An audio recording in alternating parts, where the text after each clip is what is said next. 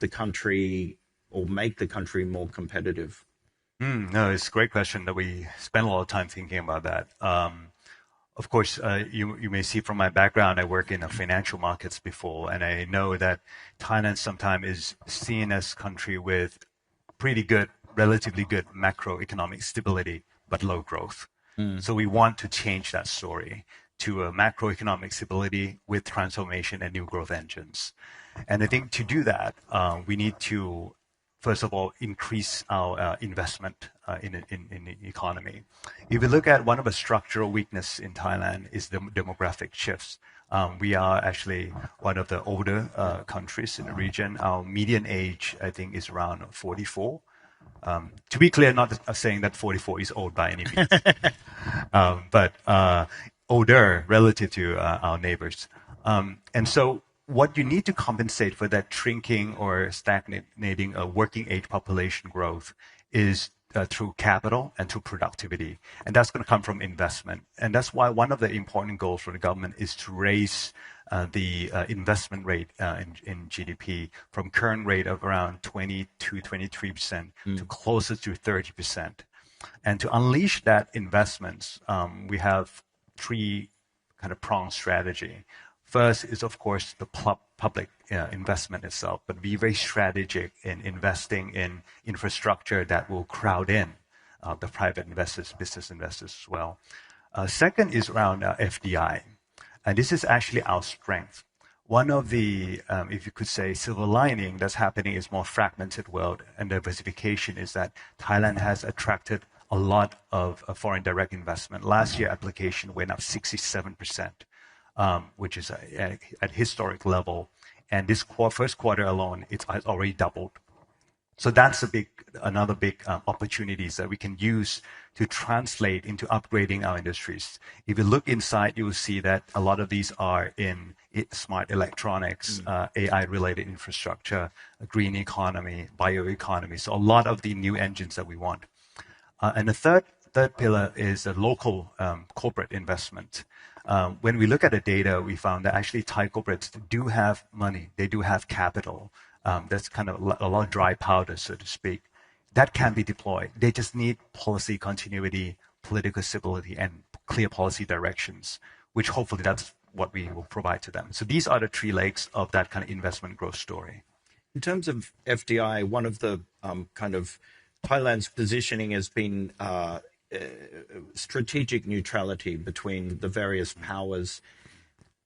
When you look at the US and China and the competition between those two countries, is that strategic neutrality sustainable? In other words, at some point, does Thailand kind of have to choose between those two superpowers? I would describe it as, we don't really choose which camp, but we are always going to be in Thailand's camp. So we're going to look at first what Thailand needs from the world and what we can contribute. And we partner with everyone. So we seek to be the trusted connector in this fragmented world. And that means we're going to be very pragmatic, but also principled in the way that we partner with everyone. So it comes back to, for example, the FDI. The question we start to push the boundaries a little bit now is that it's not just about how much money we're bringing in to FDI, but what value will be created, what kind of employment will be created in the country. So we will think more about investments coming in. Can you bring in technology and know-how transfer? Can you create good, high-quality jobs?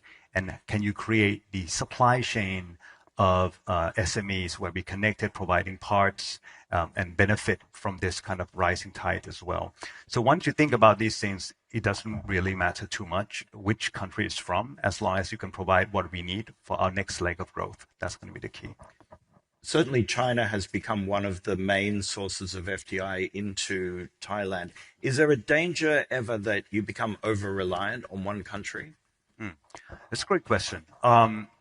Again, I think we think first and foremost in terms of what capabilities we need rather than the nationality of the capital. So as long as it can build capabilities, we are okay with that. Having said that, we also see interesting trends that I think we're still kind of early legs of this, the trusted connector play, because FDI is still coming in, and the source of FDI has somewhat become more diversified. We're seeing from different countries that I've met. I went to the OECD meeting earlier last month, and meeting a lot of potential new investors who are, never actually invested in Thailand before. So I think it's good to have that kind of more diversified investor base as well, even though it's not kind of deliberate policy move. Okay. So it's great to see some questions coming in. We'll get to a couple of those in a second. I wanted to ask about the Thailand's ambition to join the OECD, which is a stated goal. Beyond prestige, being part of that club, what practical economic benefits would membership bring? Yeah, I think for us, the government and Dr. Aniti, I think we view it less as a trophy and more as a journey, a commitment of reforms. It's a journey that getting us there would be very helpful for the economy, and it's a very broad-based exercise. It encompasses, from economics, law, a social angle, environment, everything. So the country has to go through a whole reform in many ways to get there. Absolutely. But from economic side, I think at least three things are very important. First is upgrading our regulatory framework. Second is improving governance and transparency. And third is improving the quality of competition, which is, I think, essential for driving innovation, productivity. And all of these three are actually very much in line with what we want to achieve by ourselves anyway. So actually, OECD provide a very useful tools, a commitment that say, here's the standards, here's where I want to go. Do you have a year in mind at which you think that all those reforms will be carried out to the happiness of the OECD and you can join? Yeah, I mean, there's the timeline for the OECD. We're starting a technical process now. I think roughly, it went on 3 years. But to be honest, for us ourselves as a journey, we want to do a lot of reform as much as possible today. In fact, the government, I think just yesterday, just had another meeting. We set up a joint private sector and a public sector committees to together push a lot of these reforms. And I think this is not just committees which are just talk shops, but actually execution engines for a lot of policies to let the corporate sector lead, and then we see what we can unlock and how we can support them and to push for these reforms together. So we want to get it done as soon as possible. Okay. So let's go to a couple of questions from the floor. There's a great question here. Are major Asian economies really becoming more independent strategic actors, or are they just finding new ways to balance between the US and China? That's a great question. I cannot, of course, answer for other countries, but for Thailand, I would say the former. We think first of what we need, what we're good at, and we ask what the world will need, how demand is evolving in the future, and we put the two circles together to find intersections. Where can we contribute? Who we can be in that world? So it's very much starting from that two angle rather than more passive, trying to balance different powers. I mean, that makes complete sense, but tactically, it must still be quite challenging to balance, in kind of pragmatically to balance these two huge powers, right? Yeah. Particularly at the moment. I think there's because in some ways it helps that the world has become more complex. So there's so multi-dimensional and facets. So I think if you compare it to in the investment world, when you say neutrality about something, it doesn't mean that you put zero position on everything. Right. It means that you put positive here, positive there, negative here, but they all kind of balance out as a portfolio level. I think that's how you look at it as well. So there'll be certain areas where it make more sense to partner with certain groups, certain things you partner with others. Hopefully, as a whole, you net it out, and it's still somewhat manageable neutrality, and you can trust and connect with everybody. Another question here. Which applications of AI do you believe could have the greatest impact on Thailand's productivity and economic development? Well, that's a great question. So our AI strategy, I think we look at it by asking two questions. We have what we can do in AI world and what the AI can do for you.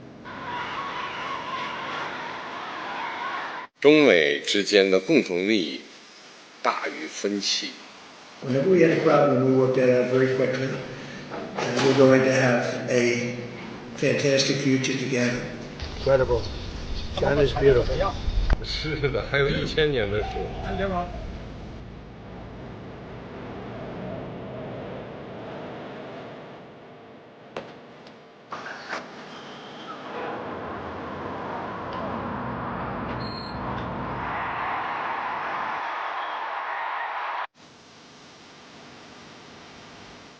Taiwan, he does not want to see a fight for independence because that would be a very strong confrontation.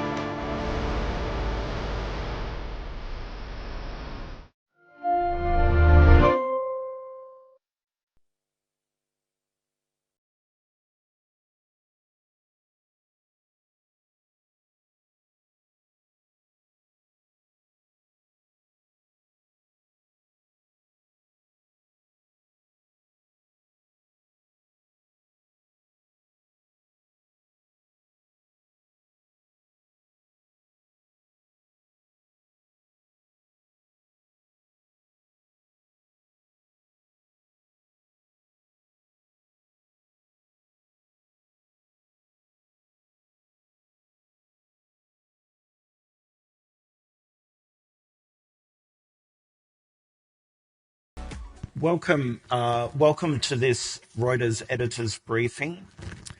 So with me, let's begin with Robin Mack, who is Breaking Views Associate Editor and based in Hong Kong. Robin, for those who don't know, and you all absolutely should, Breaking Views is our real-time financial commentary offering, some of the smartest minds in our newsroom. And Robin looks mostly at AI and technology in Asia. Kevin Krolicki is our Greater China Bureau Chief based in Beijing. Kevin has been based in Tokyo in the past, was our regional editor in Asia, has covered the auto industry from Detroit and other places, and is one of our most experienced journalists. And joining us, thank you, Trevor, from late in the evening, I imagine, in Washington, D.C., is Trevor Honeycutt, who is our White House reporter and routinely travels with the president and will fill us in on the view from Washington. So, news overnight is that the US has bombed Iran again. Trevor, maybe if we begin with you, what's the feeling in Washington right now? What's happening? It's difficult to judge from day to day where the president of the United States is at in terms of the relationship with Iran and the peace deal. Sure. So where the president is at right now is at a sense that the MOU that was agreed to between Iran and the United States, this kind of thin document that had, fairly vague aspirations for what these two countries were going to accomplish in negotiations. He has the sense that that's not an effective framework at this point, and that it's essentially collapsed. There's not a lot of feeling that the Iranians are serious right now about continuing down the path towards an agreement, and so the president feels like he needs to go back to war to some extent here to bring Iran back to a better place at the negotiation table.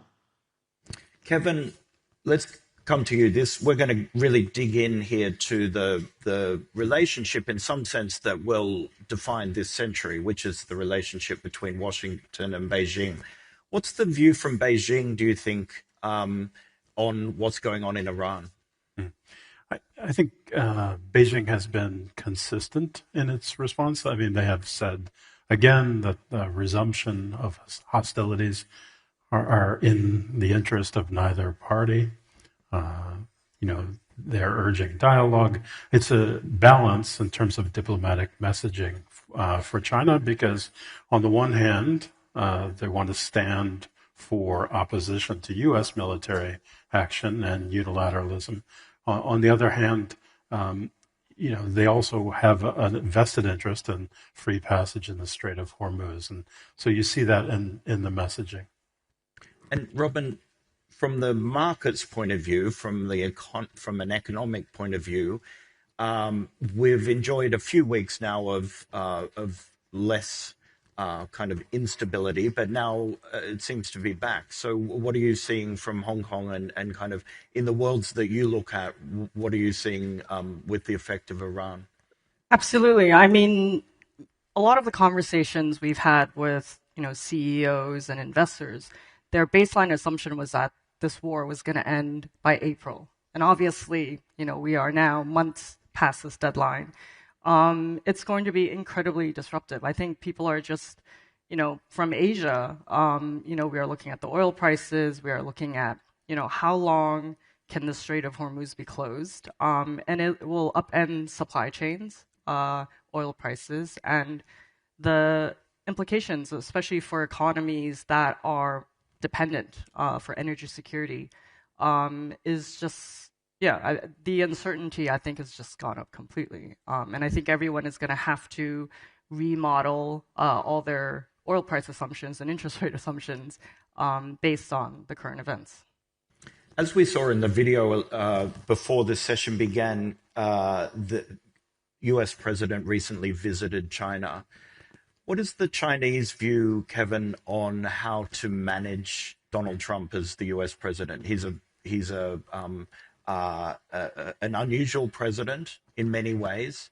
And so the view from Beijing is particularly interesting in how they handle that. Yeah, it was interesting to watch the montage as we came in, because it's hard to remember sometimes that Liberation Day, the announcement that we saw with the tariffs, so that's only a year ago plus. It feels like a much longer time. Initially in the wake of the Liberation Day tariffs, the messaging from Beijing was really bellicose. It was hearkening back to Korean War era propaganda. But I think you've seen, as China's confidence in managing the relationship and building its own trade war weapons has increased, the diplomacy quotient has increased as well.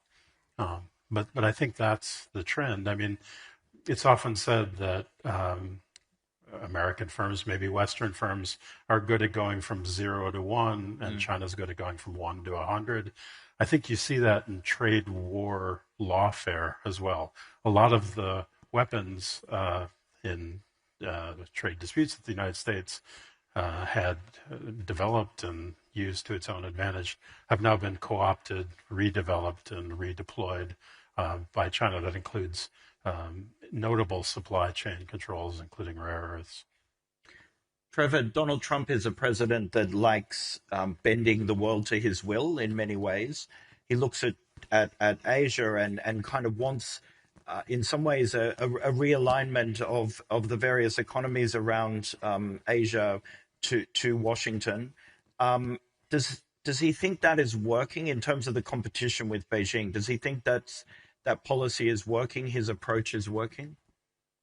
Well, so we've had a bit of a recalibration here, right? So when the administration came in, the attitude was guns blazing, if you will. We had a triple-digit tit-for-tat tariff war with China, and we had an orientation of the foreign policy towards the region that was all focused on getting countries to pick a side, and what we've seen is that strategy has had to evolve because first the president lost a lot of his ability to impose these tariffs in a Supreme Court decision, but then China's weaponization of the rare earth minerals essentially had to push the United States to reconsider, because they were starting to see real powerhouses in the American economy certainly start to panic over where that trade war was headed. So right now we're in actually a completely different situation, which is that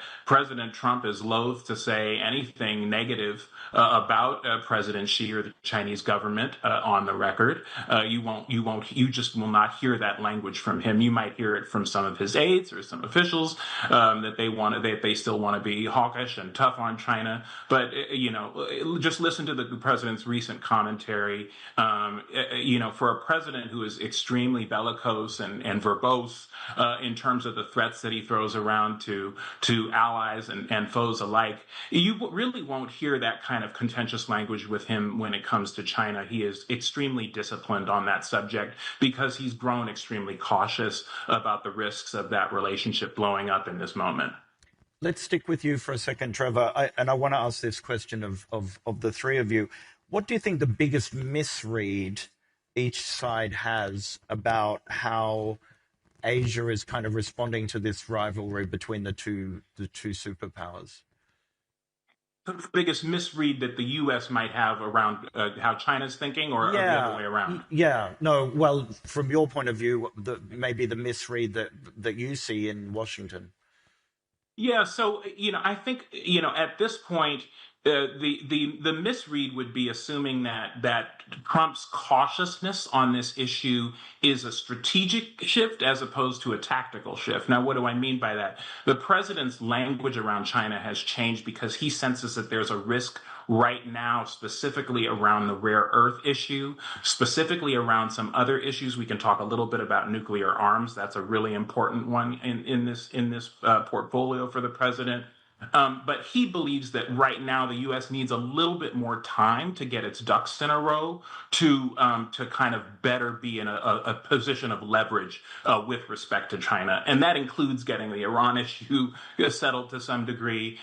So really, there is kind of a tactical recalibration here, but this is an administration that's still stocked full of China hawks, including the person who might be Trump's successor, Secretary of State Marco Rubio, who are very, very concerned about China in the long run and want to hem them in. Kevin, from Beijing, what do you think the misread of you're an American? How do you see things in Beijing? It's interesting. I think the potential misread of China is the inverse of what Trevor said. In other words, I think if you look at the steps that China has taken to establish chokeholds in the supply chain, and that's rare earths notably, but it also includes other sectors, including solar and potentially even energy storage. But if you assume that those measures are tactical, I think you'd be wrong. I think those are strategic, and they go with a package of other policies that China has developed and increasingly rolled out that provide a kind of architecture for U.S. sanctions evasion. It includes payments in renminbi to avoid dollar-based financial sanctions. So I think those changes, which were rolled out in some cases in a hurry in response to Liberation Day, are here to stay. Robin, from your point of view, when you look at it, do you look at both countries? You've studied in the US, I believe. What do you think that each country is getting wrong about the other?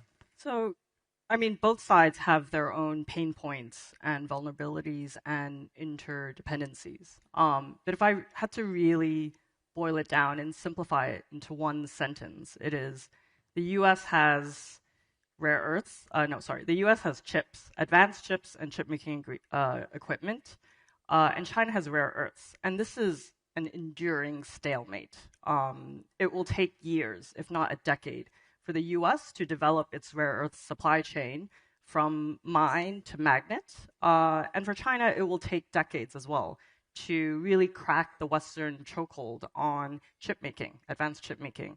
And I think this kind of underpins this very uneasy truce between the two sides, because there is a bit of a mutual assured destruction if you overplay your leverage. And I think, it is a bit of a circuit breaker to some extent. We've seen kind of the US pull back and China pull back from these issues because of that. So in some ways, it is a bit stabilizing.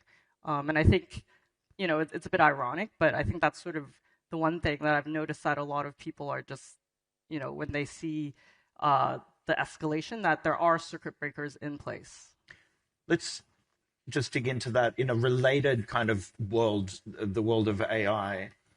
We've seen kind of an increased, this notion of AI sovereignty. The US has been more and more, in a sense, protectionist about exporting some of its models. And even in the last few days, we've had a couple of great scoops about, on the Reuters wire, about the China beginning to do this as well.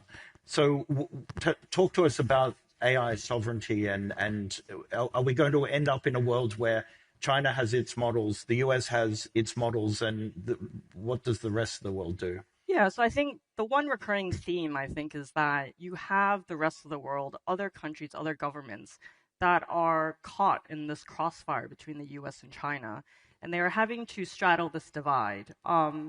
Now, maybe it's because the US-China relationship has stopped deteriorating, that a lot of governments have done a pretty good job managing this. But then with AI sovereignty, I think it's going to be very different. Increasingly, conversations, are pointing towards we cannot rely on the US for tech and AI, but we also cannot rely on China for tech and AI because we don't know when we will be cut off, access will be cut off. And the only way forward then is to develop your own AI stack for a lot of these countries. So India is doing this, South Korea is, and it's going to be very expensive. It's going to be uncertain. But I think this is going to be a big theme and topic that we will see in the coming months and years ahead. Okay. Kevin and Trevor, I want to ask you a little bit about reporting in your respective capitals and kind of the restrictions around report. Kevin, let's begin with you. The restrictions around reporting in China. Right. Tell us a little bit, how is it to be a bureau chief or a reporter in China? So I think the challenge for us, the challenge for all news agencies really is sorry, I'll just have to tell my mom this is not a good time. Sorry, bear with me.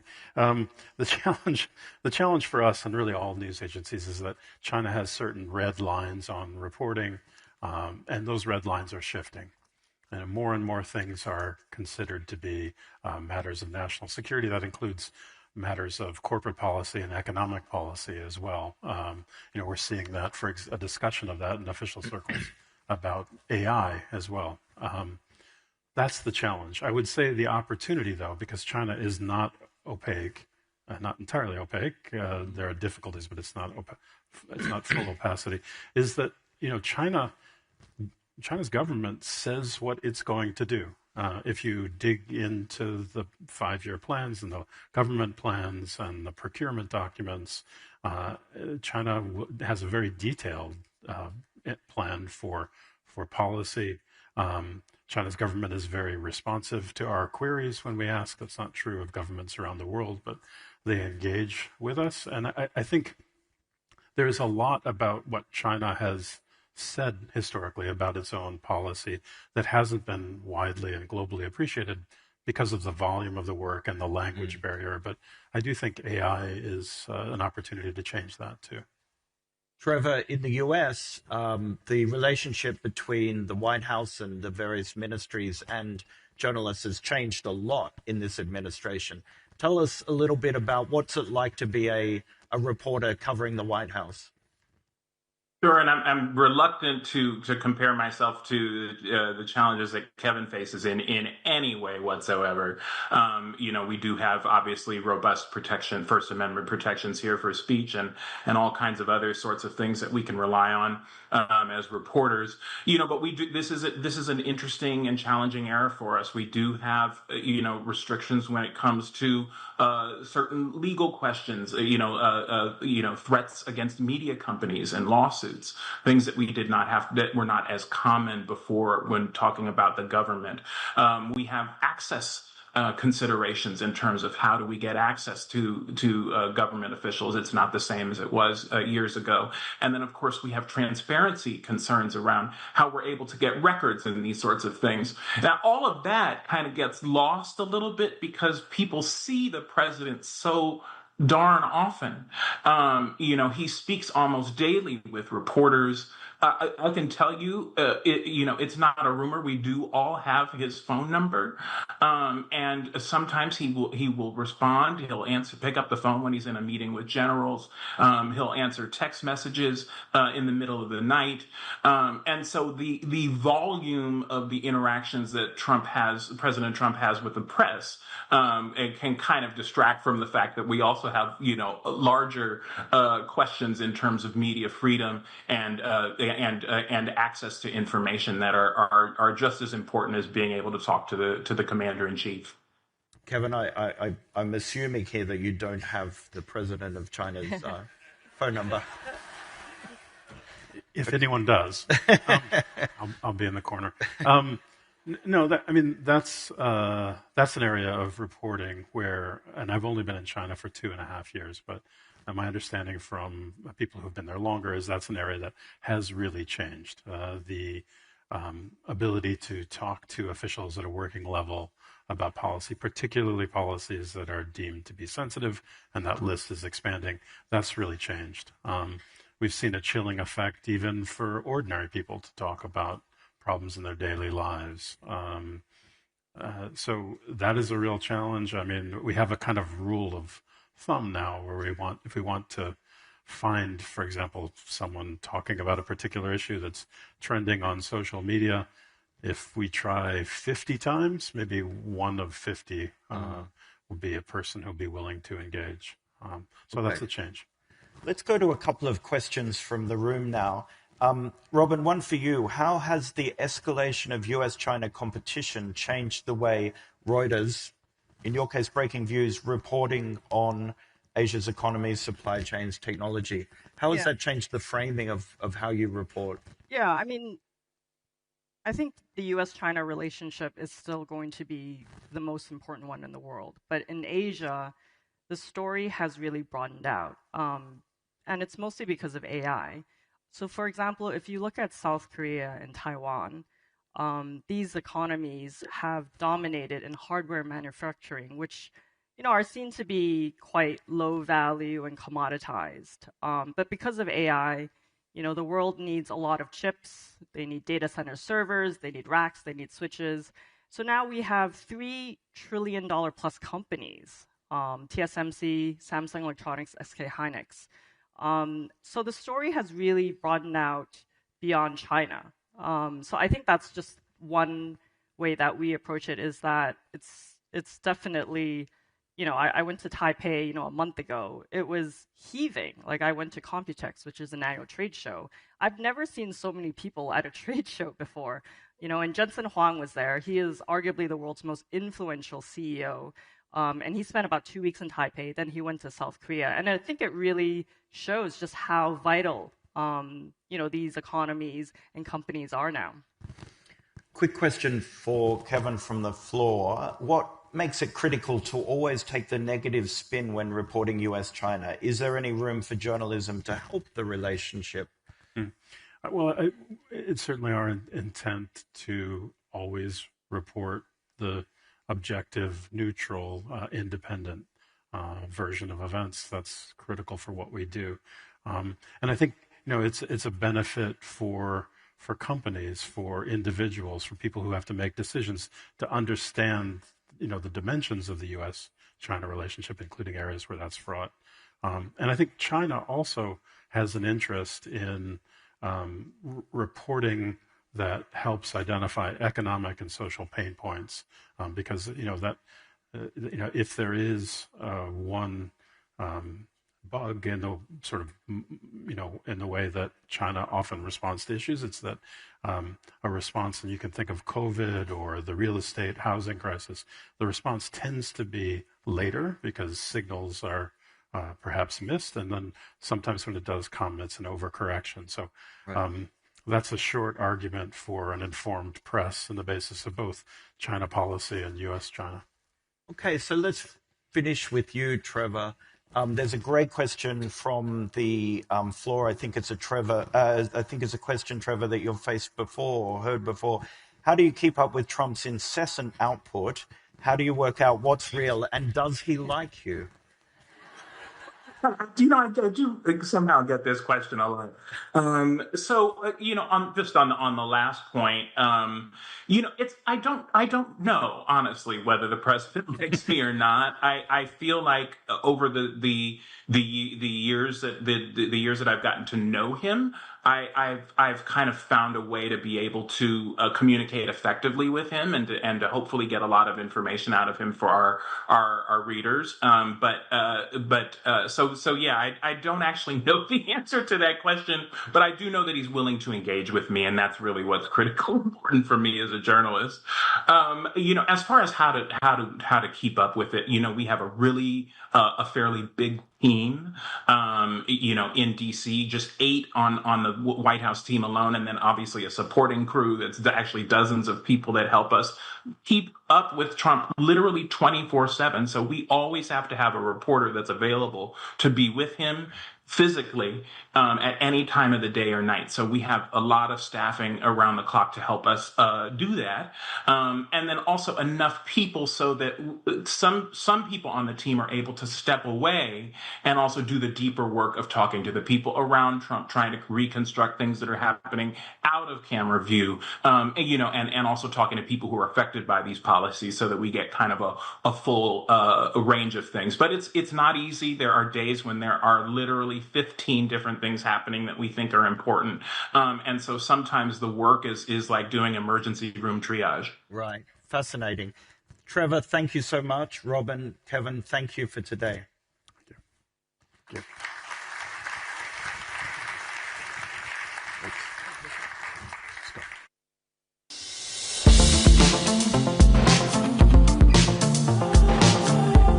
Thank you, Simon, Kevin, Robin, and Trevor. As anticipated, that was a fascinating look behind the headlines, including a little popularity check at the end there.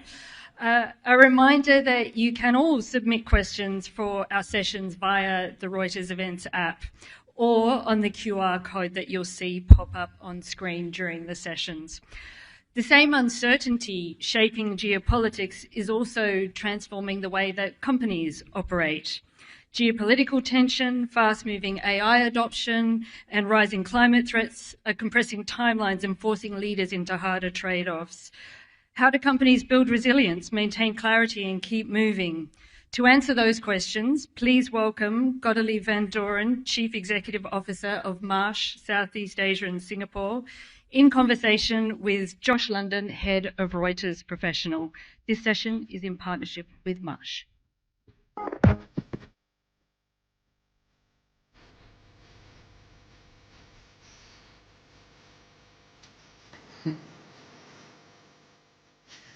Good morning, Godelieve. Good morning. And good morning to all of you, both in the room and around the world. We're pleased to be with you today. We heard from Thailand's Vice Minister of Finance this morning about how he's thinking about macroeconomic changes in the world. Marsh is a global leading professional services firm across risk, strategy, and people. Just to set the stage, $27.5 billion US dollars in revenue, 98,000 employees. And so you certainly have a view of the world that few others have. So far, we've had an eventful year in geopolitics, to put it mildly, with wars and new conflicts dominating the headlines. Currently, geoeconomic confrontation tops the risk agenda. What scenarios do leaders need to prepare for as they set strategy during such tumultuous times? Big question to start with, right? So the good thing is that, Joshua, everyone talks about geopolitics, right? And the bad thing is that everyone just talks about geopolitics without maybe planning properly for some of the changes that are coming.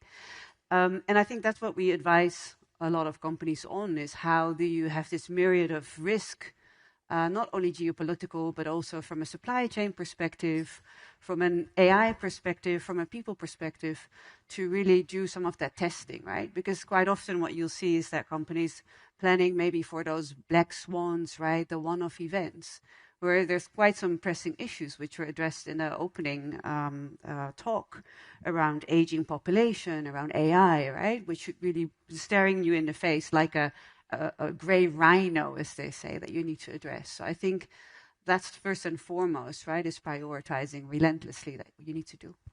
Thinking about what strategies leaders should focus on for setting that, what scenarios, rather, that leaders need to focus on when setting strategy. Yeah, we're good. What areas come to mind? You mentioned an aging population and AI. Are there others that come to mind? Yeah. Well, first and foremost, and I think it was mentioned, globalization. Yes. We can forget about that, right? So fragmentation is the new reality, and that comes with stress testing how some of these conflicts will play out, right? And really putting time frames and trade-offs as to where you're going to invest or not invest. So I think that is a very key one that we see emerge. And then there's the planning around AI disruption, right? I think that's another one that will come up, or climate change, which is one that also is being addressed during one of the sessions today. So yeah. So you advise a lot of boards and chief executive officers. Yeah. What do you think the minimum viable playbook that boards in Asia expect for, let's say, supply chain rerouting or renewed logistics capacity? How does the chief executive plan for that board discussion? If I'm very honest, right? So board in principle has three key tasks, right? So first and foremost, it's governance, compliance. Second would be around performance of the management and how to advise. And the third one should be future-proofing an organization. Yes. And what we'll find with boards in Asia, but also around the world, that probably 70 to 80% is spent on compliance. Mm-hmm. And that is not enough to address some of those longer-term needs. Yes. And I think the biggest challenge is in the direction of going for efficiency, cost efficiency, competition, actually to be sustainable in the longer run, right, and to future-proof your organization. You may need to make decisions that impact your short-term earnings for a longer-term resilience play. And that is difficult, depending where your headquarters is. Yes. I think digital infrastructure is a good example of that. It's become another flashpoint with governments increasingly being protective of their technology ecosystem. Yeah. So I wonder how that risk is being built into strategic plans. Not enough. I would say that data and digital is probably the next trade barrier. Okay.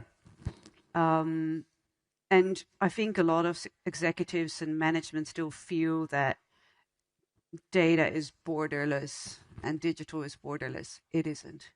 And if you see increasing efforts from governments to protect, right? To protect the data sources, to protect the AI. Yep. China's a known example, but you see it elsewhere too. In Southeast Asia, a lot of governments will discuss it. So how data and digital can flow freely is a big question. Mm-hmm. So then in your scenario planning, if that's something you know, how can you build a IT ecosystem that allows you to switch? And again, that's an upfront cost that you don't want to make, right? Because basically we've been spending a lot of our efforts and energy building global infrastructure. Yes. And that may no longer hold, which is an additional cost for organization. But what's the other option? And I think it's about testing that and foreseeing that. And even when people talk about AI, what AI do you mean? Yeah. There is different forms of AI out there already, right? I'd like to pick up on that. So AI-driven automation is advancing faster than markets can adjust. It's an exciting time, but it's a challenging time. Yeah. How do you think the leaders in Asia are prepared for large-scale workforce disruption? Well, maybe I could say the same thing about AI as geopolitics, right? Everyone's talking about AI, good, but the bad thing, we're only talking about it. So the the notion of what AI can do, I don't think is known in many boardrooms or executive levels. Maybe a harsh statement, because sometimes people still say, "Oh, do we do AI?" But basically, AI can do whatever you can imagine. That is, it's not about the tech; it's about the work that you want to do. So what we say when we advise boards and executives is, don't worry about the tech stack. That will go faster than you'll ever imagine. Start think about what type of work you want to continue to do in your organization as humans. It's a far more interesting starting point. Right. Just if you think about it, right? So AI will really democratize knowledge. Yes. And therefore, power will be much deeper in organizations. It will be everywhere because everyone's going to have access to those tools, that knowledge. So what is it then that separates you from your competitor?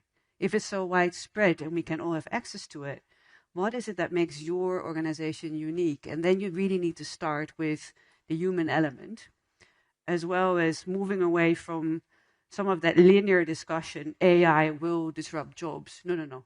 AI will disrupt tasks, not jobs. I think that's right, that it's not a solution in and of itself. It's both an enabler and an accelerator, but the business fundamentals remain. But what you speak about hints at a broader labor readiness gap.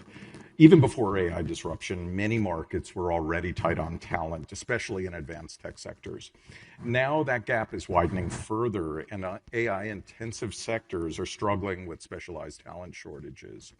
How are business leaders in Asia dealing with that skill shortage and thinking about the future of their workforce? It's interesting you say that, because skills shortage have been a theme in Asia way before AI. I think because there's always been disparity between quality and quantity of talent, right? So we have markets where there's ample supply of people, right? But may not match with the skills that you need. And Singapore is a good example where there's a very high skilled labor force, but it's fairly small, right? So how you address that has always been an evergreen. What I think is changing is that some of that really deep technical expertise may actually be disrupted the most. And it should be more, I think, the leadership softer skills that are getting more demand. As we always say, like, the soft skills will demand the hard dollars. Because if you start to reason back and you say, okay, I want to make certain work more human in my organization, and I want to differentiate by not problem solving, because that's what AI will do, but problem seeking, you're actually looking at a very different skill set that you never had to source for. And I'm not sure if we're prepared for that just yet. It's an interesting moment for leadership globally and in Asia. You've got 4 generations of employees in the workforce, but now you've also got AI itself and agents. And so last year at Reuters Next New York, Joe Deppa, the CIO of EY, was talking about a different type of management, managing people and hiring for different skill sets, as we just talked about, but also managing agents and onboarding agents, managing agents alongside humans, and then eventually retiring agents. And so I wonder, when you think about all of these shifts, it seems to demand a different form of leadership than we've had before. So you just talked about soft skills and problem seeking. But I think that skill set in some ways has to identify growth opportunities in volatile times, guide organizations through this human-machine hybrid, if you will, which is a sort of overwrought way of saying that we're going to be AI accelerated and enabled in a way that we haven't before. How are you finding that leaders that you advise are retraining to adapt? And you mentioned soft skills as the executive skills that matter a lot. What other skills do they need to develop that maybe they haven't had to before? Yeah. It's an interesting one, because I think for decades we've been training managers for a VUCA world. Yes. And now it's about BANI, right? Brittle, anxious, non-linear, and I love the last one to top it off, incomprehensible. So there you go. But I think in the last 2 letters of BANI, there's some real takeaways, right? Actually, maybe in the first 2, right? So if there's lots of anxiety, leaders need to be trained for more emotional skills, right? Because you can imagine leading a workforce that is disrupted by, it feels disrupted by agents, they're taking my job, what's happening in the world. So that you'll need to address, right? Otherwise your workforce runs away from you. But also the linear thinking, because the world is non-linear. So we've been trained as managers, when X happens, then we do Y. Yes. And I think now it's building that myriad of options and scenarios that we discussed earlier. So I think that's another skill set. And the incomprehensible nature. The sheer amount of information and disinformation coming our way is shocking and will only increase. So we highly rate a skill that we call the art of sense making. So your ability as a leader to work with enormous sets of information, because that's what AI does as well, right? The output, not only of Mr. Trump is a lot, but AI in general, right? Just keeps on increasing. So being able to filter that and bring that down is critical. The pace has certainly quickened, and you hear often that the pace will never be this slow again, which is in fact a daunting prospect for us as leaders. But knowing how to make these decisions quickly with incomplete information is something that leaders have had to do for their whole lives. I wonder, you told me earlier that one of the themes that you've been seeing is the difficulties that executives are facing managing two very different challenges: short-term pressures, and then of course a long-term strategy. AI has made that come to the fore more than perhaps any other dynamic. How are you helping them balance the two? Yeah, it's one of the biggest concerns that comes through our research, right? So we produce global talent trends, as we call them, and also global risk reports. And one of the biggest risks there is that executives realize that their management is struggling with that. I think over 80% mentions that as their biggest concern, to your point. And what is very interesting in Asia, I do see different streams emerge. I mean, there are, of course, the US headquartered firms like ourselves, very focused on quarterly results, on driving the short-term outcome here and now to free up investments for later. But then there are lots of firms here in the room that are Asian headquartered, and they have a different ownership structure, or may have boards where decision making is more centralized, and there you see a bit of a longer term play. So again, it's dangerous to say what's happening in Asia because you have all these streams at the same time. Sure.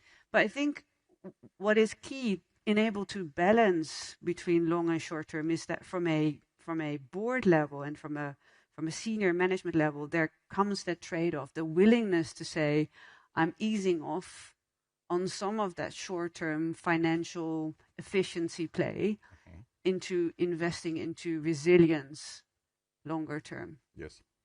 And, there are some real examples where short-term directions, right? So you're building a beautiful factory next to a river, only to find out that the river is going to dry up and you need to move your factory again. So you were very short-term, but you're not looking at the long-term implications. So I think it's that constant trading of what you want now and later, and that's hard. That's really hard. It is hard. Yeah. We have a number of questions from people in the room. I want to ask you a personal question first, if I may. Yeah. How are you factoring all of what we discussed into the way you lead? What changes have you brought to your personal leadership style? I think moving much more to being a steward rather than a boss. Steward rather than a boss. So imagine this, right? So we call these beautiful people from Marsh working really hard. Again, we're a US headquartered firm to manage results, right? So imagine them as cars driving 100 kilometers an hour on a highway, right? And they're all pushing really hard. And then this thick fog all of a sudden pops up. That's the world, right? Because at any point in time, something can happen. Now, there are two ways to respond to that, right? Because obviously, we're not going to tell them, go faster, right, in that thick fog. That's very unwise. But there is a very natural tendency of management, which I try to resist, to tell them, stop, you know, there's fog, but anyone have driven on a highway with fog, if you stop, it's a guaranteed car crash, right? You need to keep on moving. So it's about continuing to empower people also when situations get very difficult. And that's why I call stewardship. Yes. Is that you allow, when things, especially when they get difficult, moving the decision-making very close to the ground and deep into the organization. Otherwise, there will be a car crash. Yeah. Excellent. From the audience, across Asia, countries are at different stages of AI adoption. In your view, what should each country prioritize to accelerate AI adoption? And which successful examples from other Asian countries should be replicated? We might not have time to address every Asian country, but maybe we can talk about some. I think some countries that adopt a little bit more than others, but I think generally speaking, I can't really announce winners in Asia, sure, if you will. So I think we were all experimenting with it. And I think there is a difference depending on the type of industry is sitting in that country and cost arbitrage. Because at the moment, and this maybe should not be the case, but A is a lot about cost, right? Saving cost. And therefore some countries are not as have not adopted because of the labor cost. So if you take a country like the Philippines, it's still cheaper to run a big voice center in the Philippines than to implement agents for voice. Sure. So therefore, from a cost perspective, it's not as adopted maybe as in a country like Hong Kong and Singapore, where there are labor shortages already. Yes. So I think a good proxy is looking at the industry and looking at some of the cost arbitrage, but disruption will come. And I love to also look at some of the examples of voice centers. There's a Swedish company, I think it's been in the news quite widely, who have sort of removed a lot of their agents, saved $70 million, only to find out that the client satisfaction went down drastically. So you see a bit of hit and miss, some good lessons from AI emerge. And my personal favorite example is a company in Hong Kong who have given up a board seat of their investment committee to AI. Yes. And the AI, and people get a bit scared, so don't worry, it doesn't have voting rights. So I think that's usually calms everyone down.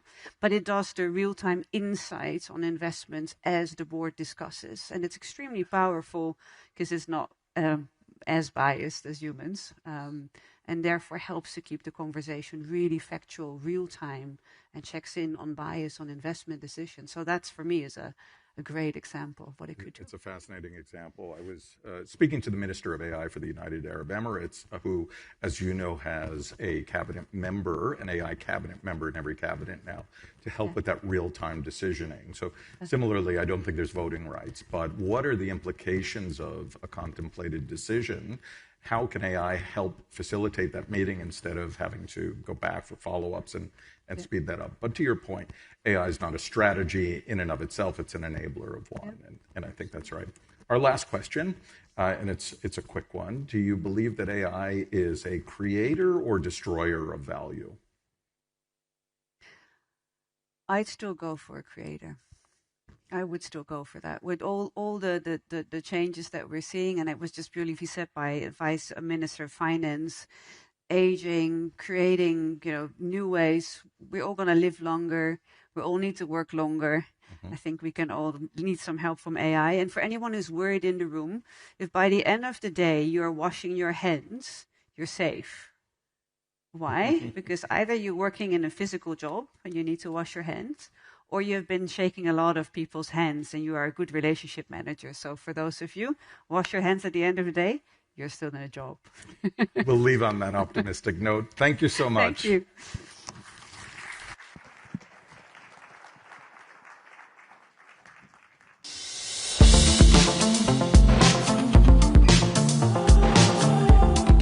Thank you, Godelieve and Josh, so much to unpack from that conversation and some great audience questions. Just on that note, we're so delighted to have so many of you in the room. There are a few people standing at the back. Please do come forward. If you have seats next to you, please get friendly, squish over, and make sure we've got room for everybody. Thank you. Our next conversation turns to travel, one of the clearest indicators of returning demand, cross-border mobility, and Asia's growing influence on global connectivity. Our next guest leads one of the world's largest online travel companies, a business that sits at the crossroads of consumer confidence, economic growth, and cross-border connections. This conversation is being hosted by one of my newsroom colleagues. A reminder that all of these conversations follow the Reuters Trust Principles, the North Star of all our reporting. This means no questions are agreed in advance and nothing is off the table. This is live journalism happening in front of you. On that note, please welcome Trip.com Chief Executive Officer Jane Sun in conversation with Reuters Senior Correspondent Panu Wongcha.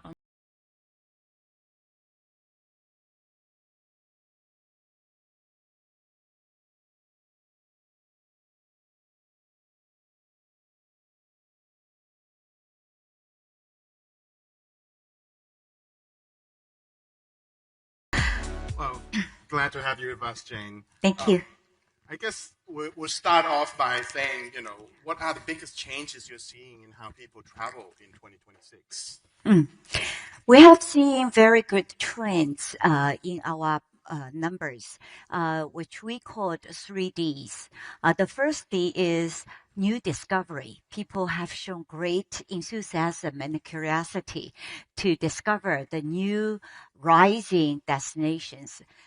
So we have seen people have been to Antarctica, Argentina, South Africa.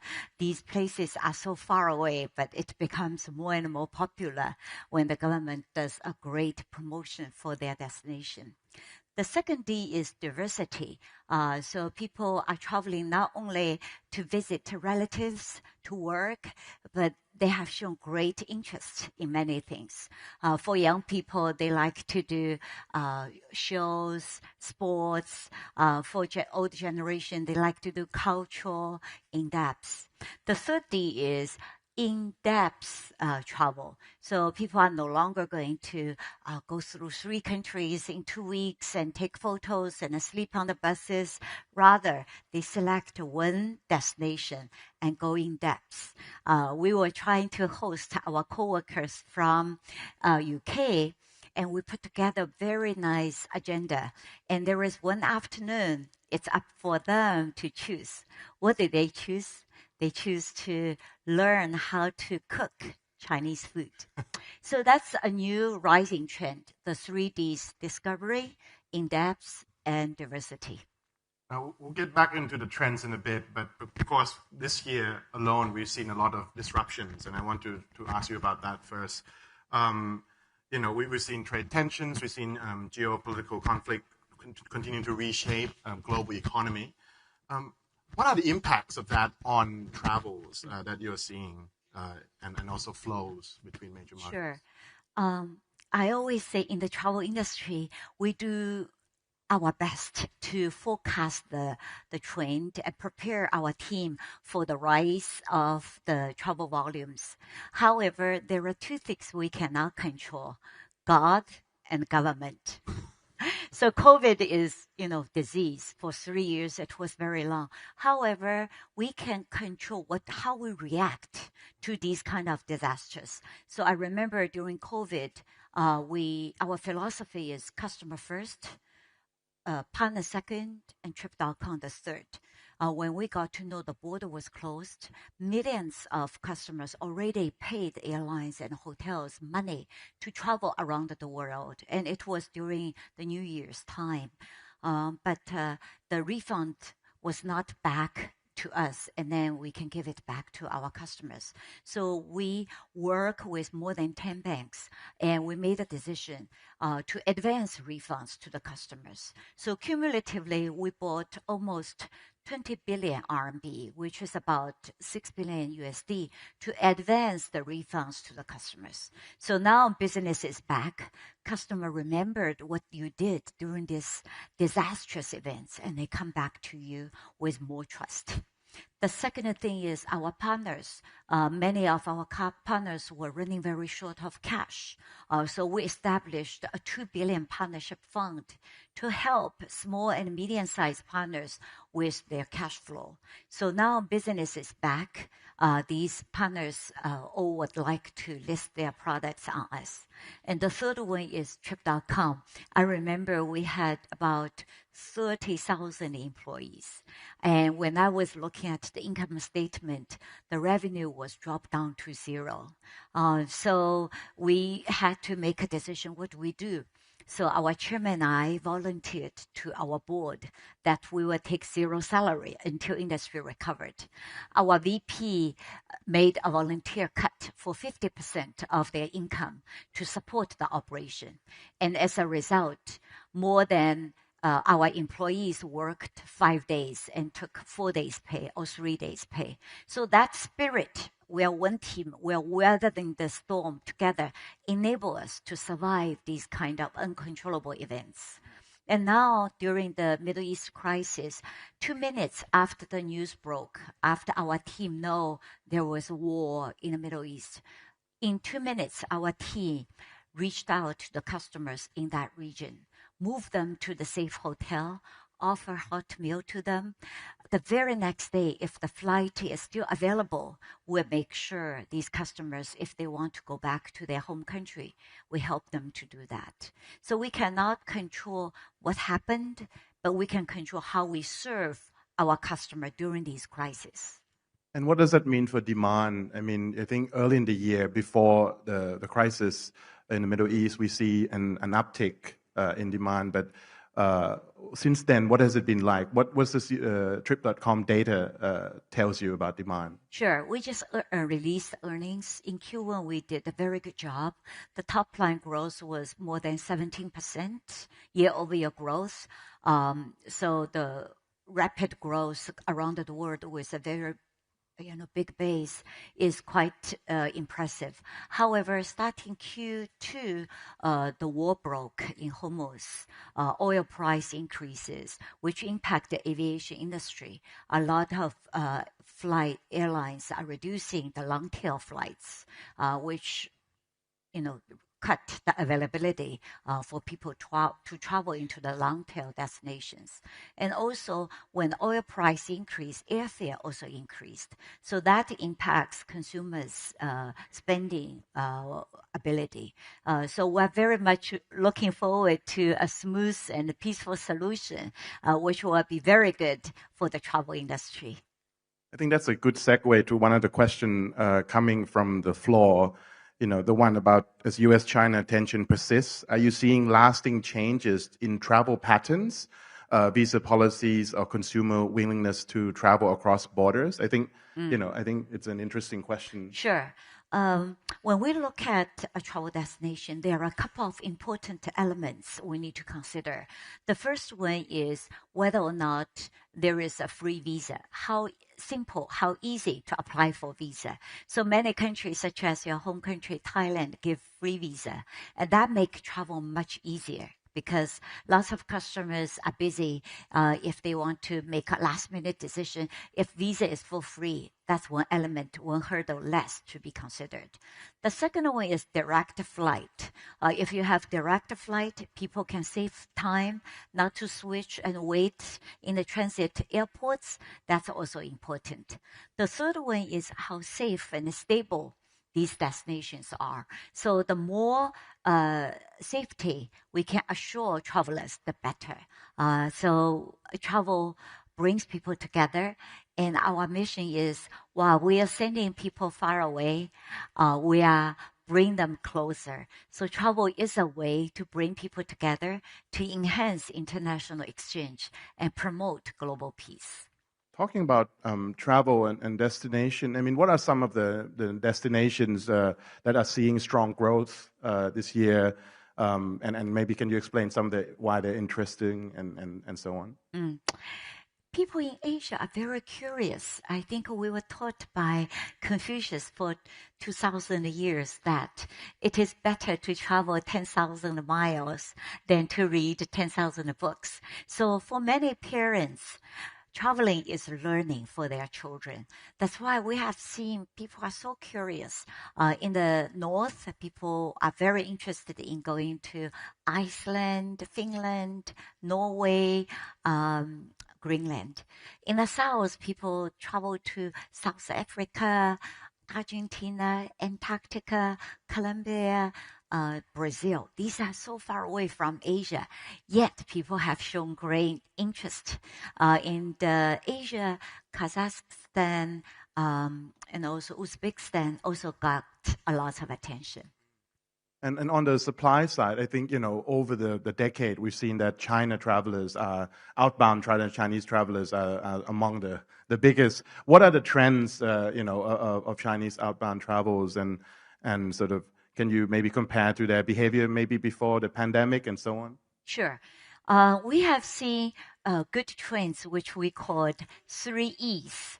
The first E is event plus travel. So young people are very interested in going to events after COVID.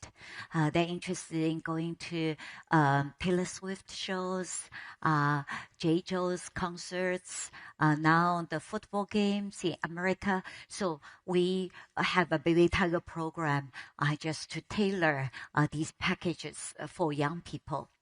The second E is elderly friendly, because in China, the retirement age is quite young. Between 50 to 60 years old, people can retire. And this is the generation after China opened the door, they made quite good money. They're healthy and they're eager to travel. So what we do is we work with hotels around the world and destinations around the world. These people are not time sensitive. They can go during the slow season if the hotels or destinations give them a good deal, a good package, and they can stay longer to fill in the gaps for our hotel partners. So we work with our global partners to make sure we bring the elderly people during the slow season to increase the occupancy rate. The third E is emerging market. So if the government wants to promote a new destination, we are very willing to work with them to bring KOLs, to shoot nice videos and put on our site. Because if it's high quality, if Trip.com promotes these destinations, people will go. So these 3 E's are the trend we have seen. And these customers have very strong buying power. In 2024, the spending power overseas was about 250 billion, which is number 1 in the whole world. So we work very hard with our destination partners to make sure it's friendly with these targeted group to have very attractive packages for them. And beyond China, in particularly in Asia markets, I mean, what are some of the growth you're seeing in terms of outbound travels? We have seen very good results for Trip.com growth. The growth was above 60% year over year. People start to travel intra-Asia. So people, within Asia, Singapore, Malaysia, Thailand, Japan, Korea, Indonesia, Vietnam, Philippines, these are all very popular travel destinations, intra-Asia. And then also before the war, the Middle East becomes very popular. We established our Arabic language. The growth was 3 digits in the GCC country. Now we are hoping the war can have a good solution, so people start to travel back and forth. And also in Europe, people, it's so rich in history, in culture, in arts. So that, Europe always have very good attractions for people in Asia. I think I saw a question from the floor that took my interest on revenge tourism. Has driven a strong rebound in travel across Asia post-COVID, right? But looking ahead, do you think this is a temporary surge, or does it signal a lasting shift in how people travel and choose destination? And also, if I may add the conversation we had earlier about, is it a long-term planning or like a quick, trip decision I mean, what are some of the things you're seeing from the trip.com side? Sure. So after COVID, we have seen young people or elderly people, rather than buying luxury products, they rather to allocate more budget for travel. Because during COVID, it was difficult. Many countries were locked down. People appreciate the freedom and ability to travel around the world. The second thing is that I was with some of the entrepreneurs in the Silicon Valley. They feel that with AI, the productivity is increasing. So in the future, it's very likely we only need to work 4 days a week or even 3 days a week. The extra time we have, most of people will be using those extra days to travel. So the addressable market for travel will be doubled also. So we're very positive in the long run, but hopefully we can control these regional wars and bring peace to the region. We have a very short time left, but I see the question, but also, you mentioned also just now about AI. So there's a positive side and the negative side about, AI deepfakes and scams. Maybe if you can give a quick comment on this, AI on both the positive that you just mentioned earlier and also this idea of scams. What were some of these issues that you're of your concern? Sure. So for any new technology, when it's moving so fast, there will be pros and cons. But overall, we feel AI is going to be empowering people's travel. We have seen very good results when we implement AI in 4 areas. The first one is users' experience. For example, in the past, when you look for a nice hotel, you need to put in very short keywords: 5-star hotel, 2 kids, swimming pool. And then the algorithm will pop up with some search results. Now it's very easy. You can say, I want to stay in the city center, but not too noisy. I want to have 2 children with a swimming pool. I want to be close to the Discovery Museum, but walking distance to the promenade. Now you can think wildly, just have a conversation with our AI bot, AI agent called Trip Genie, and our system will use your travel pattern, what kind of hotel you like, and give you very accurate recommendation. So the user's interface is being enhanced. The second one is productivity. Our engineering team were using AI to do coding, to do product development. So they are becoming more productive. The third one is customer service level. Using AI, we're able to launch multiple languages, giving excellent services to the customers around the world. So that's going to be enhanced as well. And lastly is the content generation. We used to spend lots of manpower to generate videos, audios, and pictures. Now with the support of AI, we can be more efficient. So overall, we feel it's very positive using AI. Well, Jane, we're out of time, but many great conversation. Thank you for having, being with us. Thank you very much for your time.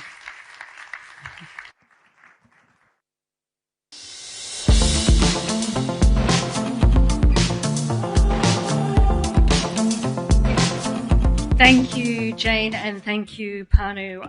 I'll be attaching a clip of Jane's comments to my emails to my bosses, asking them when my 3-day working week kicks in.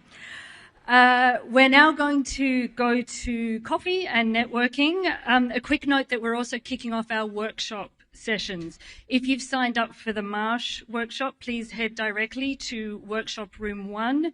We also have 2 workshops that start right after the coffee break. The AI Executive Circle will be in the boardroom for those who are registered. We also have a workshop on AI that is open to walk-ins in workshop room 2. Spaces are limited and it's on a first-come, first-served basis, so please do head there. I also wanted to add a quick note, going back to our editor's briefing.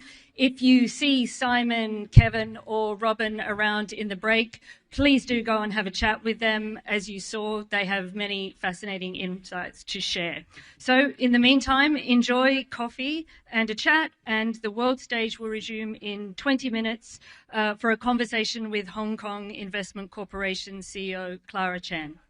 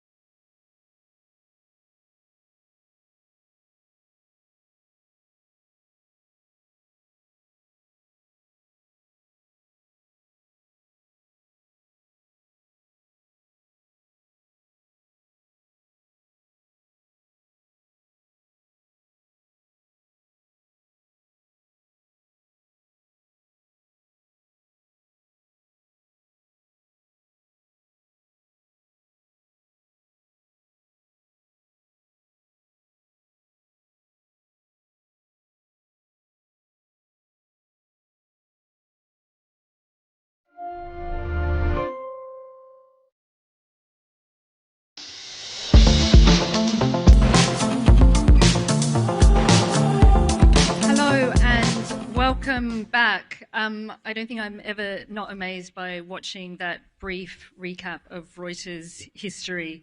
Welcome to everyone in the room and to the now more than 1 million people watching us on the live stream. We're now heading into discussions around economy and markets and begin with the role of public capital in shaping long-term competitiveness. As governments across Asia are taking a more active role in markets, public investment is being increasingly used to accelerate innovation, build strategic sectors, and connect policy ambition with private sector execution. To discuss all this and more, please welcome Clara Chan, Chief Executive Officer of the Hong Kong Investment Corporation Limited, in conversation with my colleague, Reuters Asia Finance and Markets Editor, Sumit Chatterjee.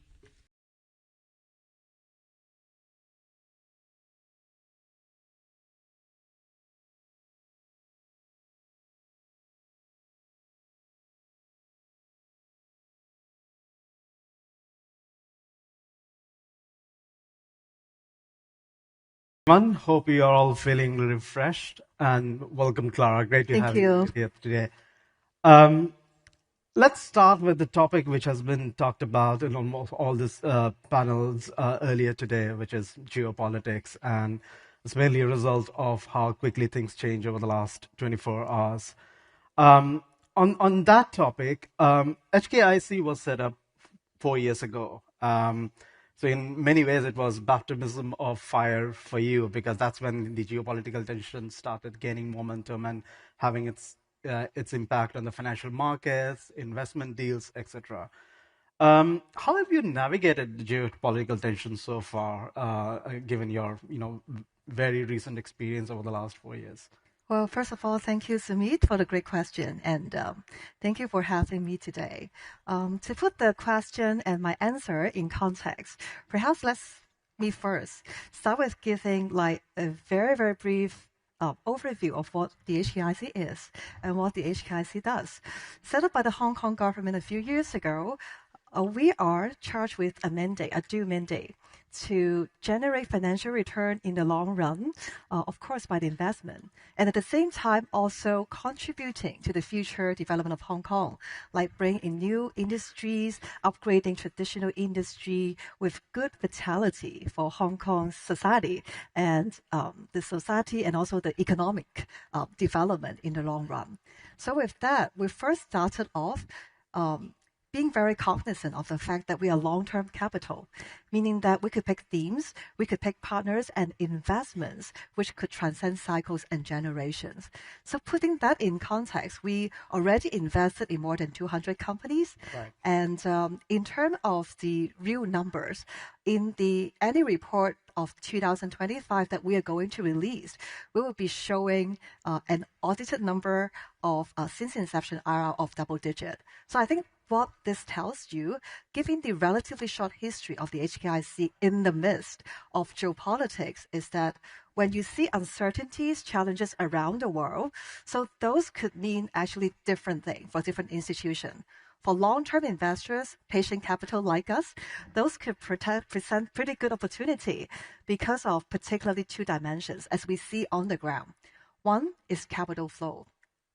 Long-term investors like us always focus on high growth, high impact trends and companies. And this is where we see a lot in our part of the world in Asia, including in Hong Kong and Chinese mainland.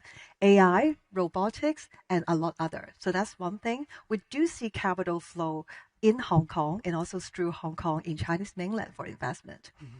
The other key trend, I always say that for future development and economic growth, people, that is talents, younger generations, super core in terms of the whole game.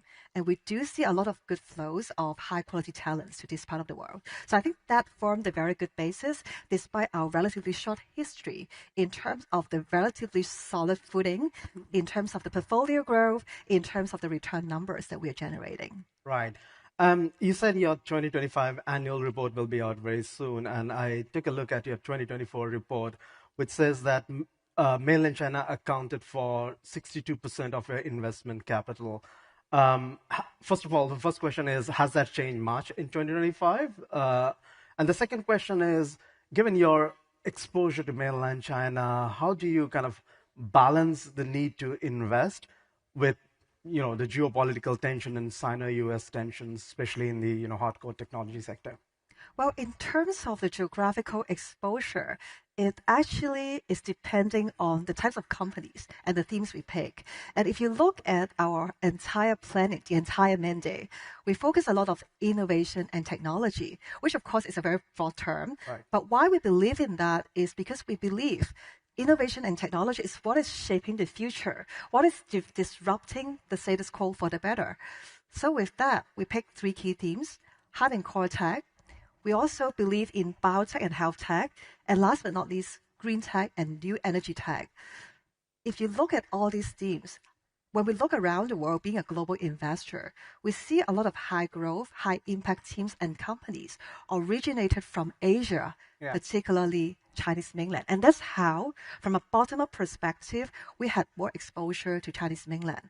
But this pie chart and this exposure is actually very agile, because I could share with you that at different stages, we have different priorities, even for hard and core technology and deep tech like AI.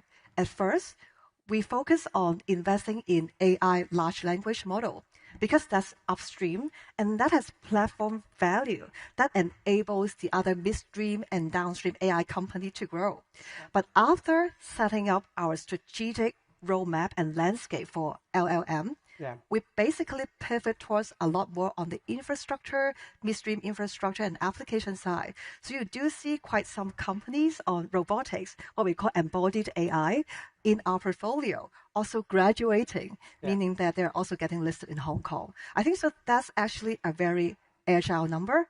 But at the same time, we do see more and more exposure to rest of world.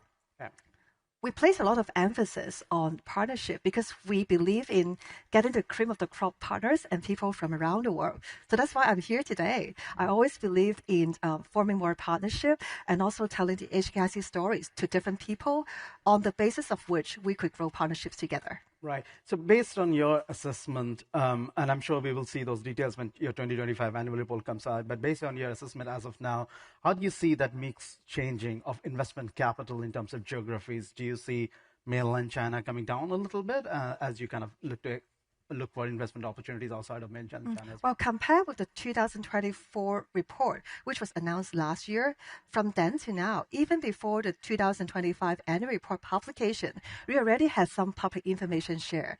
So with that, because of what I mentioned in terms of the upstream, midstream, downstream type of planning and execution, we see a slight increase in terms of the rest of world portion. But that's very agile. I think compared with the time where we have a cutoff of the data for the 2025 report, fast tracking maybe 3 months from now. So those could also be a change. Right. I'll come to the rest of the world topic in a bit, but just one last question in geopolitics. Just a couple of days ago, Reuters reported, citing sources, that the Chinese authorities are considering curbing or putting restrictions of access to advanced Chinese AI models. Not just for the models that are already out, but even for the models that will be out in future. And they're also considering some access to overseas funds in these companies. What does it mean for you? How do you kind of see yourself doing this tricky balancing exercise of investing in mainland China, but at the same time partnering with or potentially raising overseas capital, foreign capital? Well, we actually think that Hong Kong is having the best of both worlds because we are part of China. We have one country, two systems. We are also an international financial center. So being an insider and also a long-term investor, we have all sorts of different information, capital, market, infrastructure to play to our strength. So to your earlier questions, if we look around the world, we do see different governments having in their own mind different priorities and plans. For us as a long-term investor, very, very frankly, what is most important is whether the relevant government is showing to the world, to the market, that they have a clear vision of what they're going to achieve. If there are particular initiative, policies, regulations that are aimed to be put in place to make sure that there is a level playing field, it is longer growth, reasonable opportunity for international investors, institutions to capture. I think that's actually a positive rather than a negative. Right. But I would also be very candid. I'm sure for all of us, every day in the market, day in, day out, any change would definitely make us kind of rethink and repivot. But at the end of the day, the real question for me that I always ask myself and ask the team is, how far it is going to take us and what's the government trying to do? Is it a good or bad structurally? And is it a clear statement of the government how they want to develop and facilitate the market in the long run? Right. From geopolitics to regulations. In May, Chinese authorities took the financial sector by surprise by cracking down on what it called illegal outflow of capital from mainland to places like Hong Kong. That created a lot of concerns in the market. But just a couple of months after that, and in fact, earlier this week, we saw senior Chinese policymakers coming to Hong Kong and in association with Hong Kong authorities announcing a slew of measures to bolster Hong Kong's standing as a commodities hub, as a fixed income hub, and also as an offshore RMB hub. There were quite a few announcements made on that front. Sitting here, Clara, what would you tell the audience when they think about Hong Kong in terms of policy, regulation, stability as a global financial hub? How do you think the international capital is looking at Hong Kong in terms of regulations and the assurance on investment capital that are coming to Hong Kong? Yeah, well, that's a great question. And I think that's part of the reason why I love this live chat and being very interactive in terms of being able to share what we see on the ground versus what people may see from the press. And what you talk about in terms of the recent development, like the cross-border capital flow thing, I think the very, very important starting point is factual. If you look at the cross-border flow, basically, we have well-established, well-tested, and also legitimate channels like the Stock Connect, the Bond Connect, and the Swap Connect. So putting that in context of my earlier answer to your question, if you look at what a government does, whether it is good or bad for the market, look at how it is going to put and the effort, the dedication it is putting to make sure that the playing field is level for all the people. The market should be as transparent and as level enough for different people from international market to be there to make money and also to be there for the long term. And I think that's a very, very important starting point we have to know in the overall context of things. And the other point I would also add is, if you look at the HKIC, we have originated from Hong Kong. If you talk about all the geopolitics, all the market nervousness, we're in the midst of it. But what I was trying to share earlier in terms of data is from inception, in the midst of all these different changes, challenges, but we are actually on a pretty healthy footing as shown by the numbers. Right. The second set of number I'm going to share is, because we are not only a pure play financial investor driving IRR return, that's a part, but the other part is we are trying to bring momentum to Hong Kong society and economy. The other set of number is for every dollar we invested in Hong Kong in our companies, we always measure ourselves by what we call a capital multiplier ratio. For every dollar we invested, we were able to bring in at least $8 of international capital. So this is what I was talking about in terms of the gap of how people feel from the headlines versus how the international institutional investor, they are putting in real money in terms of the companies in this part of the world, and we are making money together in a mutually beneficial way. And I think that tells you, despite all the different noises, there are good opportunities that people could leverage on. Right. Since you mentioned numbers, let me try to get some numbers from you. HKIC started with a capital of around $8 billion US. Yes. And that came from the Hong Kong government, which I believe has now been fully committed. And the Hong Kong Financial Secretary earlier this year said that he is considering injecting fresh capital into HKIC. Do you have any visibility where those conversations stand at this point in time? Do you know how much of fresh capital you need? It's progressing well, and we're discussing with the government. As you said, the government already announced the very full support of the HKIC, and part of this effort is additional capital injection. And to give audience a context of how we spend our money from start to now, we were set up in around end 2022. And with the team build up, the government's framework build up, the first year of our full operation was actually 2024. So basically, I think we have had no J curve, but that's thanks to the government support and the great opportunity set in this part of the world in the market. And in terms of the discussion, as I said, it's progressing well. And with the additional capital, what I could foreshadow and you will envisage is a continued strategic upgrade of our approach. So from the very beginning, as I said, we identified some themes, technology, innovation related. Under these themes, we kind of categorize upstream, midstream, downstream, and we have a priority in terms of placing our capital. And also a relevant set of data.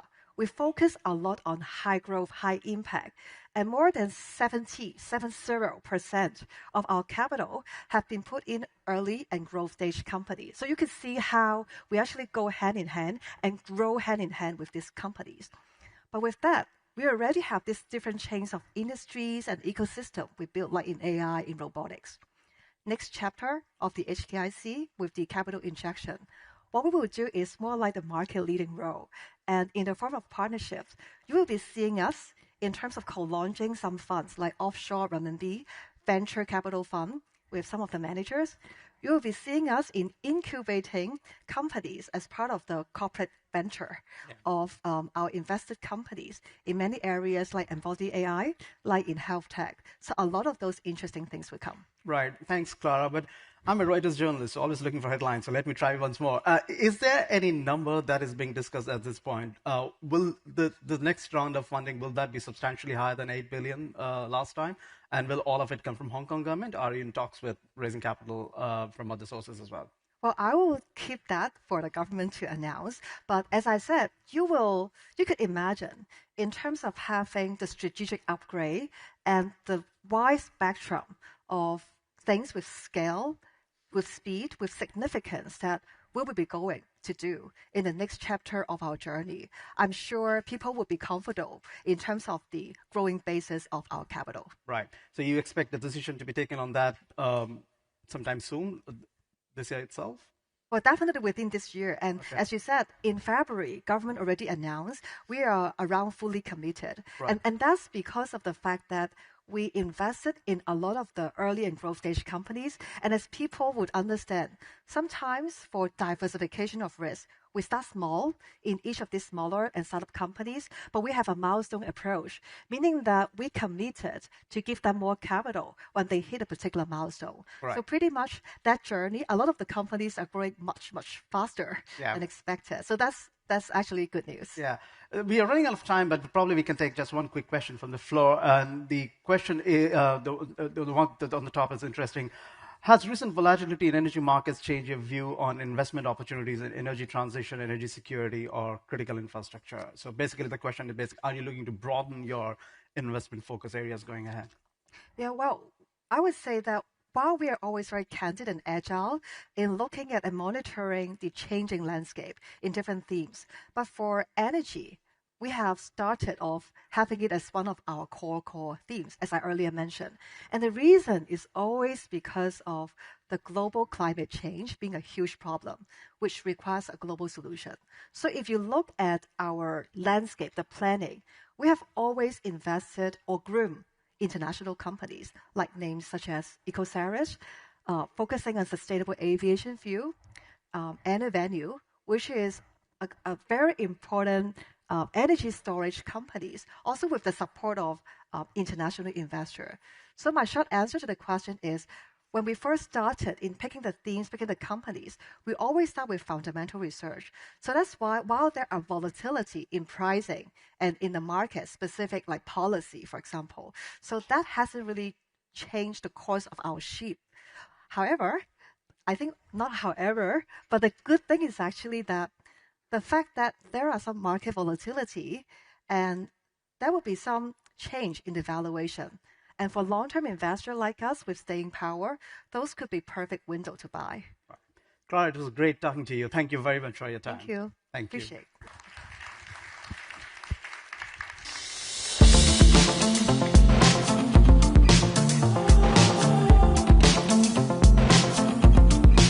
Thank you, Clara We promised you live journalism with nothing pre-planned or off the table, and I think you saw that in that session. A reminder on that note that you will see QR codes pop up during the sessions directing you to our newsletters and podcasts, giving you another direct line to some of our reporting. So please do take a look at those. We're going to have more discussions on public capital threaded throughout today's agenda with senior executives from Temasek, Danantara and Chinggis Khan, so do bookmark those. For now, we're going to shift from public investment to private markets. We've talked already about how Asia's financial map is being redrawn by shifting economics, geopolitical fragmentation, and the rise of private credit and infrastructure. So as investors recalibrate exposure, reassess risk, they're looking for where the next decade of value will emerge. To discuss all that, please welcome my colleague, Chief Asia M&A Correspondent Kane Wu, and she will introduce her panelists from Goldman Sachs, Primavera Capital, and Bain Capital.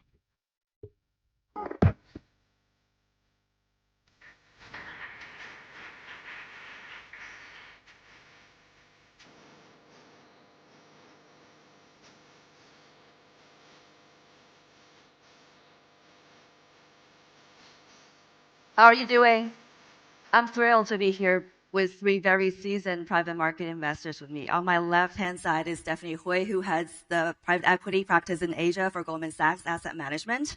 And in the middle is Fred Hu. He needs no introduction. He has been a veteran investor in China and beyond for more than 2 decades. He's led numerous investments into the tech champions in China and consumer companies. We'll hear from him in a bit about all of that. And there is Satoshi Ueyama-san, who is the chief strategist with Bain Capital Japan. Thank you so much for making your time here today.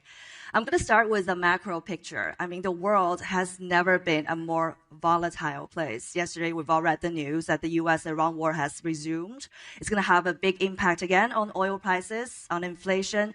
We've got geopolitical and trade tensions still lingering, and we've got mounting AI spending that's got everybody concerned. Sitting in Asia, how frustrated are you with all the macro flows and volatility, and how are you dealing with it? May I start with the lady first? Great. Well, a real pleasure to be here.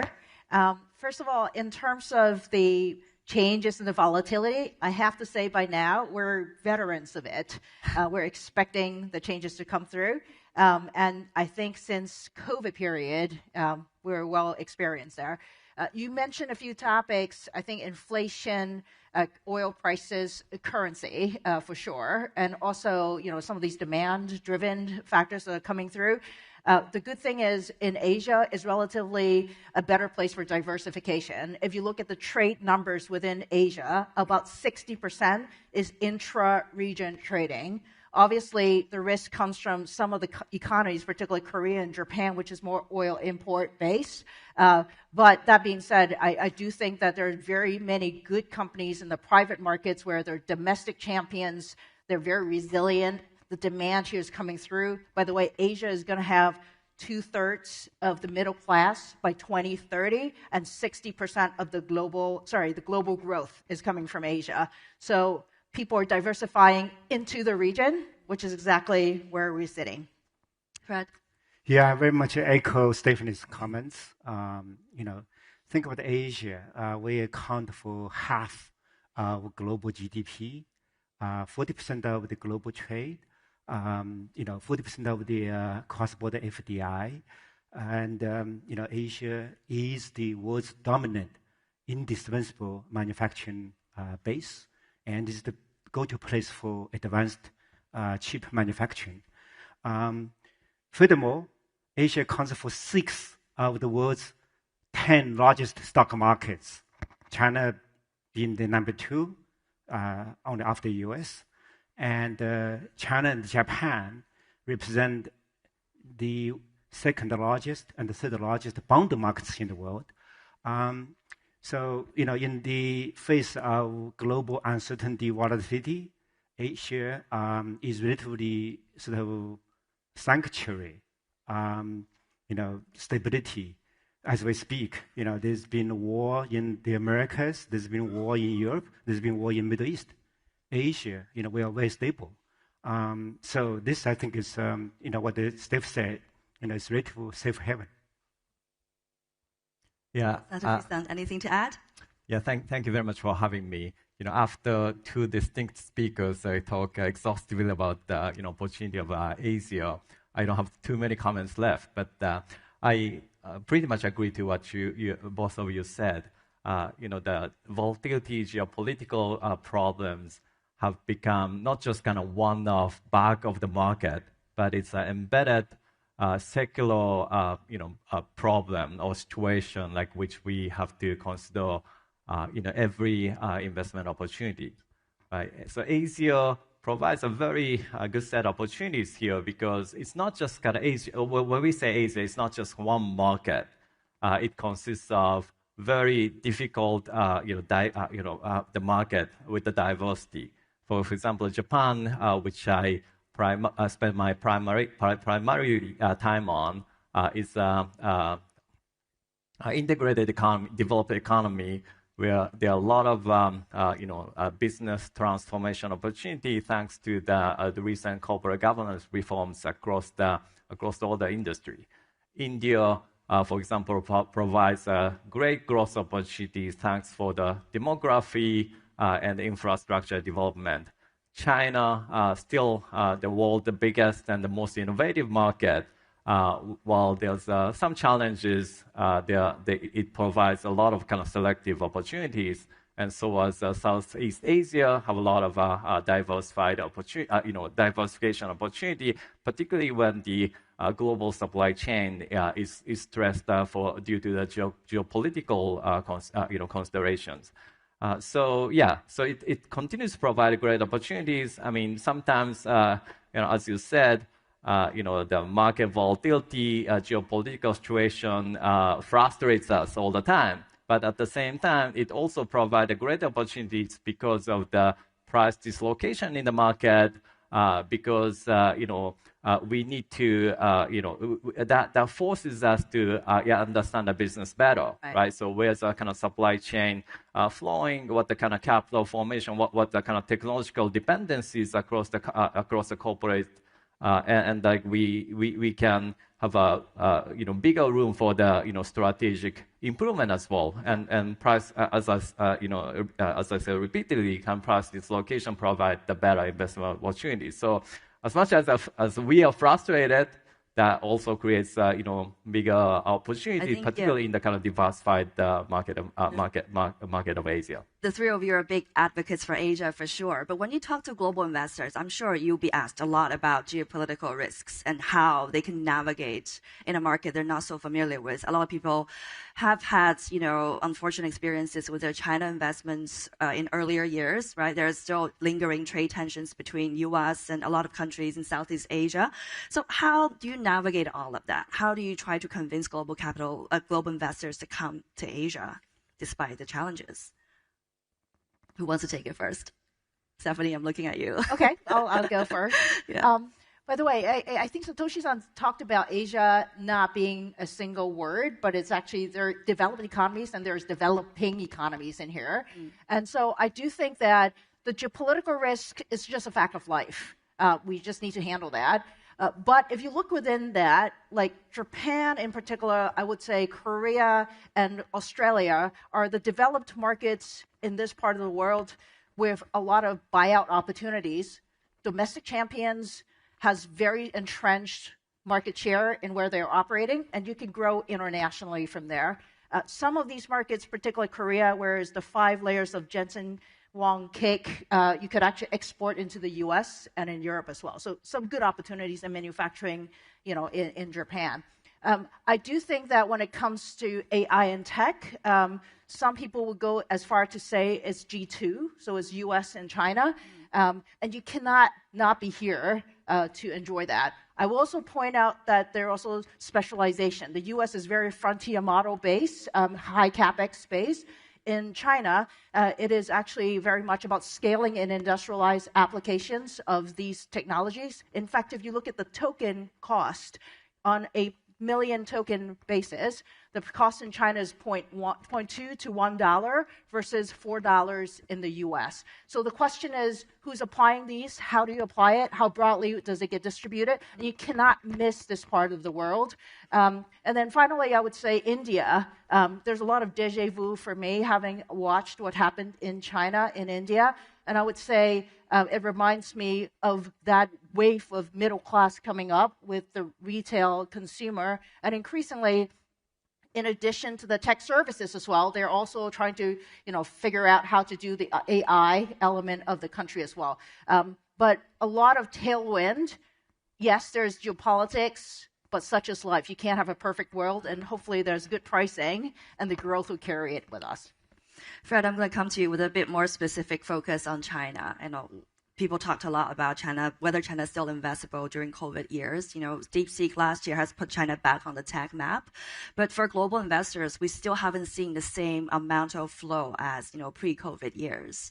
I mean, does China still matter in the same weighting as before? What does it need to do to bring it back to the center of Asia investing? Right. So, China is really, really large, right, in the global investment landscape. Think of China moving from like a core allocation to maybe like, tactical, nice to have allocation. I don't know, it's really investor specific, right? It might be true for some US investors and maybe to a less degree some European investors, but as far as Middle Eastern investors and the investors from Southeast Asia, including Singapore, China remains a very, very important core market, just because of the sheer size, scale, the innovation Steffi talked about. Right, China is just too big, too important to ignore. The opportunities we talk about the U.S. now. There's so much excitement about what's happening in the U.S. For good reasons. But really take the U.S. out, China is the next biggest, most diverse, and the most exciting opportunity set, right? Here, there, I'm also excited about the Korea and Taiwan, obviously cheaper play, right? But, China also now, you guess what? There's some really, really cool, interesting, cheaper plays too, and more than chips.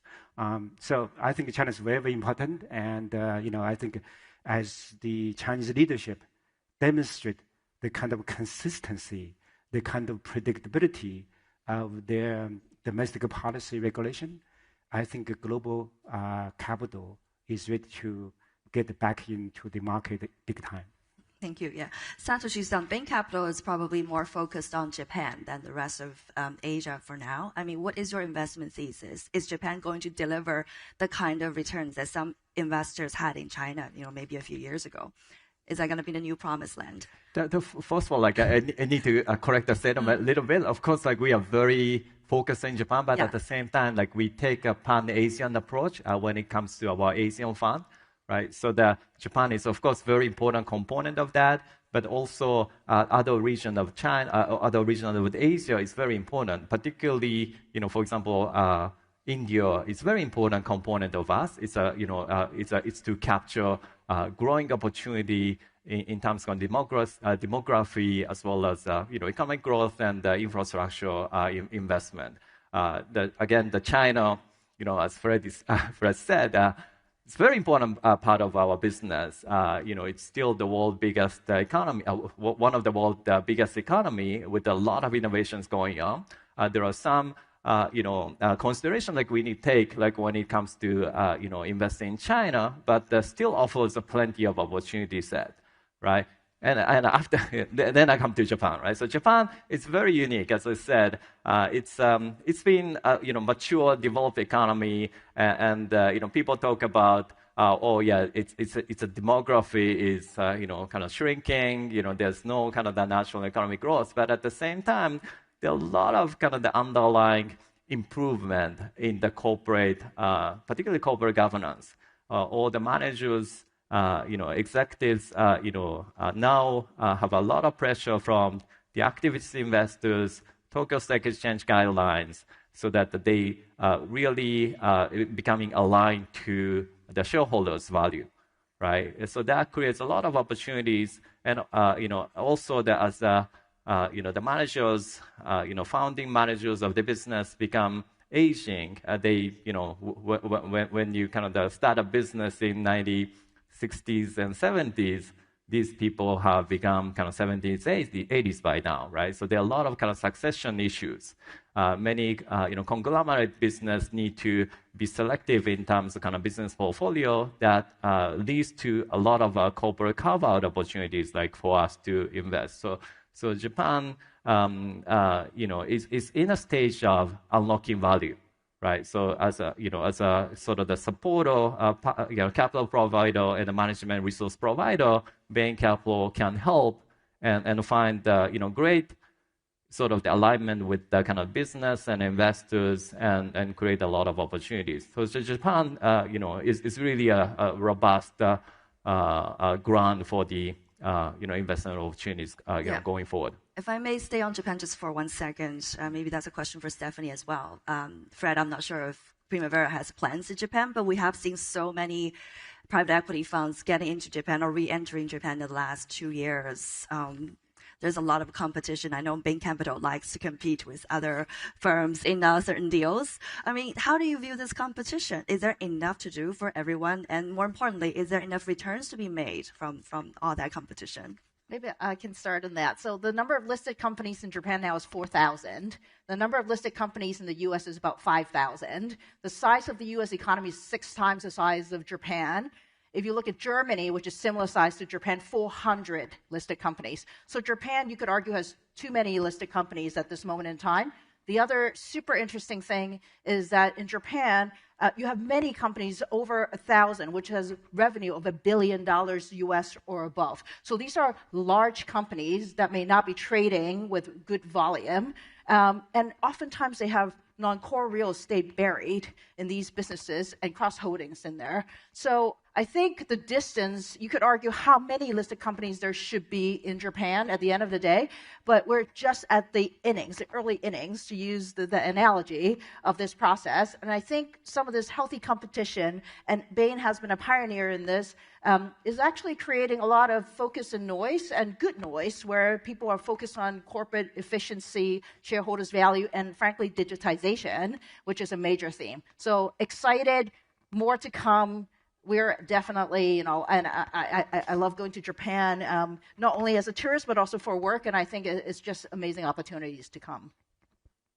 Fred, do you guys have any plans? No.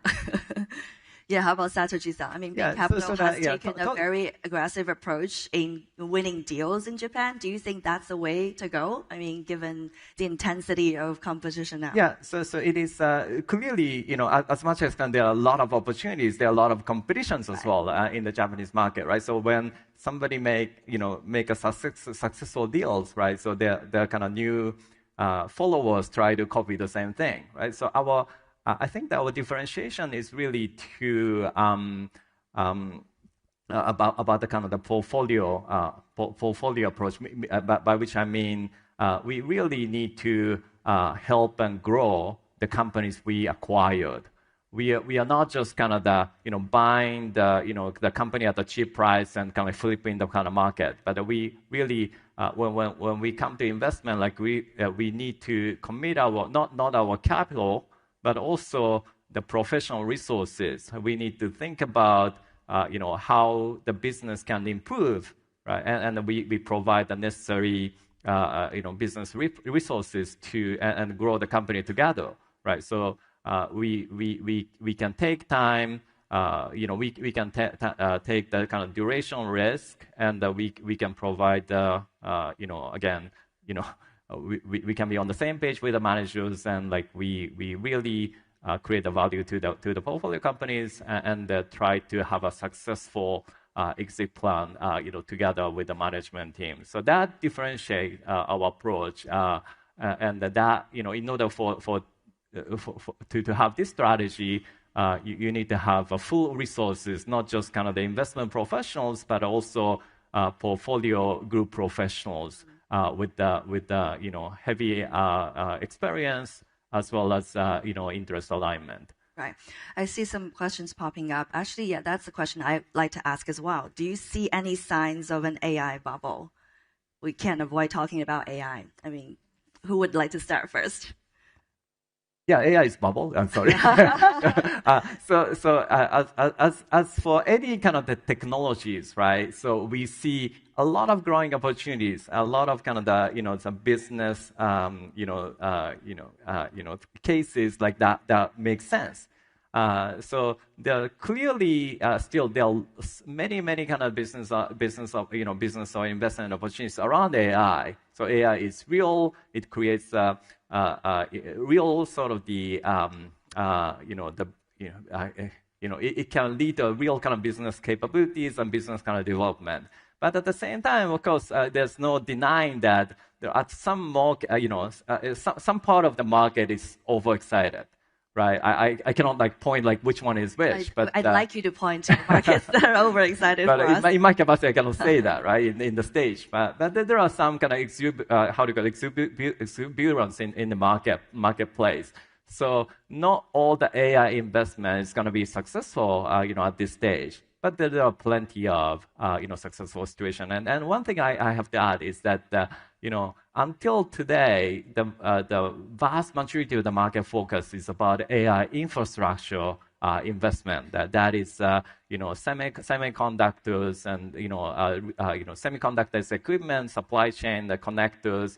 And the next stage is going to be kind of data centers, as well as the power and energy infrastructure. But eventually, when those kind of AI infrastructure investments to make sense, people need to use it, right? So the services. So going forward, our focus is to identify which are the business that are the AI-enabled winners. In the kind of service segment and maybe consumer applications, so those will be the next kind of phase of investment. Right. Fred, do we have a bubble? I mostly agree. I'm a big believer in AI revolution, the transformative potential of economy and the society, industry after industry. But as valuations keep going up, as more and more capital, go into AI, particularly the AI infra build up, I think it begs question, how much it is enough, right? So, Alan Greenspan just passed away recently, right? When he was the Fed chair, he famously warned against the irrational exuberance of the markets about the .com and all that. Since then, Nasdaq kept going up, more than doubled. Then eventually it crashed, in early 2000. So yeah, trees do not go to sky, and eventually I think investors, we should believe in AI and adapt AI, but invest in AI. But we also have to be cool-headed, about some of the potential risks. Maybe I'll also add that I think we're still early in the adoption of AI. But by the way, just anecdotally, I was talking to my brother the other day. He's a tech guy. He took a picture of himself in different outfit, and he asked AI, how should I pair for my clothes? And so you could ask AI, I didn't even know you could ask AI for fashion judgment, but that's just the beginning, for example, of how it's getting inputted in our lives. But I want to say that as an investor, I'm not smart enough to tell you today which applications is going to be winning. It's way too early to have that. So therefore, let's go back to the really simple stuff, the picks and the axes. We recently have invested in a company which does liquid cooling. So the more computing power your phone has, the hotter it gets, the more cooling you need. Same thing for data center. Okay, so I checked the box on that one. Simple stuff, axis and picks. Let's go there. The other is really the hardware stuff that goes into the data center. And frankly, if you look at this part of the world, this is a manufacturing hub of the world. Where is that stuff going to get made? Here. And how do you value that? You probably value it on an EBITDA basis or even PE basis for that. So check the box. That's a safer way for making the investments into those type of deals. So we're not going for the front end at this moment. Those valuations, you call it, should it be 500 billion or 600 billion? I don't know. But we're going for the simple stuff that facilitates a proxy for the AI adoption. Seeing all the questions we have on the screen, seems that people do share a common, if not concern, but skepticism, whether, the Asia story is being oversold. That's one. And second, whether you navigate all the geopolitics, whether it's between China and Japan, or Southeast Asia. I mean, we've got a bit of time left. Maybe just give us a bit of forward-looking view, on all of that, and where do you find the most dominating investment theme for you at this point in time in Asia? May I start with you again, Stephanie? Okay, we are focused on AI infrastructure in this part of the world, including in China. We're focused on Japan and the corporate restructuring. We're focused on consumer retail in India. We're also focused on, domestic champions from whether Australia or Korea going international. So we're excited about that theme. Obviously, Southeast Asia, where we're sitting, will benefit from a lot of this move. And so we're very bullish on Asia. This is just the beginning. Fred? Yeah, so very similarly, obviously in terms of geography, we are more focused on China, and that's AI is a very, very central to our investment thesis. But AI is just one info like data center where we have been investing in frontier models. We also have invested in AI chips. That's exactly the response to geopolitics. Otherwise, NVIDIA should still have 95% of the market share in China, but right now very little because there's a homegrown Chinese AI chip companies. These are really world-class scientists, engineers, and building homegrown GPUs and memory and everything else. We're also very focused on AI application there. So in particular in physical AI, which into the robotics, industry automation, we also obviously, with the AI energy is a huge part of that. And China is the world leader in power generation capacity. But the more important is also the renewable driving that. So we are very into energy transition. The world's biggest wind turbine company based in Shanghai, or the energy storage battery companies. And finally, it's really consumer services. After all, even with the demographics, China still has the world's biggest middle-class consumer base. So that's what we are active at. And Satoshi-san? Yeah, we are probably agnostic, like when it comes to kind of specific investment thesis, but we focus on price, dislocations. Like we focus on operational improvement, right? So those are the kind of the key underlying, and that kind of investment discipline is very important. And when it comes to the region, as I repeatedly said, okay, Japan, is one of the most important regions like we focus on because of the ongoing corporate governance improvement, and there are a lot of carve-out and succession opportunities. Again, India is a great set of, provides a great set of investment opportunities because of the underlying growth. And China, again, there is a big economy with a lot of technological advantages. And Southeast Asia also kind of provide the growing set of the opportunities. So those are the again diversity and selection based on the discipline is the most important when we approach investment. Thank you so much to our panelists. Hope you take home with some insights in investing in Asia. Thank you. That concludes our panel.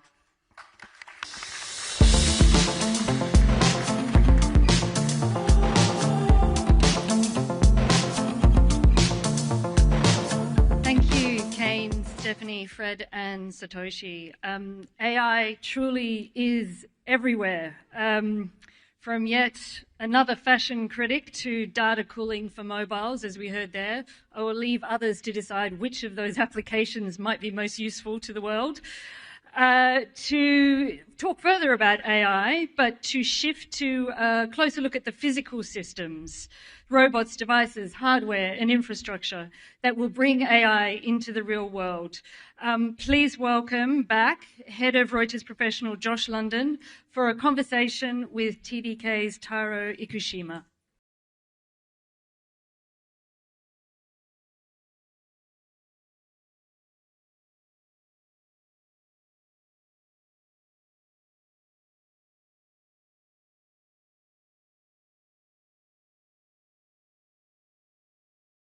Many of us, if not all of us in the room, know TDK.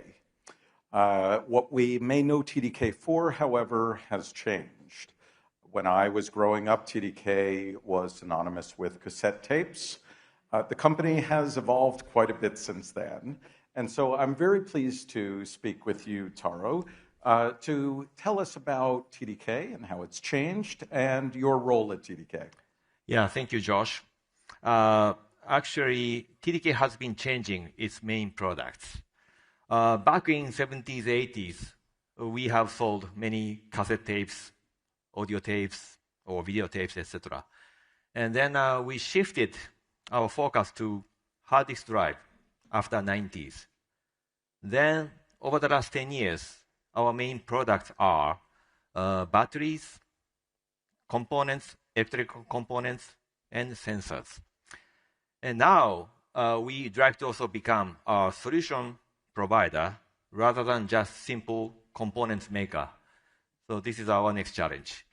And then over the last 30 years, I have witnessed industrial change, technology shift, changes over time in my career in TDK. Then now it's time for me to think about how to deal with evolution of AI as a corporate head of corporate strategy. Thank you. Well, with over $15 billion in US dollars in revenue, 100,000 employees and operating in 30 countries, your footprint is a large one. Mm-hmm. Today we're going to talk about physical AI and in particular the brain and the body, if you will. And so if you think about AGI as the brain, it's effectively here, right? What the next unsolved problem is giving it a body. And so the general purpose robot that moves autonomously and reliably in the physical world doesn't yet exist. But the reason is not intelligence, it's the physical layer. So as you talked about, sensors, actuators, batteries, edge reflexes, and optical connectivity are forming bottlenecks. But TDK doesn't build the body itself. Instead, it provides the essential building blocks that makes the body function. That's the big bet. So we hear a great deal about AI becoming more capable, but TDK's view, as we've discussed, is that intelligence alone is not enough. What do you believe that the next phase of AI, why do you believe that it won't be defined by the brain, but by the body, by the physical system that allows it to operate in the real world? Yeah. I think most people talk about brain, AI as a brain. But actually, if AGI will be available in the market, actually this will be coming to the physical space. Yes.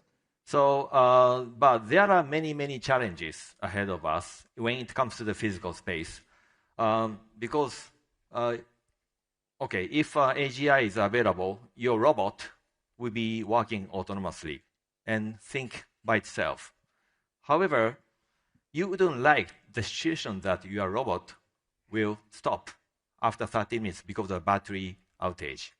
Or you don't like the situation that your robot misunderstands the situation around you. Or your robot misconduct or misbehave due to the noise from the other devices. So you need, or robot needs, better or more sensitive sensors, more long life batteries, or more reliable power supply, or higher quality of components. That's what we can provide as a solution. But we're not talking about humanoid robots in the home. We're talking about sensitive solutions in factories, in hospitals, in infrastructure. For years, the cloud has been the center of gravity, if you will, for AI, but that's changing now. Do you see that balance beginning to shift towards the edge? And if so, how does that, what does that mean for AI in those sensitive locations, factories, in hospitals, in infrastructure itself? Yeah. I think the AI will be more decentralized. Then each device or each machine will have AI capability to some extent, while main brain still remains in the data center. But I think physical AI will be deployed first in a specific arena, specific application or specific environment, like factories, warehouses, or maybe hospitals. And then TDK has also developed sensor solution, sensor module solution for the factory operation. We call it Sensei. And this device can detect abnormality of your device or your machines in the factory, and then tells you when it needs to be replaced or when it needs to be repaired or when it needs to be maintained, so that we can save some cost of a factory, also avoid downtime in your factory machines. Would you call that preventative maintenance? Yes, it is. And so if I understand you correctly, you're saying that it can predict failures beforehand, yes, to keep factories running, to keep uptime, without having to wait for a component to fail. Exactly. This is the first step for the deployment of AI in the factory. Great. Let's turn to the eyes if we can. Smart glasses have been the next big thing for over a decade, and let's be honest, have mostly disappointed. TDK is making serious bets here with acquisitions and significant investments in smart glasses, in smart glass technology. Why is this time different? Why are you confident that this time will be different? Yeah, actually, we acquired a company called SoftEye last year in the US. And that company has a unique technology to actually detect or track your eye movement and then identify what you're looking at or who you are facing with. So you don't have to tell your AR devices, hey, what I'm looking at or who I'm facing with. And then AR glasses will tell you, AI will tell you on the lens what you are looking at and who you are meeting with. And so the users can be free from inputting by finger or voice command. So this will change your experience of AR glasses. And not only that, we have also comprehensive solutions for AR glasses, such as smaller batteries or better sensors, haptic devices, and microphones. So all of these solutions we have can change your experience of AR glasses. So for the better AR glass. Thank you. As AI continues to scale, two constraints seem to be coming into sharper focus, and they both deal with movement, energy consumption and data movement, causing bottlenecks. How do you break through those bottlenecks? More data, more energy is required all the time. We just heard about that in the last panel, both on device and in data centers. Yep. How do you think about that? Yeah, actually, AI data center consumes a huge amount of energy. So this is one of the biggest social problem for us. We have announced that acquisition of a company called Fabric 8 Labs in the US. Okay. Actually, this company has a very unique technology of 3D metal printing. And then actually this 3D printing metal piece, we can, by utilizing their technologies, we can develop and produce very unique shape or sophisticated shape structure of the metal piece that can be attached or embedded to the AI chipset.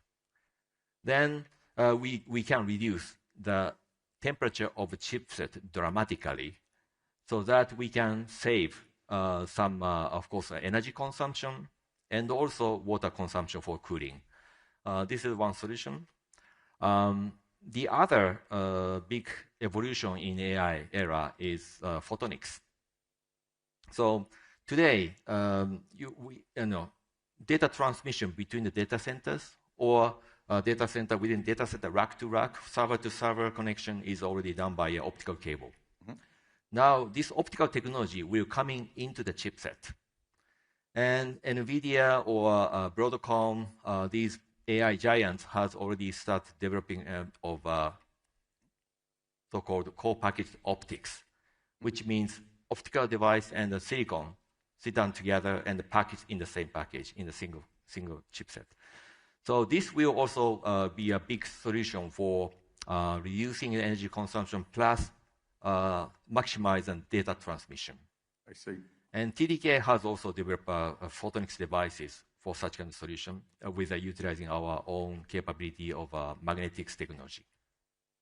So TDK is building the body. The battery, in some ways, is the heart. Maybe some of the sensors are the eyes or touch, sight or touch. And all of this comes together, would it be fair to say, in a nervous system to connect the brain to the body and bring it into the world of physical AI. Is that a fair way to characterize it? I would say so, yes. Okay.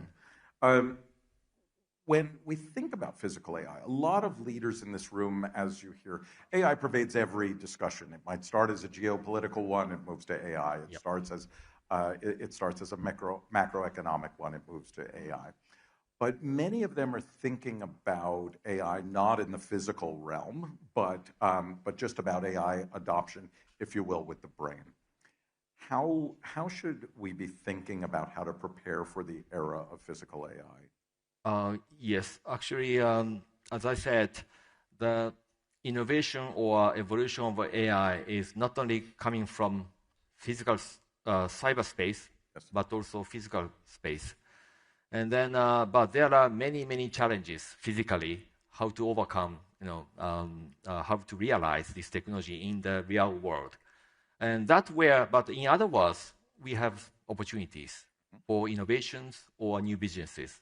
So therefore, each of us maybe should be thinking, what kind of technology will be emerging next, and then be prepared for capturing these new opportunities. So, and as a TDK, we would like to become a solution provider for physical AI, utilizing our own technology and our own products. And then we'd like to become a partner for our customers to provide a solution for the AI era. Very good, thank you. Capturing new opportunities, I think you're right, is key. A lot of questions from the audience. I want to look at one, which was, where do you think the technological bottleneck is most likely to slow the adoption of physical AI and robotics at scale? Not from an engineering standpoint, but for us as leaders in the room. Yeah. I think, again, like I said, it is the biggest bottleneck for us is now energy supply. So we need to think how to reduce the consumption of energy without harming the environment.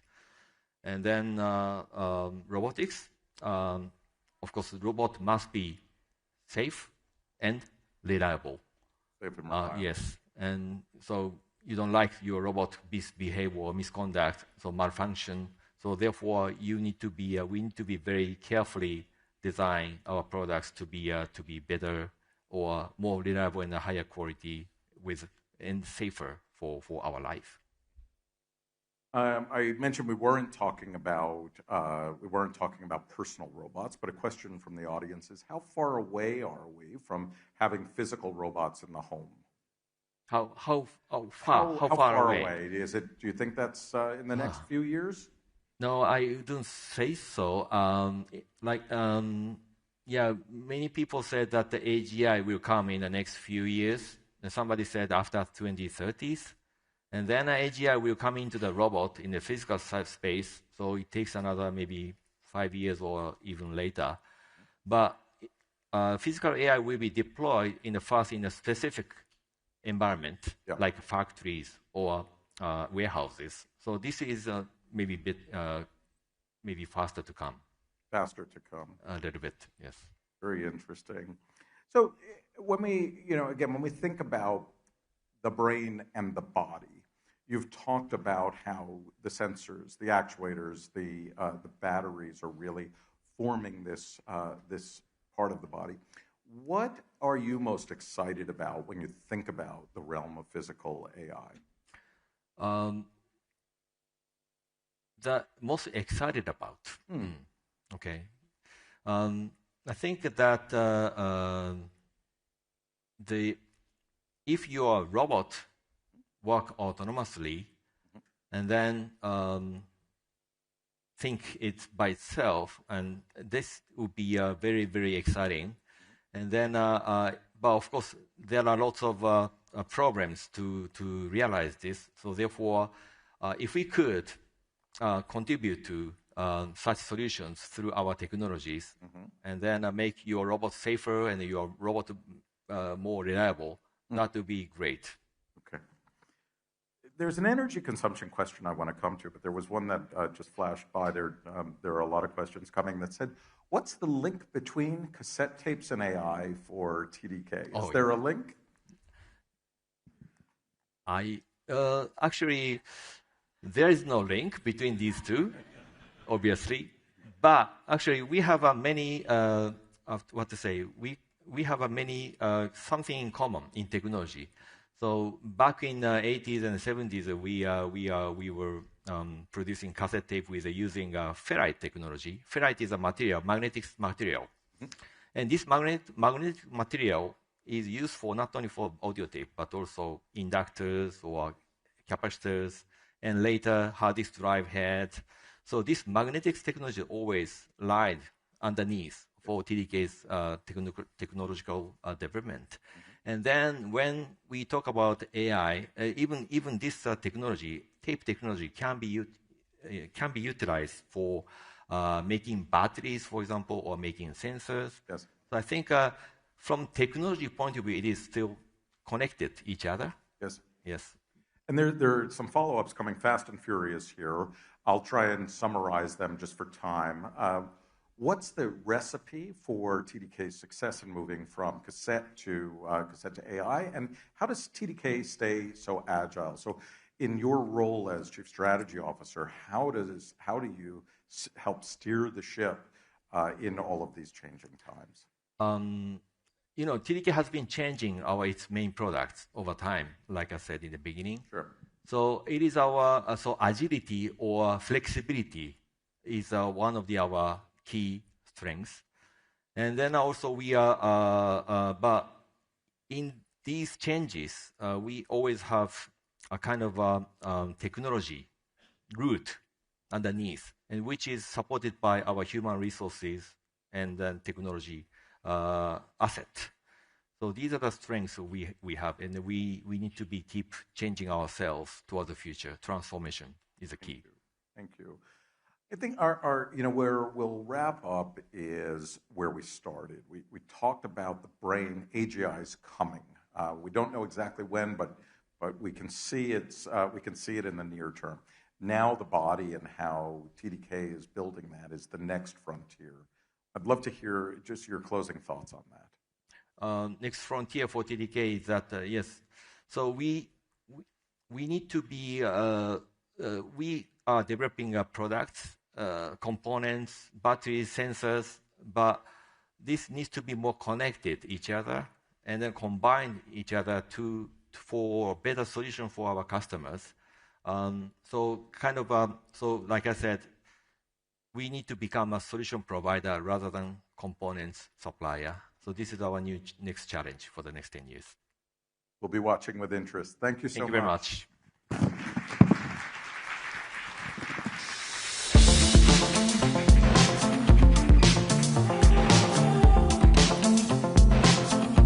Thank you, Taro. Thank you, Josh. As somebody who recorded the radio on TDK tapes in my bedroom, I appreciated the attempt to link it there to current AI to keep me feeling somewhat relevant in the current age.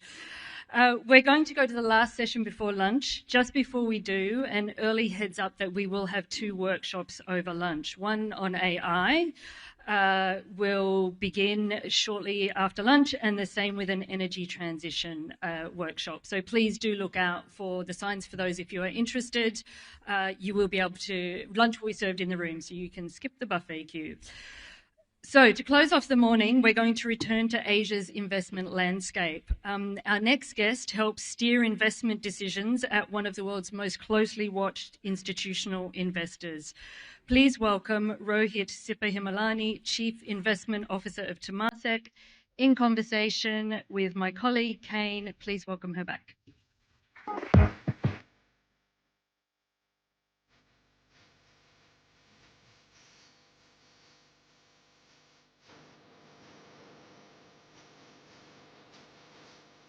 Again, good to be back with Rohit on stage. It's such a great pleasure to have you here. If you're hungry, this is going to be food for thought, so stay tuned. This is an eventful week. I mean, yesterday we saw the Iran war broke out again. There's a lot of global volatilities, geopolitical tensions out there. I want to start, with the macro question. As one of the world's largest institutional investors, how do you cope with volatility? Has it been frustrating you this year? And what's the strategy to get on top of it? I think we're prepared for the fact that we're in a world of uncertainty that you haven't seen in the last few decades. And the next few years, it'll be around geopolitics, AI, climate, inflation. And if you start reacting to each one of them, you're going to get whipsawed. So the only way you can address it is through portfolio construction. To come at a portfolio that will be relatively resilient across different scenarios. So for example, to address geopolitics, one is, of course, geographic diversification, but we've been particularly focused on businesses that have access to large domestic markets that are relatively self-sufficient from technology, supply chain within one economic sphere of influence. So examples I give are hospitals in India or consumer brands in China. And these things are relatively resilient to geopolitics, and a large part of our portfolio is geared towards such businesses. Then there's AI, right? So clearly you want to ride that trend. AI enablers today are about 6% of our portfolio. We want to take it to 15% by 2031. But the equally big issue is disruption because of AI to many other businesses. So we look at that business by business, but we've also increased our exposure to businesses that are more around hard assets, so like infrastructure, commodities, which are likely to be less disrupted by AI. And then I would say, finally, liquidity. Ultimately, liquidity is a big source of resilience. So we're making sure that about 25% of our portfolio, and that's about $100 billion US, is in listed global equities, public equities, because that liquidity allows you to ride through shocks, and there will be many shocks, but also allows you to pivot with changing trends. Right. And so I think it's a combination of these things. Ultimately, it's portfolio construction. You've got to stay the course and have a portfolio that will relatively have a narrow range of outcomes across these various shocks. And the key issue is surviving the shocks. I'd like to stay on the topic of AI for a bit, because you did, release your target, like you said, from 6% to 15%. If you look at where AI or AI-related companies' valuations these days, it wouldn't be that hard of a target to achieve just by the sheer increase, right, in a very short period of time. Is that how you're going to play the game, right? Where do you find the best risk-adjusted returns in all of AI? So you've got to look at the entire value chain. There are some areas where there's froth, there are other areas where there's real cash flows. So at one end, we operate around data center infrastructure, energy infrastructure, which is contractual cash flows with counterparties that are AA or AAA for the next 15 years. And that's relatively stable businesses. So there's one part of our investment goes there. Then you've got things like the hyperscalers or the semiconductor companies. And then you've got models and applications, which are, I would say, higher risk. So for us, we try to play across the entire spectrum. In the stuff that's higher risk or more volatile, we prefer to play more in the public markets, because if things change, then you can pivot out there. Right. And then finally, there's the early stage stuff, which is where you probably have a lot of the froth in the valuations, 50 times earnings, 50 times revenue, sorry. Yeah. But there we prefer to play that through VCs so that there's sufficient diversification, and we work closely with a few VC partners. As companies start breaking out, that's when we would come in and invest in those. So, that gives us a balance, I would say, of stable companies with strong cash flows, some more volatile businesses with potentially higher returns, but really operating in the higher risk segments with higher in the public markets so that you can pivot as necessary. Mm-hmm. I mean, of all the AI-related company startups within all of Asia, because we're talking about Asia here, where do you find the best batch of companies? What sector, or is there any particular one that's interesting to you that you can share? So different markets, right, of the various categories I spoke about. I mean, clearly, semiconductors very broadly, whether it's Taiwan or Korea, you obviously have the chip companies there. But beyond that, I would say there's also huge opportunities around the AI hardware infrastructure. In China, you're seeing optical interconnect companies, right? They're dominating data center supply globally out there. We're going to see things around robotics, again, and physical AI, where China is probably going to be very strong. So I would say it's mostly North Asia, but whether it's Japan, Korea, Taiwan, China, and different things across different segments. But I would say it's mostly across semiconductors, AI hardware, and the supply chain out there. Yeah, you mentioned all the innovation and robotics companies coming out of China. As a Singapore-based investor, you probably are at an advantage compared with a lot of global players in terms of getting a piece of China. How has the scrutiny, from the US, from China, everywhere else, kind of affected your investments in China? Are you still comfortable? But we're very comfortable with what we have. China's today 17% of our underlying portfolio. It's a market we've been there for over 20 years. And we're fairly comfortable with our exposure out there. It's done very well for us. The things that we look at in China are very different from what we look at in the US. And I think that the two markets have different strengths. So if you're looking at the leading models, clearly the US is ahead out there, and we have been investing in them. Like I said, in China, it's more within AI, it's the AI hardware value chain and physical AI and robotics. Again, very different from the things that we're looking at in the US.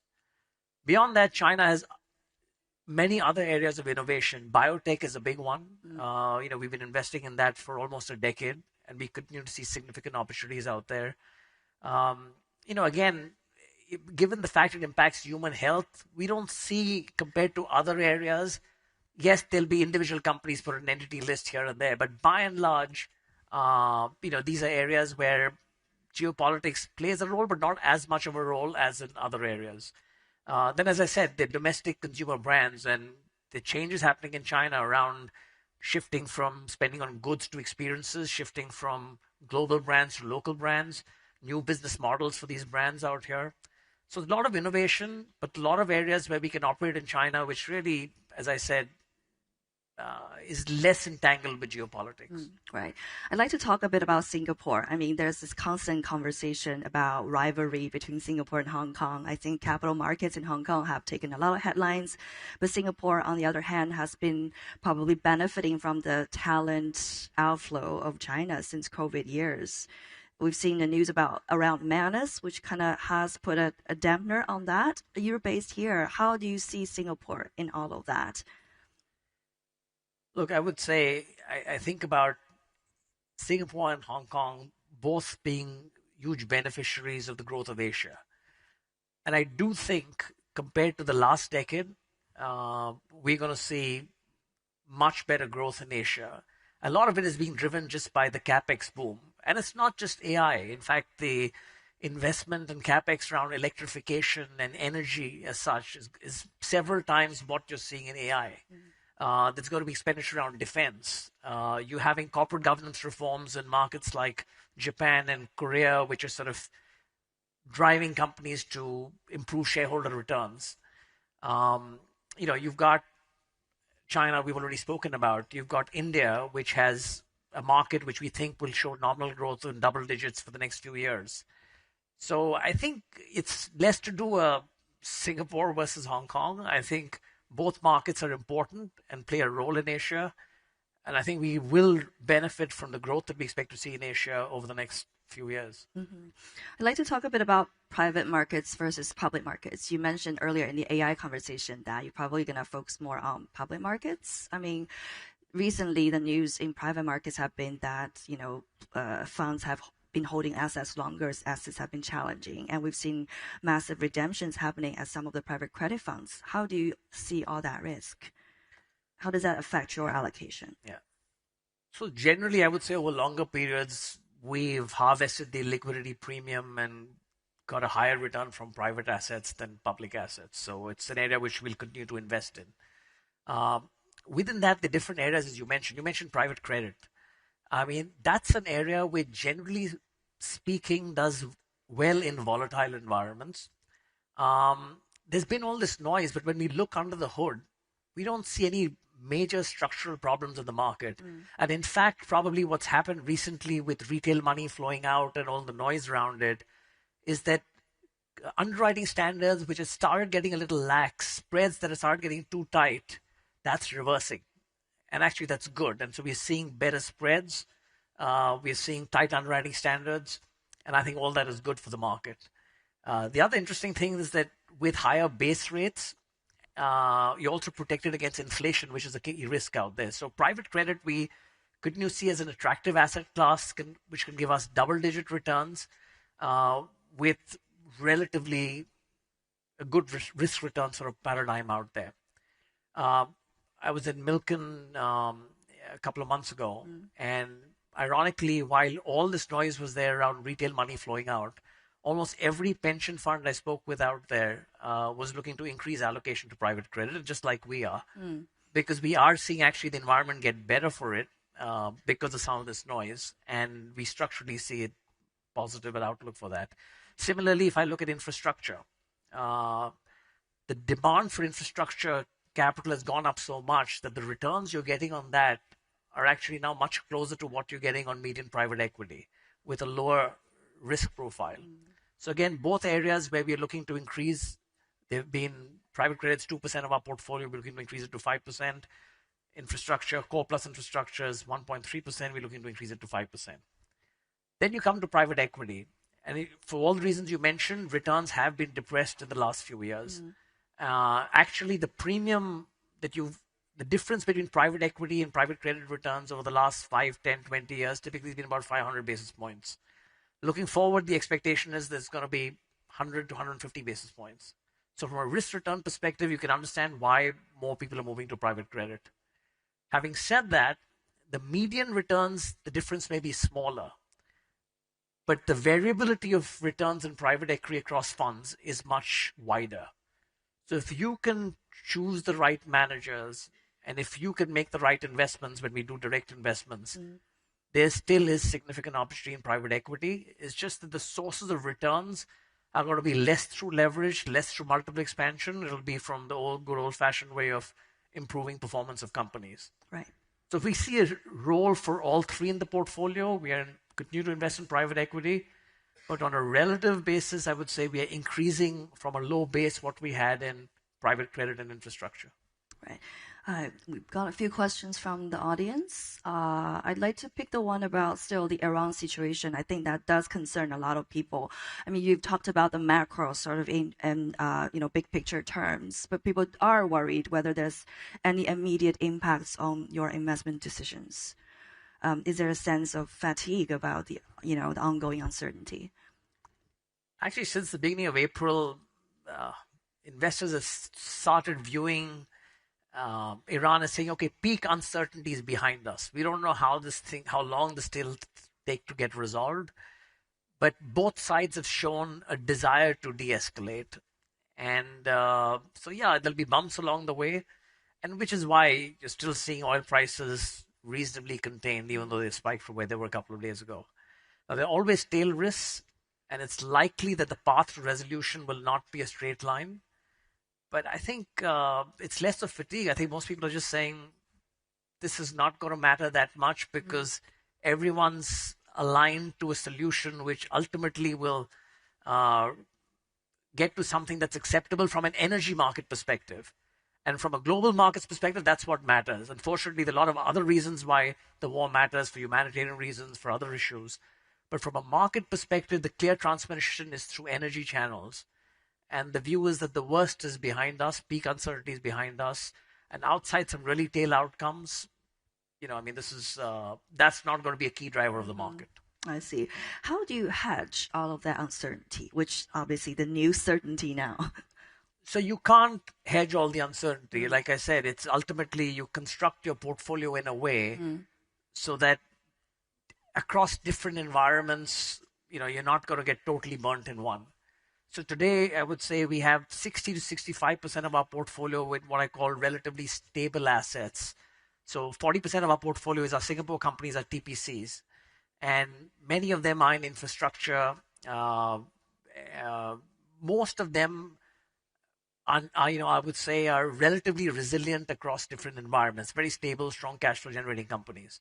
Then if you're looking to have 5% in private credit, 5% in core plus infrastructure, another 15% in funds, private equity, etc., but more in a diversified source of funds, global funds, or in diversified asset classes like closed block insurance or royalties, etc. Again, we see that as relatively stable. That allows you for a third of the portfolio then to take higher risk and aim for higher returns, recognizing there'll be more volatility out there. So it's really portfolio construction. I think that's the only way you can manage through this environment. You can't look to hedge every risk and you can't afford to respond to every event that's taking place. I know that Temasek has had a recent restructuring. You've got 3 units managing assets with different risk profiles. So with all that, that we've discussed, how, do you utilize the 3 units to achieve the purpose of, making the most returns?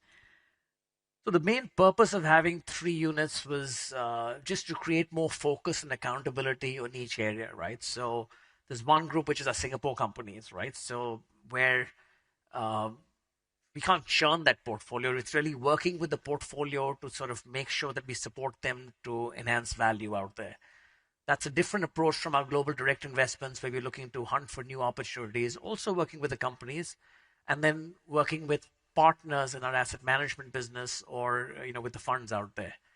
So there's slightly different businesses requiring different sort of focus, and you want to make sure that each one is accountable for results in their area. And that's been the main purpose of the restructuring.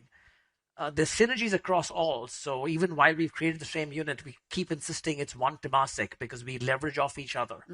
And that's very important. But the main purpose is really to create that focus and accountability in each area. Right. We've got a little bit of time left. That's very selfish of me, but I need to ask you a question about sports. We have the World Cup going on. We know that sports has increasingly become an interesting topic or, investment themes for a lot of the family offices, sovereign wealth funds even, in this region and beyond. What's Temasek's take on this particular sector? So we've, I would say over the last decade, we've made investments in sports. For example, over a decade ago, we invested in Fanatics, which is in sports merchandising, for example. It's a private company in the US. So these have been just parts of investments we've made. We've invested in a talent agency like CAA. We had invested out there. We still have a small stake. We sold most of it out. But these have been individual investments that we've made as we saw good opportunities come up. It hasn't been an area of focus for us. So we look at it, we see it as a diversifier, again, often not correlated with certain other asset classes and equities. So it's interesting from that perspective, just like we look at royalties or we look at closed block insurance. But and we're tracking it. I would say at this point, it's not something which we're devoting a lot of capital to, but we find it interesting. And we have made some investments and we're still looking to make some investments. We've also invested in a couple of funds to start understanding the asset class better. And we'll see how it goes. Thank you so much, Rohit. That's been a great panel with you. Thank you to our audience as well. Now you're free to go to lunch. All right.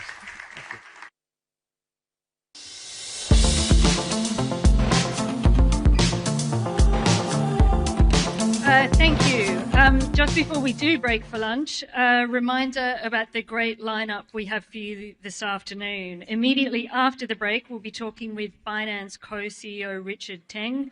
Later this afternoon, we're talking to the CEO of IHH Healthcare, and we also have our second interview with a regional finance minister. We'll finish up the entire day with networking drinks, a perfect opportunity to discuss today's conversations. For now, a quick reminder about the 2 workshops happening during lunch. Please follow the signs or ask at registration. For everybody else, please do head out, and we have people in the lobby to help guide you to lunch. We'll see you back here on the world stage for the Binance conversation at 13:50. Thank you.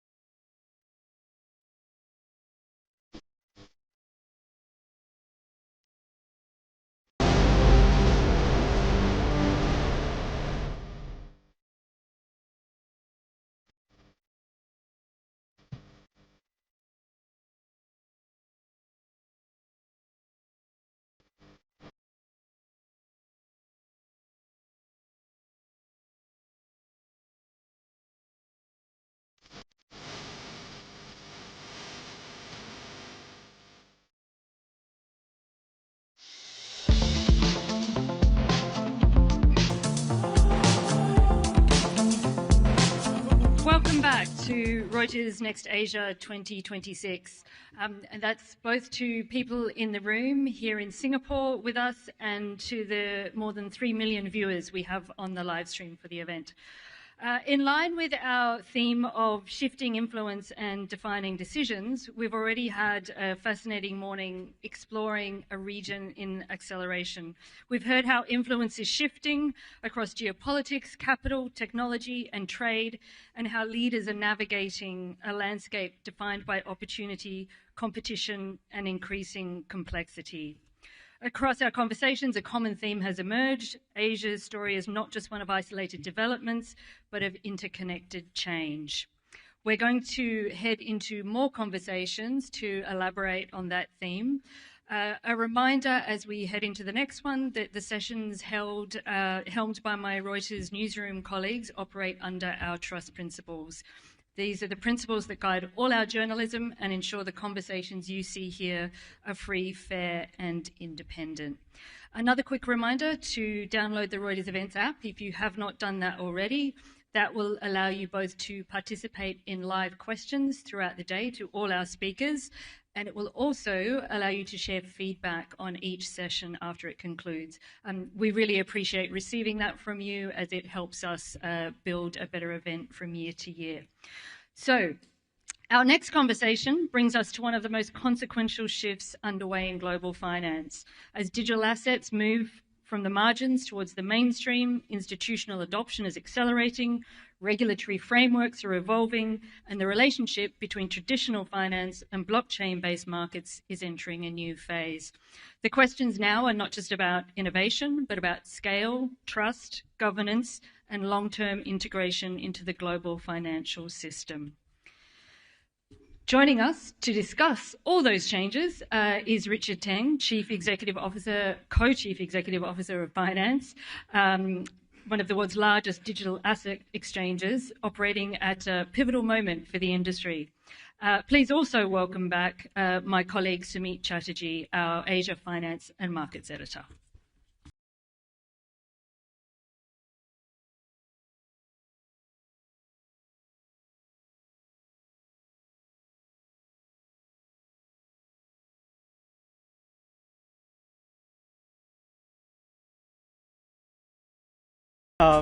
And welcome back. Richard, great to have you with us. Let's start. There's a lot to unpack, so we'll dive in straight away. And let me start with a simple question. The news that grabbed headlines over the last couple of weeks is President Trump's family making $1.4 billion from crypto last year. How does this compare with your own portfolio? Similar? Well, I wish so, right? But first of all, thanks for having me. I understand that the first Singaporean on stage today, so I'm going to speak in Singlish from now on. Steady? No, so, you know, as with all asset class, you go through peak and trough, you go through cycles. So I think not everybody's portfolio looks like that. But there are many traders that are doing extremely well, given the volatile market conditions, whether they are trading in equities, whether they're trading in crypto or other TradFi commodities product, right? So we see that this year especially, you have seen some mini cycles within a broader market system and market cycle. So that's interesting to watch. So, traders benefit mostly in this cycle. So on our front, we have expanded beyond crypto to be a multi-asset class global exchange on that front. We have introduced things like petrochemicals, precious metals. Now you can trade more than 7,000 US stocks, and you can get access to pre-IPO stocks on Binance now. And they are doing extremely well across the product suite, right? I can go through some of the data later if you're interested. But we just started US trading in about a month back. And that has reached more than 3 billion in terms of trading. AUM has crossed 1 billion. We introduced B stocks, which is at one touch of the button, you can tokenize US stocks, and then you can go on chain. You can then transfer it on a 24/7 basis. Again, within 15 days, that has reached more than 100 million in terms of AUM. I may have gotten the figure wrong. Now I think it has gotten much more than that, 250 on and off chain, right? So we are seeing huge interest. But what is quite amazing to us in terms of the data that we saw is this, right? So close to about more than 70% of those people accessing US counters, US stocks, TradFi products on our platform are from emerging markets, right? Meaning access is still a big problem in many parts of the world, right? So they come to us, they can trade at, close to $5 per pop. So a very low cost, and there's very high conviction. Many of the people that open account with us to trade this, 90% resulted in the trade. So we see very high conviction. We see new sort of traders coming through in the marketplace, having access to things like SpaceX, right? So in terms of just SpaceX Perpetual, we started trading SpaceX before it went IPO. We accounted for 60%, right, of total trading of all the perpetuals on SpaceX before it went public, right? So it becomes a very important price discovery venue on that front. And today we trade more than 60% of all RWA tokens, right, on a perpetual basis. So it's quite interesting to see how trading dynamics shift globally. But we are serving more than crypto now. We are serving across the different multi-asset class, and we're going to add a lot more product suites onto the platform. Right. I'll come to all the new interesting things that you're doing a bit later, but let's talk about market cycle, what you talked about. Bitcoin is trading around 61,000. It has halved from all-time high hit in October. Yes. We recently saw Citi coming out with the kind of a very bearish projections, cutting its target to 82,000 from 112,000. What has really happened in the last 1 year? If you look at it, all asset class go through cycles. Gold saw the same type of movement. You have cheap stocks moving to an all-time high and then now pulling back as well, right? So that is part and parcel of the cycle. I mean, I've been in crypto for a while now, so to me, and I believe in the 4-year cycle, so to me, this is something that I'm quite adept to seeing, right? But I think what is more interesting, this cycle is different from past cycles, because I can tell you, in past cycles, Binance was established in 2017. At that point in time, there are probably about 6 million people globally with exposure to crypto. Today, we have about 740-ish million people around the world with exposure to crypto. About half of them are our users. Our users are about 323 million today. So today is a much happier problem. Right. And also the instis are in this cycle, right? Unlike previous cycle, which is mainly a retail play. So this cycle, you see a lot more institution, you see a lot more corporates. It makes for healthier marketplace. So just for this year alone, in terms of onboarding of new customers onto our platform, we saw 7% increase in total for new customers, but new institutional customers accounted for 9%, right? So the increase was 9%, much higher than the normal users. So you see a lot of smart money still deploying. I think that's a very healthy sign because they are here for the long term. They tend to deploy for a much longer period of time, and they see some of these low points as buying opportunity as they rebalance their portfolio across different asset class, right? So to me, it's part of for the course. It will recover. Every time people say that Bitcoin is dead, that's the time that I'll go all in, right? Because as past cycle has proven, every time people say that, it's time for a rebound. Okay, so if you will go all in, and I'm sure there are a few crypto traders in this room, what's the target you will have in mind? I don't have a target, right? I just look at attractiveness. I just look at price point vis-a-vis other asset class, right? As I said, all assets go through cycles. When it becomes too expensive, people rebalance their portfolio accordingly. So I believe in that. So I'm looking at all those different indicators. I see. Okay. Yeah. You talked about institutional adoption, and last week we saw Michael Saylor's strategy selling 200 million worth of crypto. And those in the audience who are not familiar with that strategy, is one of the biggest corporate holders of Bitcoins. And Michael Saylor once famously said that if you have to sell a kidney, do it, but keep your Bitcoin. Why is kidney more expensive than Bitcoin now? Well, I think that the cost of mining is expensive, right? Yeah. But that also provides some natural flow and support for the price of Bitcoin, right? So, Michael is extremely smart person on that front. I'm sure they have proper risk management strategies around what they are doing on that. So let's see, right? So I'm sure they'll be prudent enough. They have a lot of investors with them.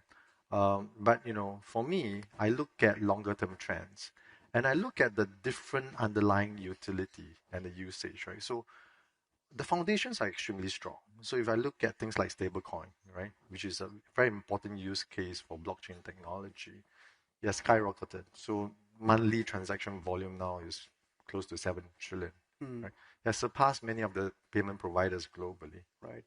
If I look at another big use case, real assets tokenization, again, that has gone off and continued to grow. I think in the last year or so, we saw about 25 times growth on that front.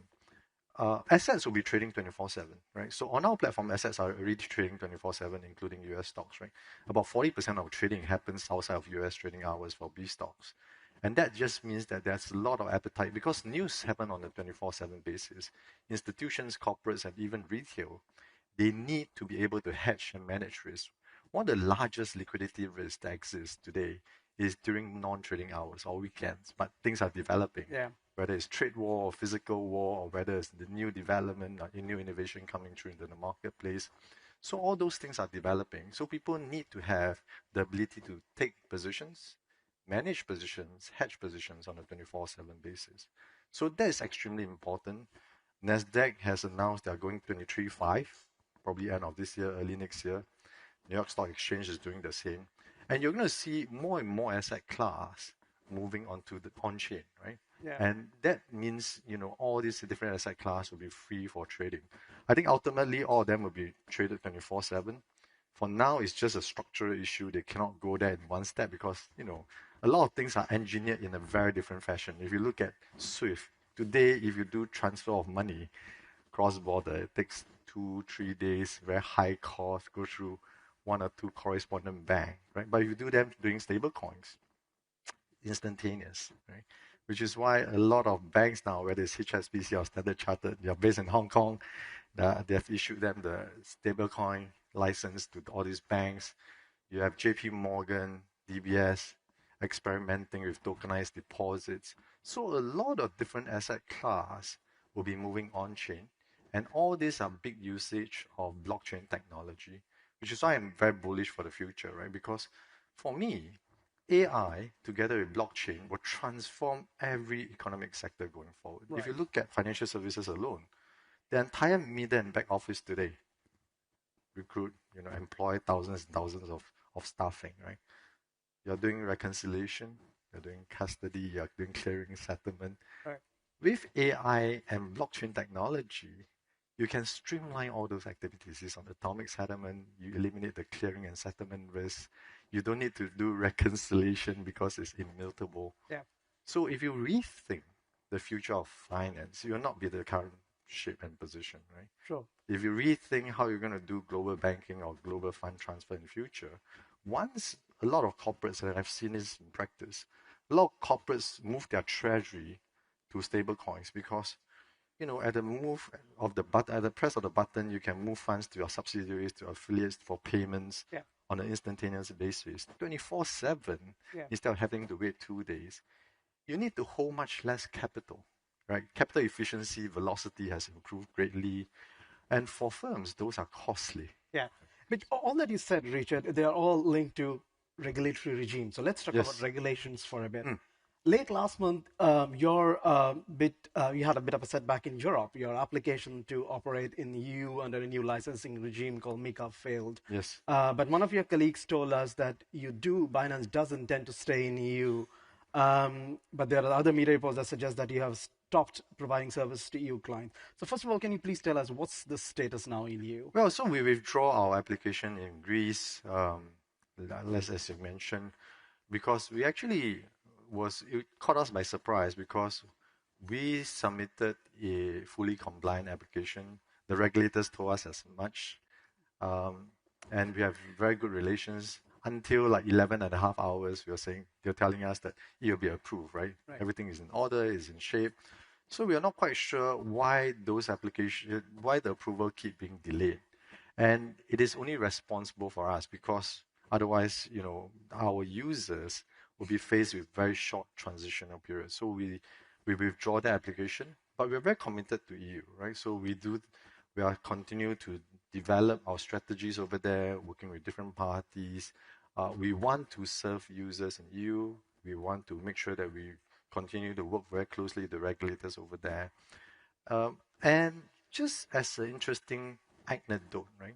So of the users in EU that we have that subsequently withdraw their funds of our platform, 70% of them, of those funds go to self-hosted wallets.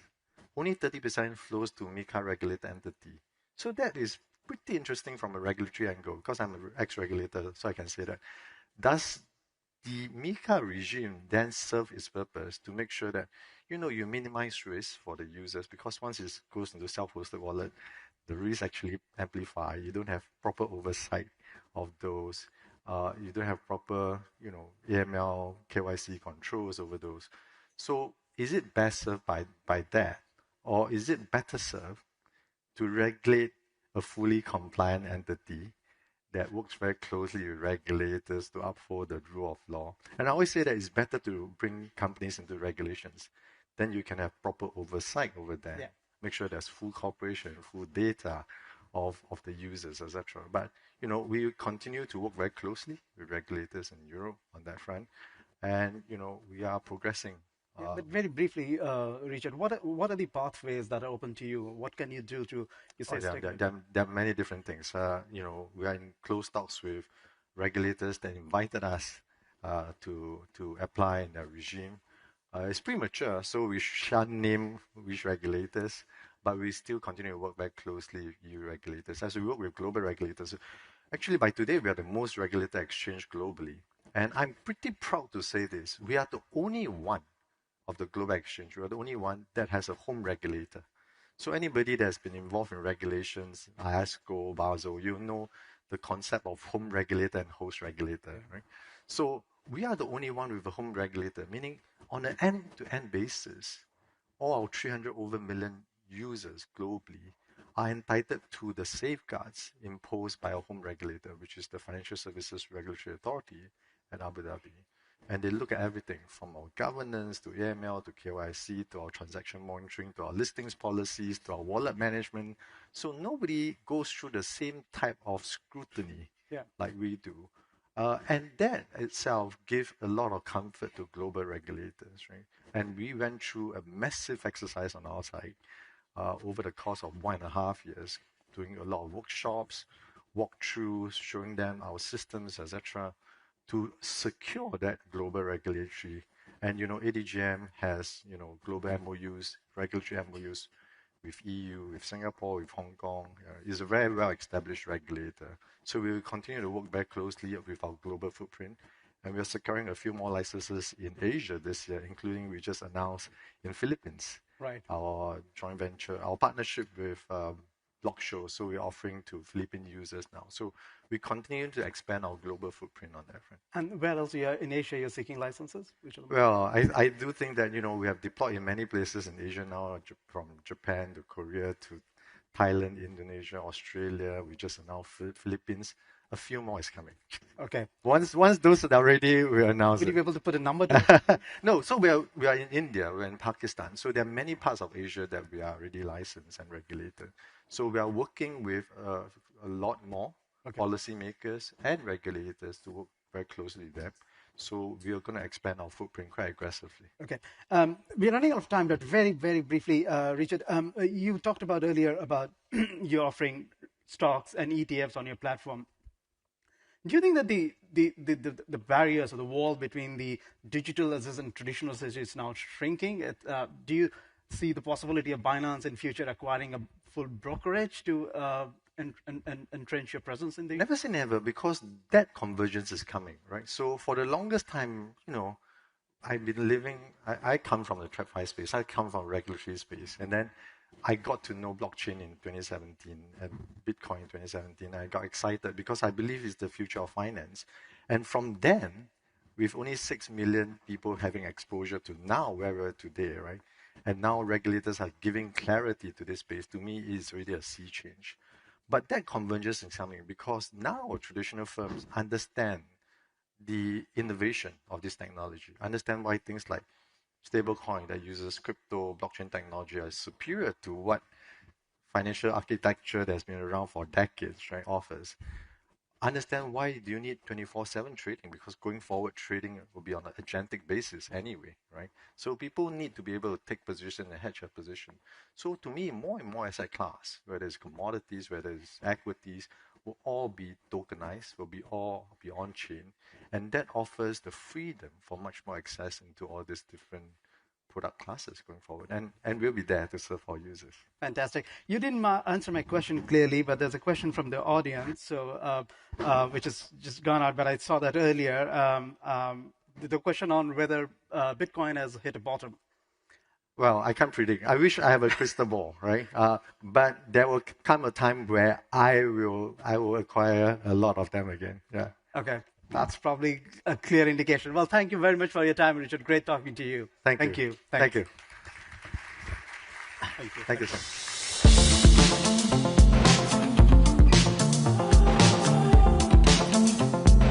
Thank you, Richard. Thank you, Sumit. We've gone from bubbles in AI to rock bottom in crypto in just the space of a couple of sessions.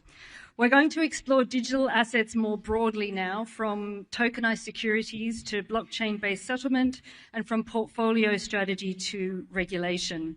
Institutional adoption is accelerating across Asia's financial hubs, even as the frameworks continue to develop and evolve.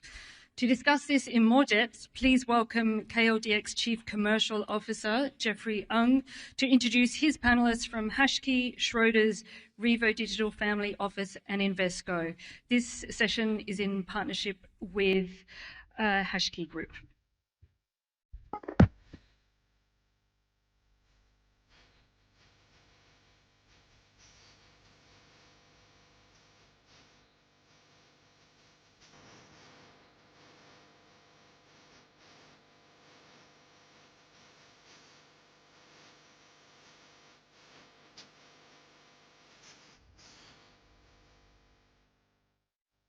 Thank you, everyone. Good afternoon, ladies and gentlemen.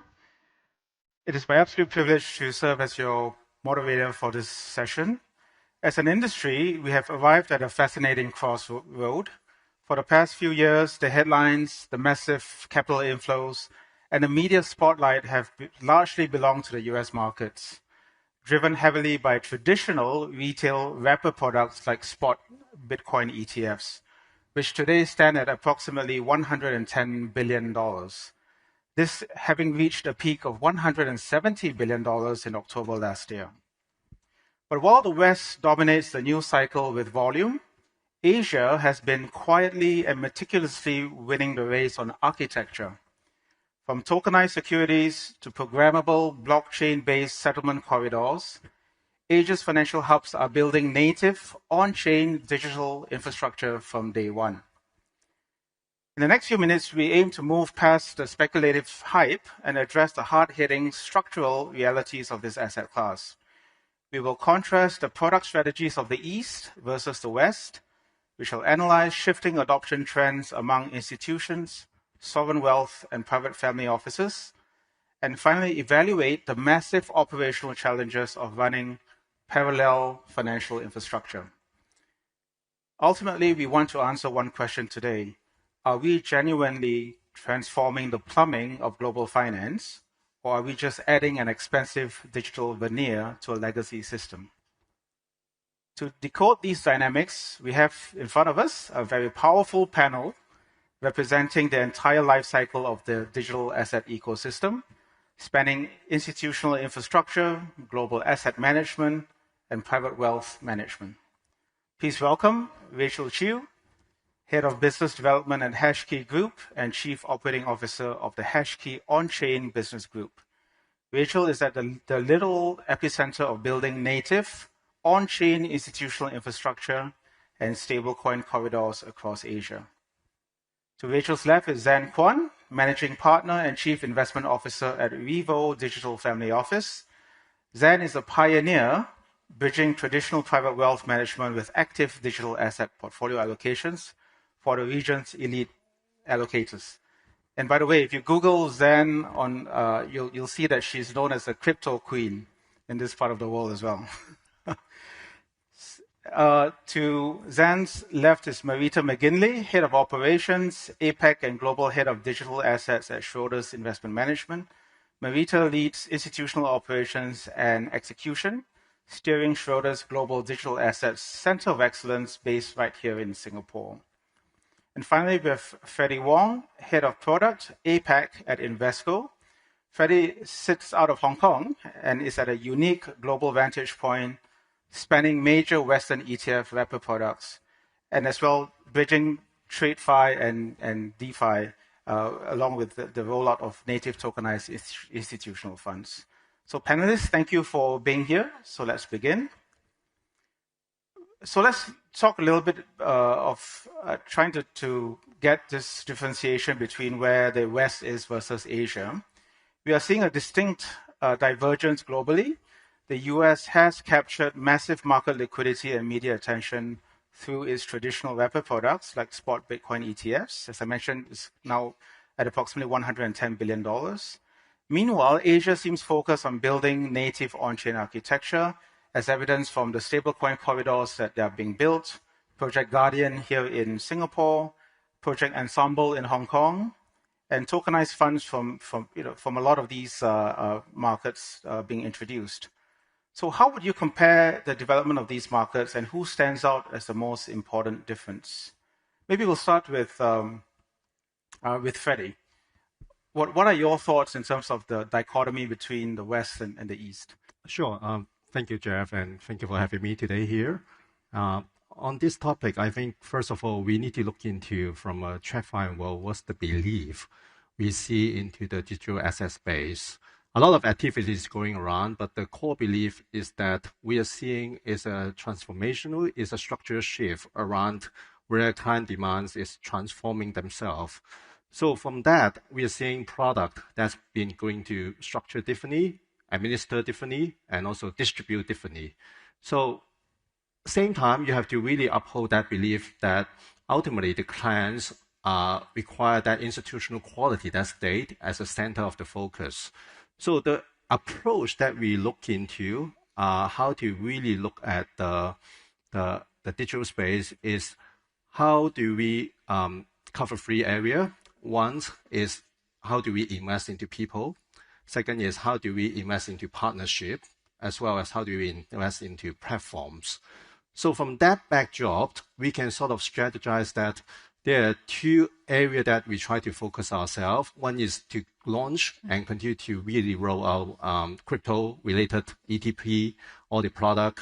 And the second track is to really create a tokenization track to really serve that client demand as a core principle. So it become really a strategic focus from Invesco standpoint.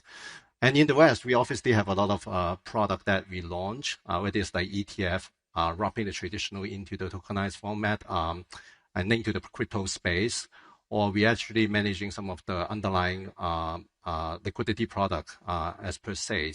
So I think on that backdrop, it's clear that there's a real demand sitting in front of us, and we're looking at a way to serve those in the digital format. Thank you, Freddie. What about your thoughts, Marita? If I think of kind of the debate around the East versus the West, I don't see it as a massive divergence, actually. I just see it as different starting points on a very similar journey.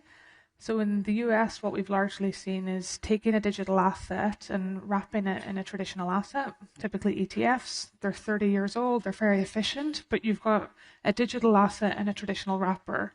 And then the inverse is happening more here in APAC, where you're taking traditional assets and you're trying to digitize the wrapper. Right. I think the true power comes whenever you have a digital asset and a digital wrapper. It doesn't matter if that digital asset is a new asset in a crypto form or a traditional asset that's been tokenized. I think that's where the real powerful opportunity here comes. I actually think the biggest thing that the US has done from a standout perspective is actually stablecoin issuance. If you think about the regulatory momentum there, the dominance of the dollar in global capital markets, and then a lot of the private industry innovation has been anchored there as well. And I think that actually digital cash has been one of the biggest catalysts in this space for the global adoption of it. So I think this kind of East versus West narrative is more, how do we get to a kind of commingled outcome? Okay. And I also wouldn't underestimate Europe here, and even the Middle East. I think the first actually crypto ETF was issued in Europe 10 years ago. Germany and Liechtenstein pulled forward very quickly in terms of regulation. So I always say that there's no one region or country that has an insurmountable lead. It's more we're all picking off different parts of the value chain, and the real value is, can we actually join that up? So that's a good segue to pose the same question to Rachel then. As the infrastructure provider, are you seeing that, that level of momentum, number one, and number two, where do you see the areas of activity coming in? Yeah, I think first, set the context. We are seeing a few important trends in the market. One is the institutional adoption of the blockchain technology. So you see more and more of in this space moving from 2C to become 2B. Second is actually the integration of the fragmentation of original infrastructure globally. I agree with Merida that actually in each market we are trying to build the different elements of this new ecosystem, but it's just the focus and the weight are slightly different. Then to this part of the world, adapt to both the asset demand and also investors demand, that we see more demand leaning toward the real world assets tokenization. At the same time, using the blockchain technology to enable the cross-border trade and also cross-border payment. That's a significant part of this part of the business in this part of the world. And technology of the blockchain can well solve lots of pain points in the cross-border trade and cross-border payment, particularly on the infrastructure side. So that's how we see the focus, the flourish of the business, particularly in Asia, and leveraging the tokenization of funding from the West as well. Then the question becomes, what's going to be the future on-chain financial infrastructure to enable this? And that's exactly why we HashKey position ourselves to leverage our compliance and the expertise in the cross-border regulations, and also leverage our scale, leverage our advantages, capability in the technology to work with not only traditional financial institutions, but also traditional real business, like the trading companies, air companies, logistic companies, including lots of, people talk about robotics as well, and to really bring those on chain. So that's how we see the very strong demand in this part of the world, and can well work with the West. So sorry, just to stay on your point, Rachel. So it's very interesting that you mentioned, there's this difference between trade finance momentum and investment finance momentum, right? So when you mention stablecoins, for example, it seems as if the real use case of stablecoins right now is to enable efficiency, transparency, speed in trade finance. And I suppose then that there's also an evolution in terms of the investment products that then feeds into, right? So Zan, how does this then impact, I suppose, the future of global investment products, especially from your point of view, coming from primarily a clientele that's family office driven, high net worth driven? Sure. I think one thing that we look at, I think you mentioned the first question on the East and the West. Yeah. So because it's a global, when you think about it's a global technology, right? So we don't see it as East and West, and obviously it's expected that for ETF and all the regulated products will be driven by the US, and of course their regulations will drive in a way the adoption as well. So that's expected.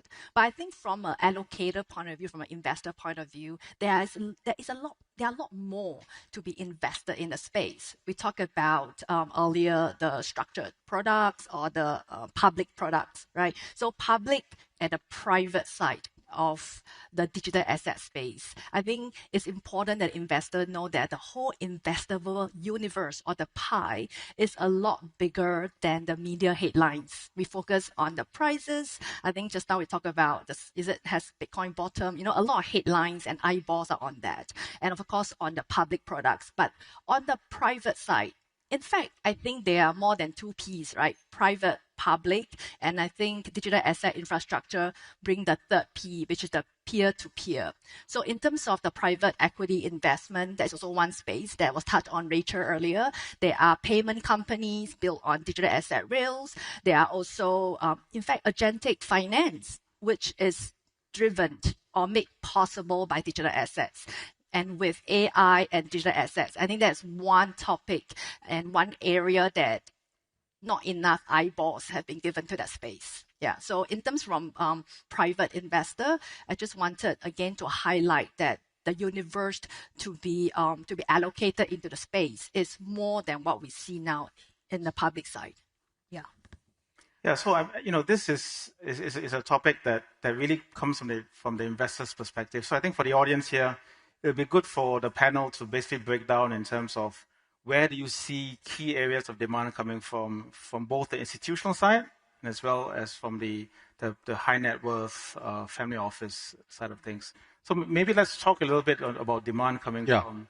Maybe I can kickstart on that. Well, obviously in the West, some of the partnership we did over the years that we have taken a good business partnership with Superstay in the US, where we're managing one of the biggest tokenized underlying sort of treasury funds for them.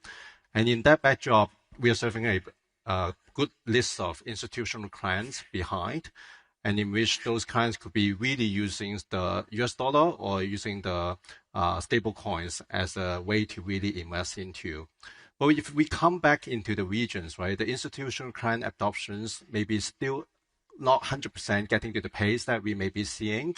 We are more seeing into what Rachel earlier saying, right? When you get to B2C and then expand into B2B, it's a way that we try to expand the footprints, trying to really tap into the already invested client base. So in Asia, I do see that building as a foundation to potentially serve the retail as a starting point is the right start, because measuring that demand to the extent is a pain point in the industry, because any kind of business case we build, we need to assess what's the client demands we're talking about.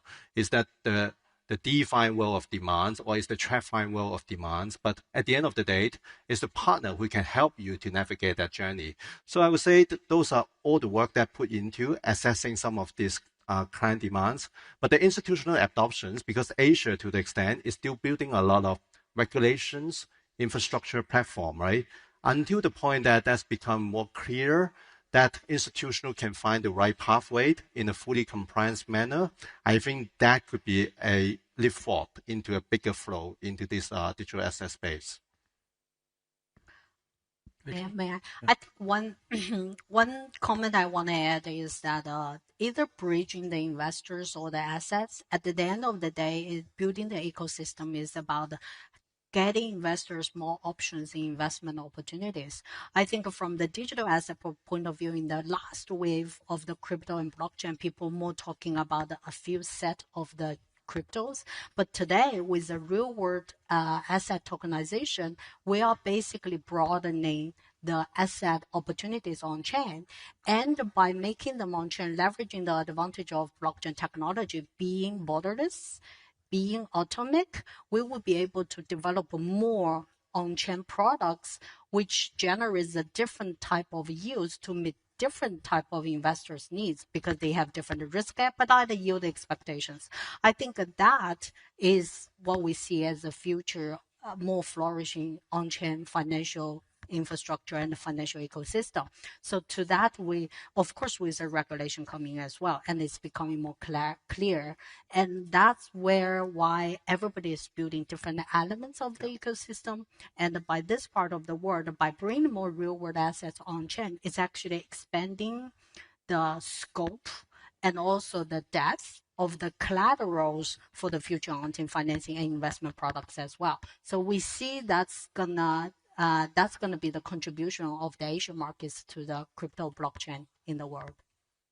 Yeah, and I think if you want to talk about demand, you cannot ignore access. Right. So I think what Rachel was trying to drive at is when you have tokenization and you improve the investment rails, you actually open up the access to a lot more investor, including the smaller investor as well. Yeah. And I think if you look at public and private AUM in terms of asset under managed, right? So if you include real estate, of course, private equity or private side will be, I would say, maybe double of the public side. And I think what the opportunity that I think Rachel was driving at is when we talk about all this illiquid and private asset that can be tokenized. Of course, this has been the theme for a very long time. However, I think what we are seeing now is that it takes time, right, for the liquidity to come with more clarity given by regulation, because regulation will reduce uncertainty, but innovation will reduce friction. I think all this takes time, even though we talk about it, and sometimes we might be overestimating the time taken to improve the plumbing in that space. But coming another angle from the SS point of view is family offices has been taking quite an important role in actually allocating into the space. Just because our investment horizon is longer, we can take a higher move in valuation, and I think a lot of family offices in Asia are relatively younger to in the West. And a lot of the source of wealth are in tech, in technology. And the family offices are still run by the wealth creator. In a way, the entrepreneur are still running the family offices, which make them understand technology, understand the opportunities given in the space. And with that, in fact, this bearish market, we have seen several family offices doubling down, taking a more, I would say, a calculated allocation in the space. Yeah, I think so. If you want to talk about, again, demand, we do see very meaningful demand coming from the family office side. I think just on that point, the underlying asset part is really important because we often have to think about traditional asset versus, tokenized format, right? Yes. You need to build in the features on the asset to enhance the return for the clients. Otherwise, it's like clients just prefer the traditional trail. Right. So I think this is really important to address what's the proliferations to enhance the product features into the digital asset space in the future. So yeah, that's a great point in the sense that you're now applying new technologies to real world assets that previously maybe investors found it harder to get into, right, to access. So if you're using tokenization, for example, you could potentially broaden distribution into private equity, private credit. It tends to have much longer lifespans compared to the traditional products. I remember I've seen once the data. If you look at the global asset pool, the digital assets today compared to the traditional asset pool is only actually less than almost less than 2%, which means that there's significant room to grow. Then it's more about bringing more traditional assets on chain that make it available and distributed on the global basis, right? So in that front, that gives the investors more options as well. And at the same time, more of the traditional non-investors will become investors in the future. Yeah, but as an investor in the space, I have to say that some of the tokenization or RWA technology is really a wrapper over existing. So we have to be very discerning as well. Where does the value accrue? And to make sure that it is a long game and it's not just a short-term, again, speculation in the market. And I was just going to add, because I think there's two clear themes here, like crypto as an asset and then tokenization as an infrastructure layer. I actually think what ultimately drives demand is solving a problem. And I can think of problems that have been solved across both of those vectors. So if you think about the $110 billion in Bitcoin ETFs, typically in the US, that solved the problem of access, to your point, Sam. People didn't want to set up their own wallet, go to a DeFi exchange, onboard a new custodian, so that enabled access for them. If you think about stablecoin growth, stablecoins were introduced to be the settlement asset of two highly volatile cryptocurrencies. So they allowed somebody to settle an asset and not necessarily take a massive haircut or profit immediately after. So that solved that problem. But then solving that problem, you gave up yield. So you had a stable asset with no yield. So tokenized money market funds have also been very successful because they are solving the yield problem for stablecoin holders.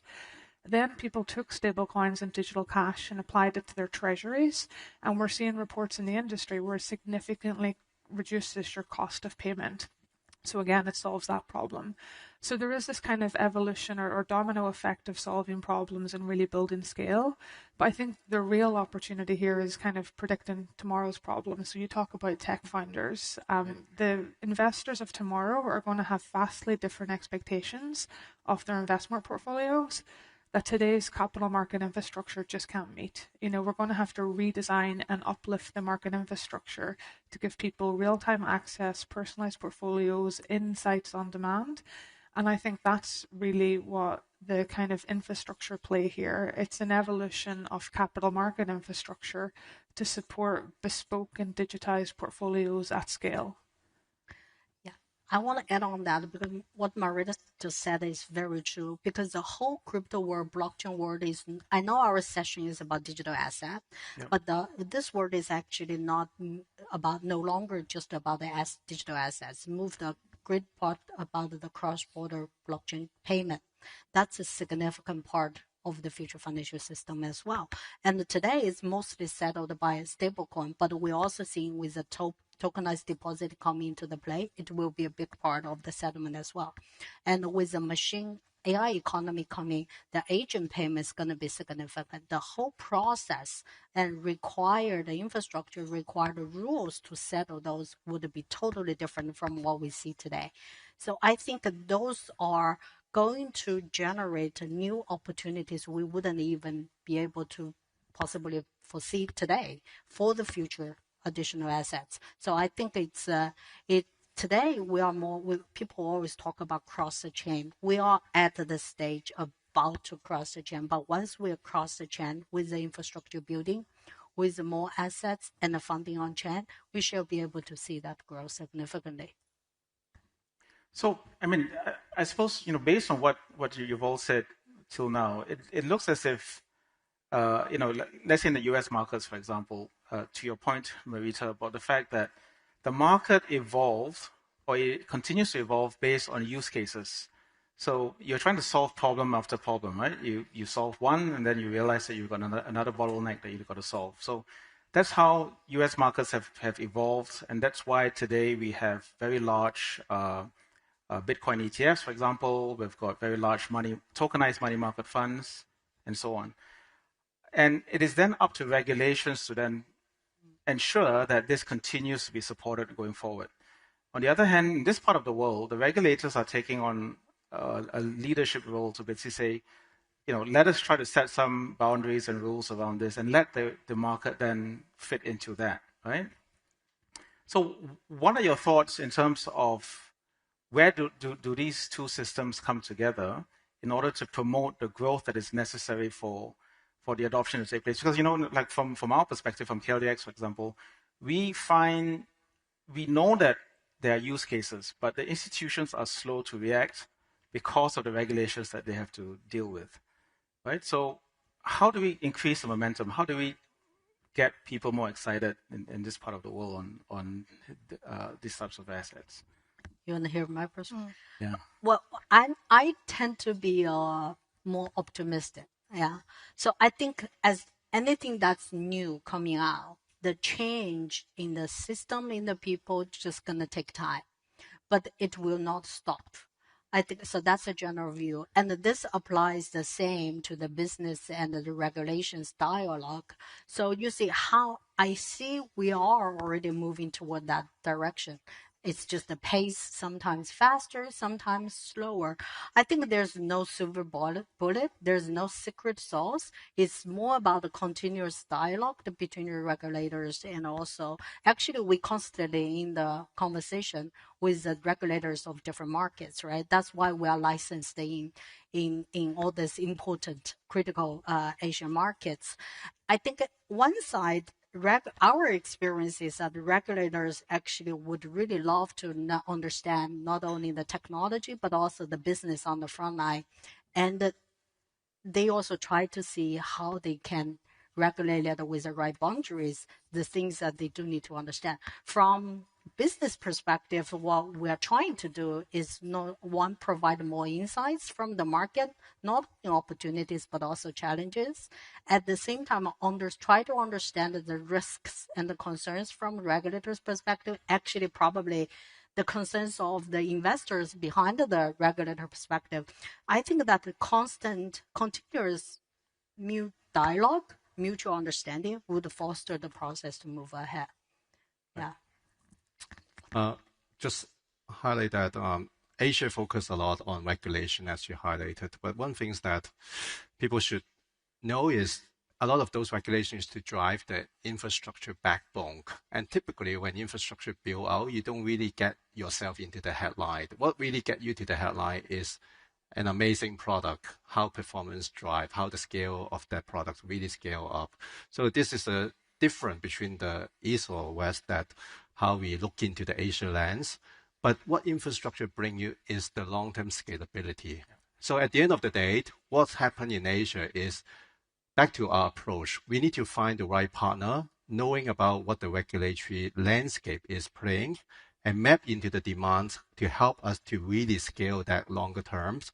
So I think a lot of things you highlight, whether it's like Project Guardians, Project Ensemble, these are all those infrastructure, but typically it would be lack of attention from the general, but that is the core part, how you really bring us to where we want to be in 5-10 years. And we're quite active in many of those regulatory kind of working groups, and I think it is a combination that's needed. You need the kind of innovation, but you also need regulatory approval and scrutiny and frameworks. But even in the past 7 years, there's been a significant change, I think, in mindsets. Historically, it was, well, here's my regulatory border, and how do I extend it to include this new dynamic? Whereas now, increasingly, we're seeing regulators approach this with, how can I leverage this technology to better achieve the outcomes I want? Financial stability, consumer protection, standardization, cross-border portability. So I think that's actually quite unique. In Singapore here in Project Guardian, there's a concept of compliance by design. So can we also move risk controls up the value chain? A lot of controls in the market today are quite detective. They detect after something's gone wrong. Compliance by design allows you to actually build that from the outset. Yeah, I think from opportunities from an investor point of view, I'm very excited about the space. And I think for the next few years, it's really the iceberg moment for Asia or the surrounding area. Why? Because there are gaps in the market. I love the quantum leap story of technology. We have seen it every part, right? The early parts of how China managed to go from very paper focused, not focused, to totally digitized. And I think that is the opportunity that I love to see, what digital asset infrastructure, and there are pockets still in our region that we can allocate or invest and make an impact. So I think that is one space, including Africa. In fact, the last 1 year, I've been 3 times to Rwanda. Yeah, so coming from a blue ocean opportunity point of view. So again, I want to emphasize on agentic finance, because when you look at finance industry as a whole, it is mainly a middleman business. So when we talk about, are we going to invest in faster horses or going to build a new car? So we have to be careful how we employ technology. So technology, it could be expensive if you are just doing a wrapper. So we really have to be avoiding what we call institutional imperative of what we are doing, right? So I love the story of TTK earlier, and how now private wealth is trying to also impact or making impactful investment in the space. Again, with it's a bit different from the institutional and how some fund manager allocate to the space. So just wanted to emphasize on the opportunities, and we are just seeing the peak of the iceberg right now. Thank you, Zan. Okay, so we've got a few minutes left. Let's jump into some of the Q&A, mostly focusing on HashKey. So maybe the third question, HashKey listed in Hong Kong last year, becoming Asia's first publicly traded digital asset company. What does that signal to the broader industry? And has access of traditional markets, capital markets, shifted your strategic priorities? I think the listing itself is a milestone and a recognition by the market. And I think we have always been positioned ourselves as the compliance onshore financial infrastructure. So that has not changed and actually will continue to strengthen. But that's a signal, of course, also we're trying to send. If we're not trying to, it's already been sent to the market. So that's also the trend we see in the market. Many nowadays, when we go to the other markets, that it becomes much easier for us to build the alliance or the partnership with the other licensed exchange in other markets as well. That's why. Second is, as we said, we do see the future opportunities of the blockchain technology is the institutional adoption, particularly by the traditional business and the traditional finance. That's why we build our next wave of the growth going to be build the on-chain financial infrastructure to enable that, and as a result, capture the opportunity in that side. How does that change our strategic capability and priorities? I don't think it's really a change because it's enhanced. We will continue to keep and build our licensed crypto exchange part of the business. But we also had the asset management business, but now we are doubling down, building the on-chain business group part of the business. That means for example, we are building the hashkey issuance platform to make the on-chain tokenization much easier and accessible to many smaller and medium enterprises. Because today, going on-chain tokenized is not as easy as it sounded to be. But we're going to build this platform to make it easier for you. Second, we're building the hashkey trading platform so that with more trading and the liquidities, it's going to help on the issuance platform and build the channel link to the other broader distribution as well.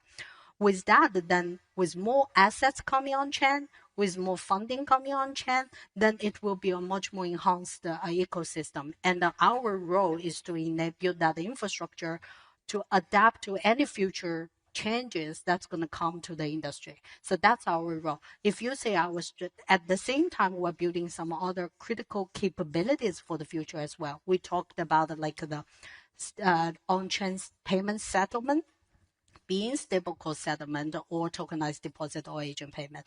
And we're also building the on-chain, all the enhance the compliance capability as well. KYC, AML.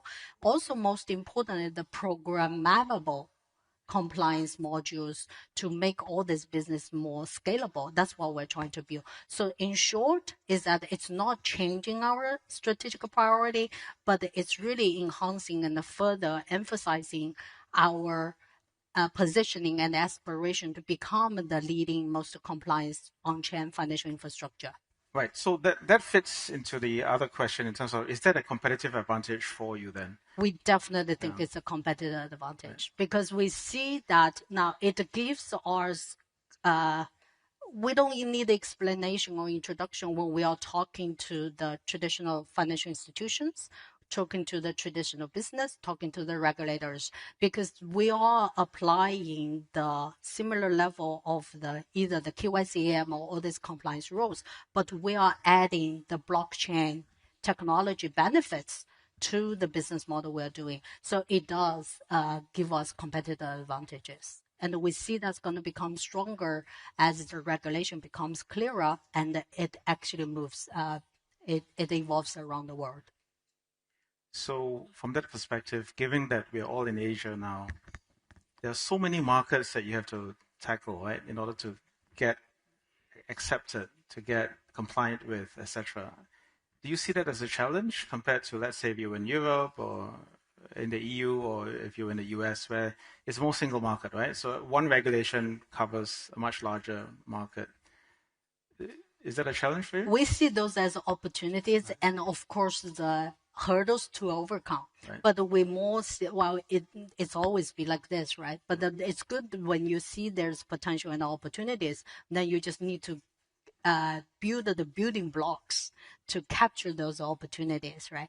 But the good thing is that, as I said earlier, today's crypto world and the blockchain is quite fragmented across the markets, across the systems, across the investors, but we see that's gonna, as anything new, that's gonna come together gradually. And we hope we are trying to build ourselves as earlier in that position to capture those upcoming opportunities when it becomes more integrating together. So from the institutional provider's point of view, do you see that as an opportunity or? Well, it's definitely opportunity to begin with, but at the same time, I more see like all this proliferation is more starting with localizations.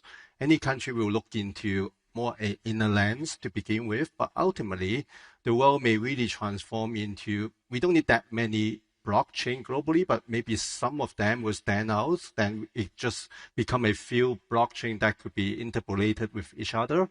And at the end of the day, if you go 5 years ahead, we definitely will see more tokenized product. We definitely will see more use cases into the digital cash, the infrastructure build out, but that boils down into your distribution strategy and also the topic of the portfolio strategy, right? How do you change the way how a portfolio, whether it's like traditional fixed income, equity, or private market are being managed?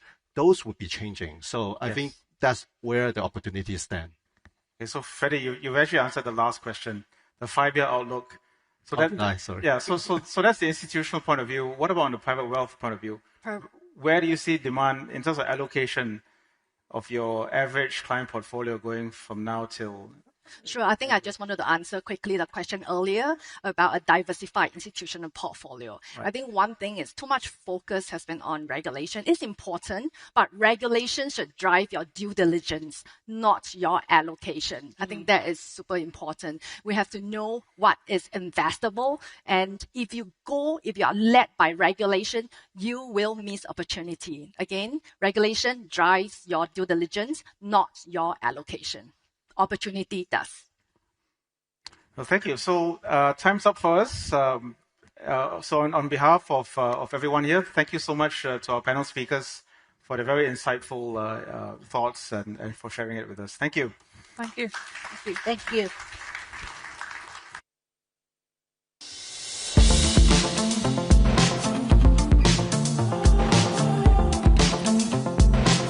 Thank you to all our panelists. It's clear there are some exciting times ahead.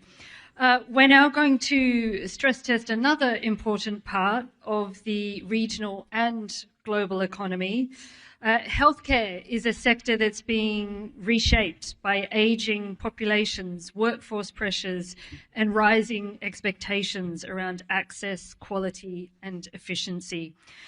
Please welcome Prem Kumar Nair, Group Chief Executive Officer of IHH Healthcare, in conversation with Reuters Asia Company News Editor Mi-Young Kim.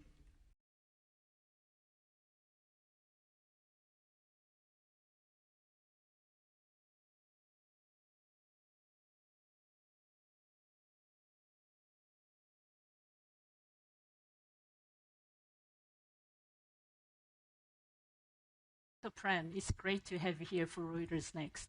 Thank you. Let's talk about geopolitical risks first.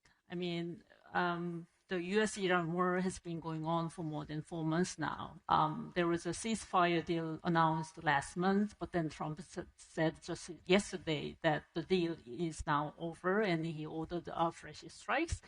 Oil prices went up and stocks are down. How are you managing geopolitical risks and how that has impacted healthcare sector in general and your business? Okay, so maybe I'll talk about in general first. If you look at the financial results of listed healthcare companies, you'll find that they have not been affected very much. And I think that's because you would think that healthcare industry would be affected quite a bit. Supply chain issues, right? Energy. Hospitals operate 24/7, right? And because of the oil price, energy costs have gone up. Medical tourism, right? These are the 3 things that you would expect hospitals to be affected by. But in reality, supply chain for healthcare has become very, very diversified now. So in our case, at IHH, we operate in 10 countries. We've got large countries like China, India, Malaysia. We pivoted to supplies from these countries a long time ago. the healthcare industry has learned to become very resilient, I would say, basically because of the pandemic, when things were in short supply. So post-pandemic, most of us have diversified away from the West to supplies mainly from either the countries we are in. For example, India is a big generics supplier, right? And we can get Indian generic drugs in most of our countries. Medical technology, medtech, biotech from China. We are now using Chinese MRIs, CT scanners, in addition, of course, to the Siemens, Philips, GEs of the world.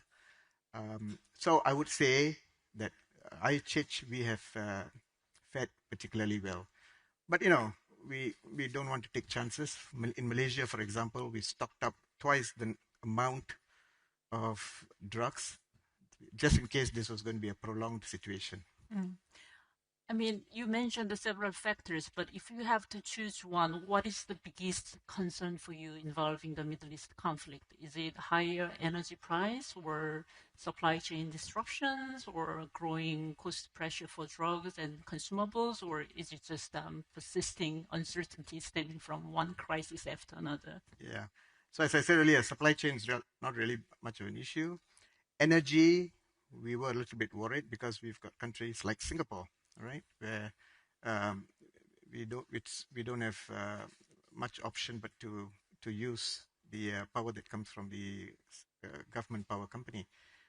But what we have done is that we have got long-term supply contracts. So our energy contracts in most countries run for 2 to 3 years. So we were locked in.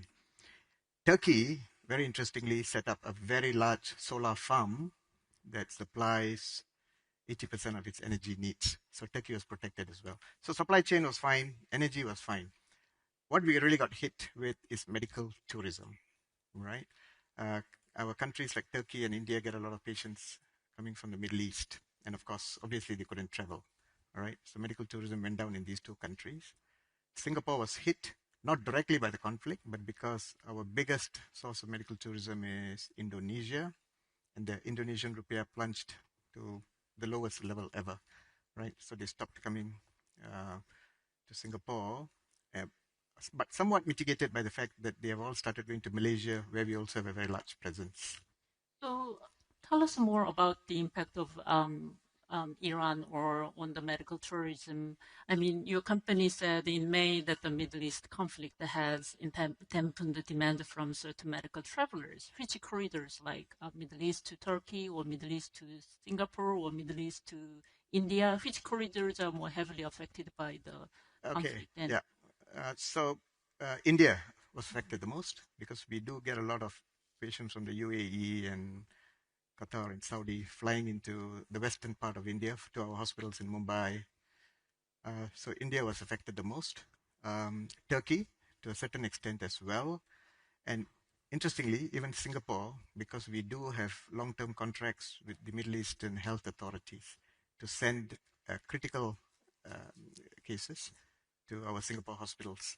So even Singapore was affected as well. Right. So how are medical travelers responding to this geopolitical risk? Are they simply delaying treatment, or are they changing destinations? They change destinations sometimes, okay. But I'll give an example. If you ask an Indonesian patient who comes regularly to Mount Elizabeth Hospital, he will wait until the conflict is over and then come. So what typically happens, as in COVID, was they try and hold out for as much as they can. They might see a local provider, but once they can travel, then they will come in large numbers. So the whole lobby of Mauni Hospital will be full of Indonesian patients. Mm-hmm. I mean, as you said, you operate in 10 countries, and how would this geopolitical risk affect your business plan? Does it have some impact on your business plan? Like, do you have to change your, let's say, capital allocation or expansion plan because of the geopolitical risk? Yeah. So I like to say that we are probably the most risk-diversified healthcare group in the world, right? So put aside even this, what's happening in the Middle East now, the Iran war. We've had countries like Turkey, where, as you know, for many years, inflation was high. The lira, Turkish lira, was weakening. So we've had to manage that for a long time. So during that time, countries like Singapore and Malaysia, Hong Kong, they were the ones who propped up the group very well. And today, Turkey is doing extremely well. It's now the biggest contributor to our financials. And that's because the inflation has come down, the lira has stabilized. They have de-risked by having almost 40% of their revenue coming from Europe and other countries, US dollar denominated, right? So they're doing very well. Recently, Malaysia and Singapore are affected by payer issues, insurance issues. That's due to very high medical inflation. There were a lot of payer provider issues. So Malaysia 2 years ago, but Malaysia has now come out of it and is doing extremely well. If you look at the last few quarters, Malaysia has been one of our star countries. This year it was Singapore's turn, same thing. So Singapore has had to go and talk to the insurers, work out packages, deals and all that. So I think Singapore is also coming off the bottom. So we are a very risk diversified healthcare group. Diversification has yes. right the ground. Let's talk about AI. There's a lot of hype about AI and discussion about how it can change the way we work and operate. How do you deploying AI in hospital operations and patient care?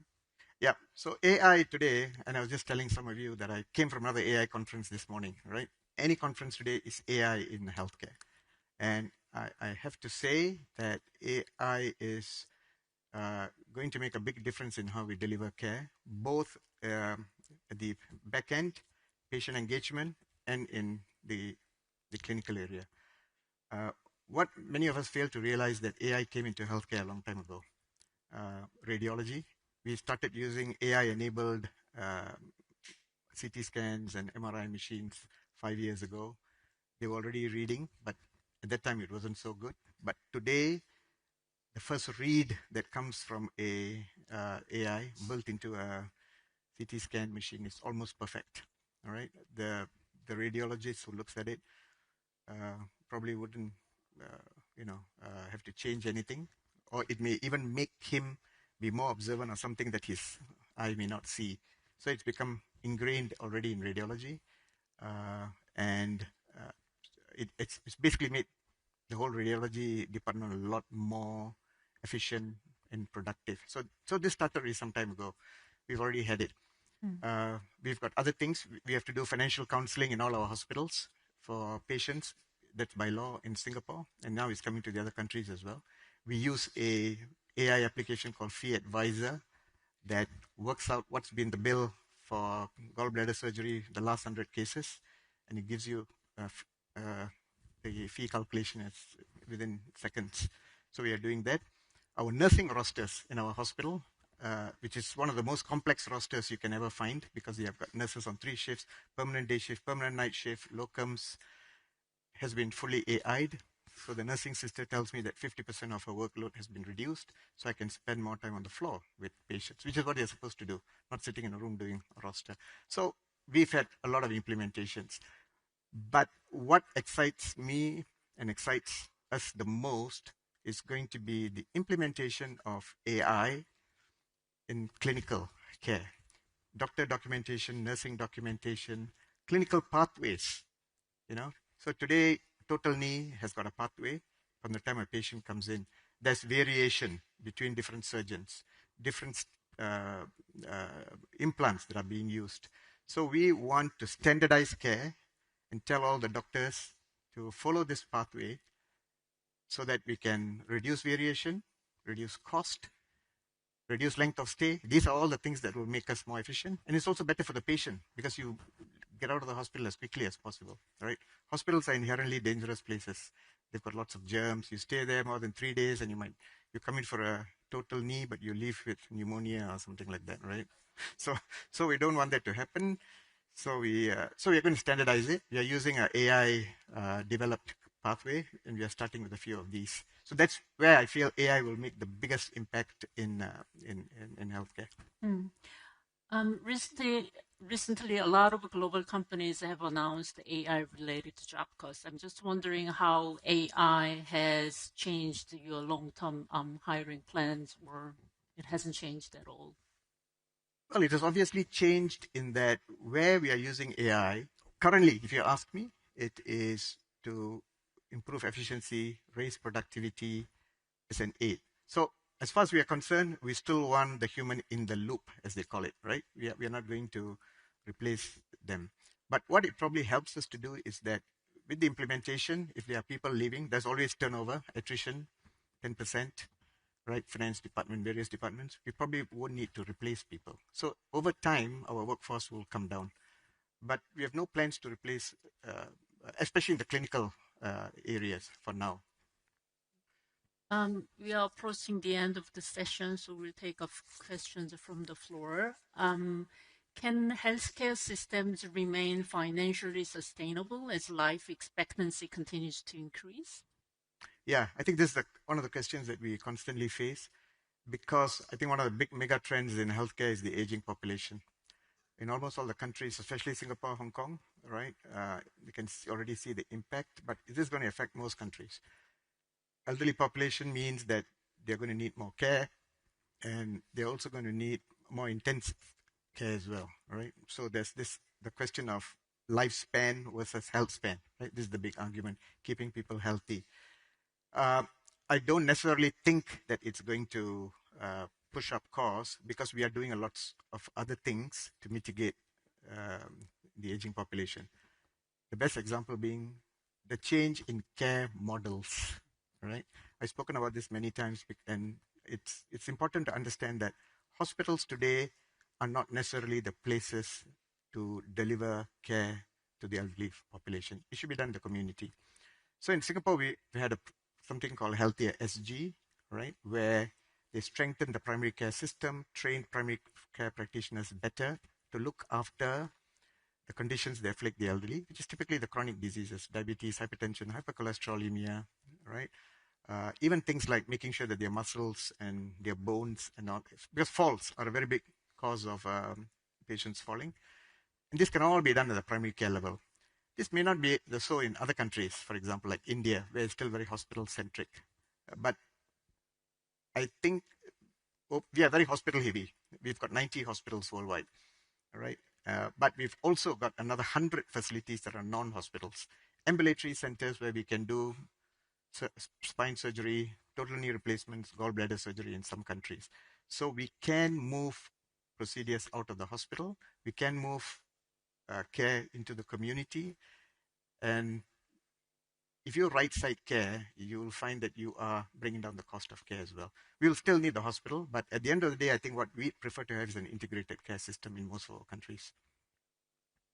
Maybe we can take one more question. Some AI leaders have suggested that advances in AI could significantly disrupt roles like radiologists. Do you see AI eventually reducing demand for certain doctors or specialists? Yeah, most certainly I do see it.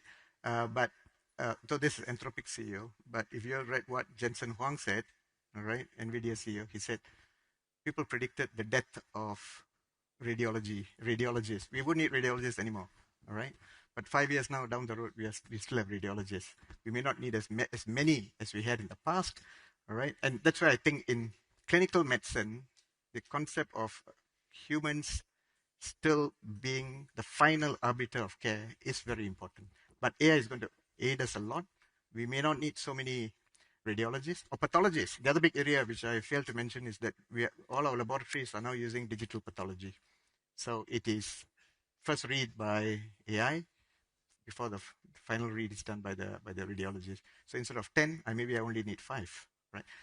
But the people who are responsible for specialist training will have to take that into account when we train the specialists. We need more geriatricians. Unfortunately, not many people want to do geriatrics because there's not much money in geriatrics. But seriously, that's what we need. Great.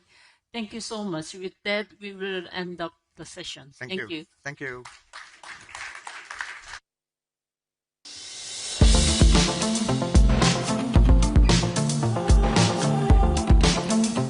Thank you, Mia, and thank you, Prem Kumar, for your thoughts on what is really such an important topic for, all of us at some point in our lives.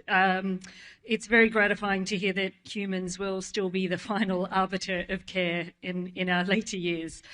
We're now going to quickly break for 20 minutes so you can refuel with some coffee. We have 3 fantastic sessions still to come, and we have a very topic list to keep you on your toes for the remainder of the afternoon. Immediately after the break, we're going to tackle AI again with FWD Group and some other guests, and then we're going to hear from Malaysia's second Finance Minister, Amir Hamzah Azizan, before we finish the day in conversation with Danantara and Chinggis Khan executives. So we'll see you back here in 20 minutes.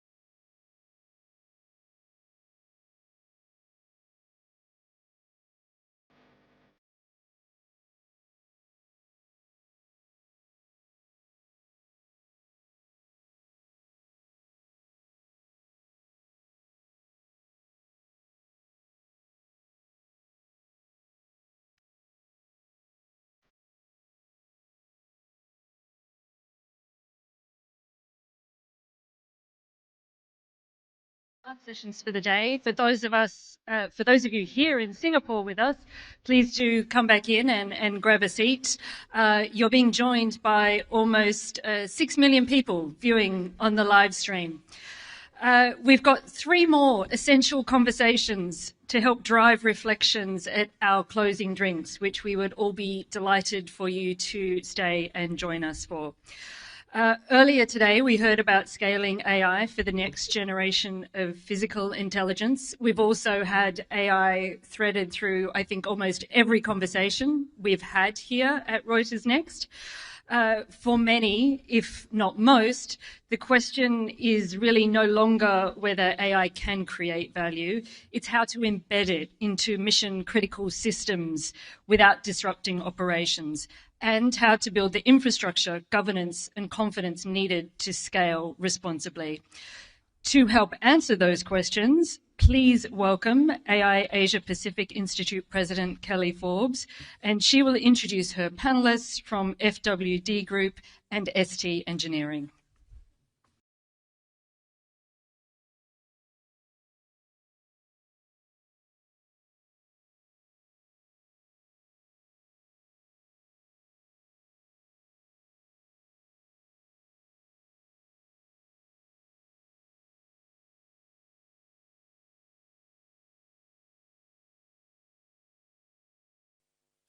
So welcome, everyone.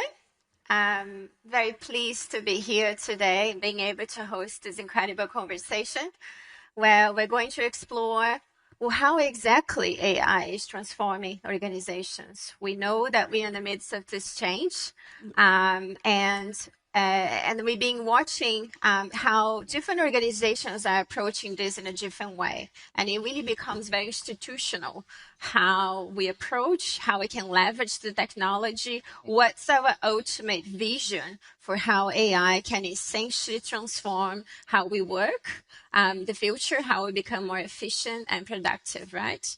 So maybe let me start by taking us back to how do you envisage and so far, how it has been the experience of bringing AI into your organization. So maybe let's just start with you, Phong. Sure. I thought it was lady first, but thanks, Bindru. Thanks for the question. And I just want to start by saying that we are a relatively young organization. We're only 13 years old. So that's the benefit of that is making change is quite a bit easier. But on the flip side, we don't have the deep pocket like our competitors that we compete with.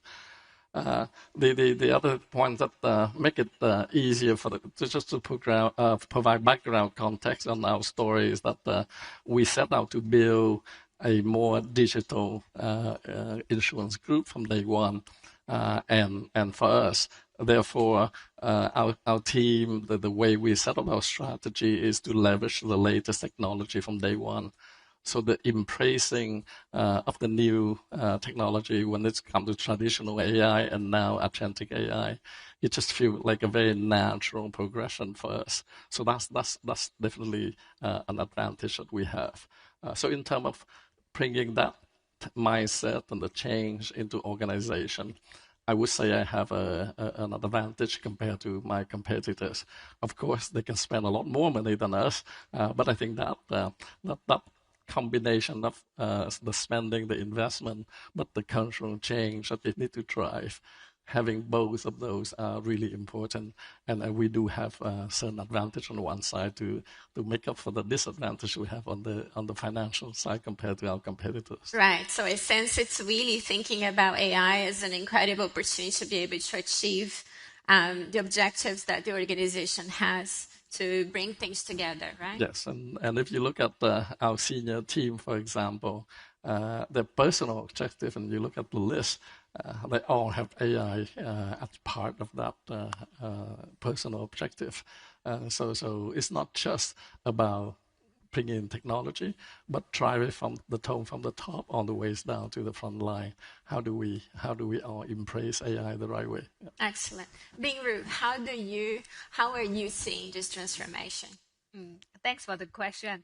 Yeah, so I am from ST Engineering. Earlier you said FWD is a young company, and ST Engineering is the oldest Singapore Inc. in Singapore. We're the first Singapore Inc. So Singapore is 60 years old. ST Engineering is 59. Next year we'll be celebrating our 60. And because we are a defense organization, mainly our strategic partnership with Ministry of Defense, and our mission is to protect the nation, AI to us is a non-negotiable because you do not want to know when tested that you are behind in your innovation in the battlefield, right? So to us, this is a non-negotiable. Earlier, it was quite an interesting discussion with the audience in terms of how enterprise should see AI. And a lot of them, a group of them really went for it, and you have to stay competitive. And the other group, maybe a bit of a wait and see because there is a cost component, there is an ROI component you would think about, and also there is a risk component, right? So it makes sense to go cautious or prudent, right, to some. But for ST Engineering, really, we need to be ahead. Not only do we need to be really pushing for AI, we need to be ahead of AI, yeah, in order to do well in bread and butter of what we do as a company. And so I was just busy at a workshop earlier today where we were talking about embracing AI, but how do we lead this transformation on a workforce front and ensuring that there's trust as the baseline for that. At the core of this transformation, we need to remember that we have humans, and how do we monitor and prepare our teams internally as well as to lead this transformation externally, right? So how do you see this? I think the human component and the organization, how it's been managing that workforce transformation. I think there's two parts of this question, right? The first part is the core element of trust. Yes. And then the second part is how the human equation fit into and make sure that we don't lose that trust when we leverage AI the right way. I think when it comes to trust, life insurance, like it or not, we're selling trust. And I think Binju and I were just talking outside the room. This is the industry where people give us a lot of money first, and then we deliver the promise to our customer 30, 40 years later. So really, we're selling trust. So without trust, the whole industry is in trouble. So I think that's the very first thing that we have to remember for us as a life insurance industry, and how to protect that is very important. So when it comes to technology, and I think if you think about life insurance, and at the risk of sounding like an actuary here, I am trained as an actuary. We are probably the original data company. The first exam I have to pass is statistic and data analytic and so on in order to work for life insurance company. We crunch numbers. So when things like more data analytic and traditional come online, that's very natural for us. But when it comes to agentic AI, that's a completely different level. So maintain that trust while making that leap into that, using embedding agentic AI across the organization. That is really, really important for us.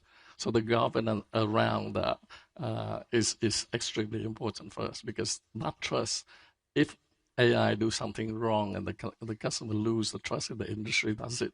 It's going to take decades for that to return for us. So we are very careful when we implement AI into our system in a way that well governed.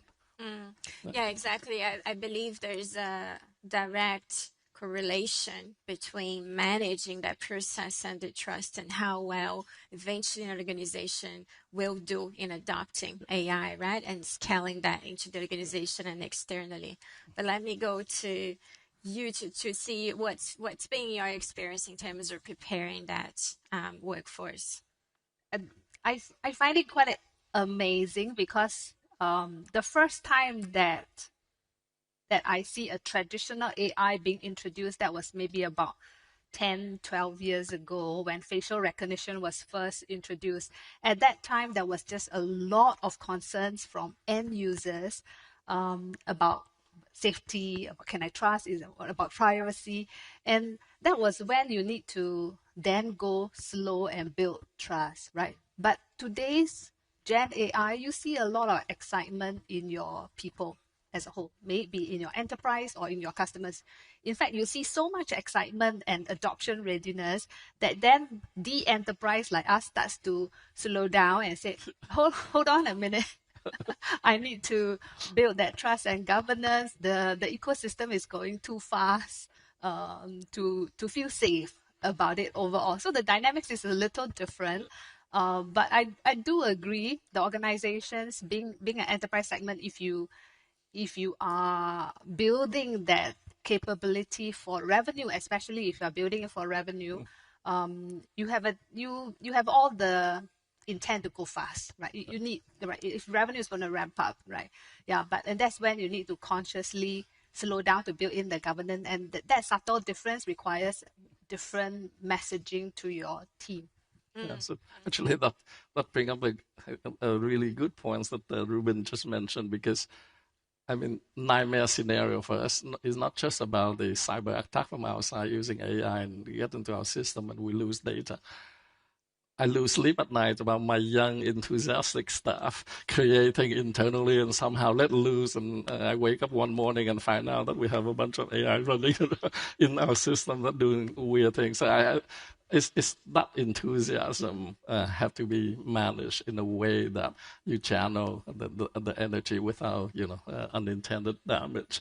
Because that's actually one of the things I worry the most. Yeah, it's the experimenting, right? Yeah. I suppose, and what we're really seeing a lot is that the older, more traditional organizations are struggling more now because they suddenly having to innovate very quickly and make sense of a technology which is incredibly new and adapt their processes, right? So there is probably a certain advantage to being a younger organization, probably on that front. And it becomes more of a cultural, would you say, a cultural transformation than anything. Mm-hmm. And we are quite privileged probably being here in Asia because when you look at data globally, it's where it's being perceived in a very positive way as a welcoming change, right? Would you agree? Yes, I fully agree. And it's the cultural, it's not just about the excitement, which is one side of it, but also, I think my team in general, there's a fear because we're a startup. We try to be we always been the underdog, right? So we don't want to get left behind. So always the fear and paranoia. If we don't stay ahead of the curve on this compared to our competitors, we'll be launched. We won't survive 5 years down the road. So it's not just about having a culture of people get excited and try to do things, but this is survival for us a few years down the road. Yes, so. Yes. And I think the feeling has been also across governments and across the world, as in we are essentially, there's a feeling towards a race that we must stay ahead as to embrace the opportunity, right? And there's also fear and a lot of conversations about that we are currently in an AI bubble that could burst at any point.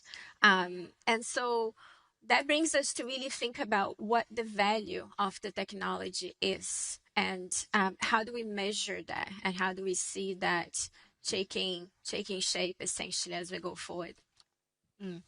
Well, if I purely look at it from a technology angle, in the traditional AI space, to build a chatbot, I need a team of at least 10, 12 people to do knowledge data tagging. I need another team of another 10, 12 to build algorithm in order to do a chatbot that is probably, 20% as smart as it can get today. And today I only need one developer. So you can see the vast change in terms of how advanced the tech has become with Gen AI. So if I evaluate it from just the tech angle, it is not a bubble. nowhere close to a bubble if it's from a tech angle. Yeah.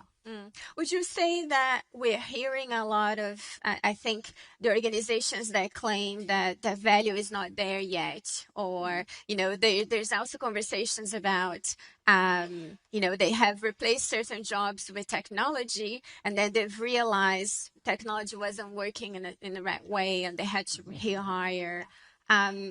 Is this potentially because, what do you see that could be the gap for that? Is it probably because they're expecting an immediate response as opposed to thinking long term? I personally think that the big tech companies have set us all up in the wrong way by first telling us they are retrenching 100,000 people due to AI. It may be due to other reasons, but because of that, everybody is expecting immediate efficiency. And earlier we had some conversations with regards to where do you put your Gen AI at this point when the compute cost is super high, right? And your compute cost has not come down yet. At some point it will come down, but at this point it's just really high. So if you put your Gen AI everywhere and allow 1,000 flowers to bloom in your organization, then you are not going to see any ROI. You're going to really be burnt out with the cost. Right, so I gave one example from in ST Engineering. We wanted to upgrade the national SOC, which is Security Ops Operations Center. It's very important that we monitor threats that's coming from around the world for our mission critical sector.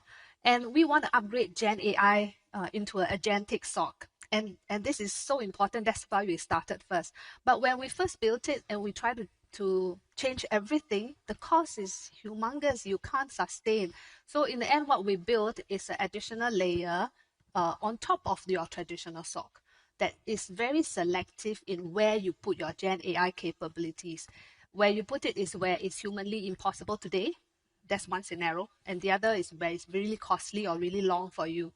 So when you detect threats, there are just so many, a gazillion threat types. If you miss one, the consequence is heavy, and therefore that's the portion you want to put your agentic AI and really work hard in. That's the portion that you will pay for your tokens, and yet the ROI will be positive. Yeah, so I think you need to pick your battles at this point until it becomes cheap enough. So I'm not a CTO, so I cannot speak in such clarity when it comes to tech, like Ruben. For me, I think it's more about, especially for general management, it's that strategic clarity that you must make sure your organization have.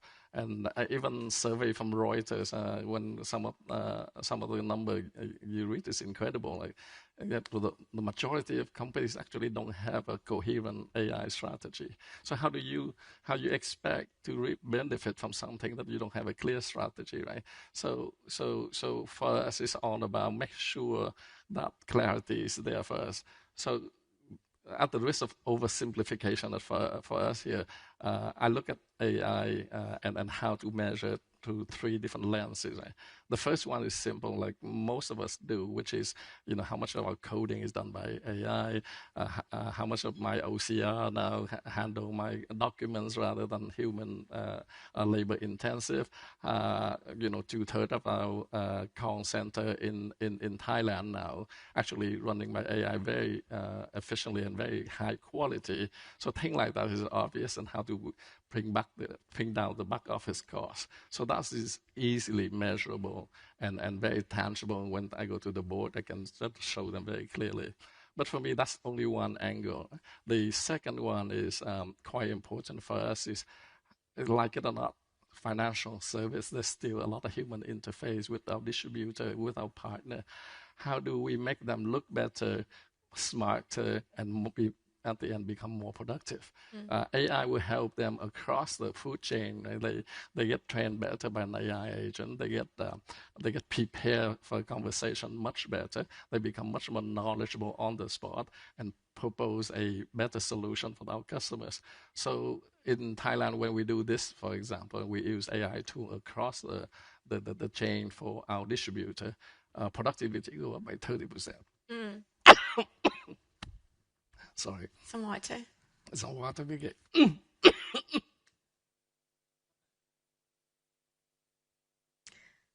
But the third thing I want to. So let's give you a break and let me go to think about how do we take us to, I think building what Fong was telling us, it makes it into a very bright future. So take us into your vision of how you see SG engineering in the next few years and what AI role is in that transformation. Well, so we are a company with a national vision. I think it is a clear priority for us versus any enterprise. But having said so, we have the same struggles when we try to apply it from a national vision perspective. It was very clear. We don't look at ROI that much. We look at this is a non-negotiable. But when we look at AI as an enterprise ourselves, we face the same challenge like any other organization had, as in people are maybe piloting everywhere, nothing is really taking scale, right? And then we gave licenses to, like we gave Copilot and Claude licenses to developers, and very fast they maxed out their tokens and they needed more, and things like that. Yeah, so I think as an organization, we are trying to test bait a lot of things on ourselves so that we can bring it to market better. And then, but overall, as an organization, together with our mission, I think AI is something that that restructures foundations of our capabilities. Yeah. So let's go back to you, Fong. Hopefully your voice is back. So I just covered the first 2 points. The third one I just want to ask quickly is the third aspect that we measure the effect of AI is obviously the customer experience for us. Because we set out to build a different kind of insurance company to make things simpler and a better journey for our customers. And AI is like God sent in terms of how we simplify things for our customer. When we talk about, we have a conversation about claims earlier today. And my view. Do you want me to help you out with that example? That's a very sensitive subject, but my view is that it's not about you don't use AI just because it do the claim adjuster better. But for me, it's about, okay, how do you identify the fraud quickly so that we can pay the your honest customer much faster and make the journey much more pleasant. So instead of us human being going through everything and question everything for everyone, now I would tell you just focus on the trouble case and pay everybody else fast. Like that's one of the pet peeves as a consumer for insurance. Is like when I walk into an insurance company, I'm going to make a claim. Why do you ask for my name, my policy number? You have all of that, but you make my life so miserable. So AI will make your life much better for the average consumer. I think that's to me that's the key. You measure that aspect at the end of the day.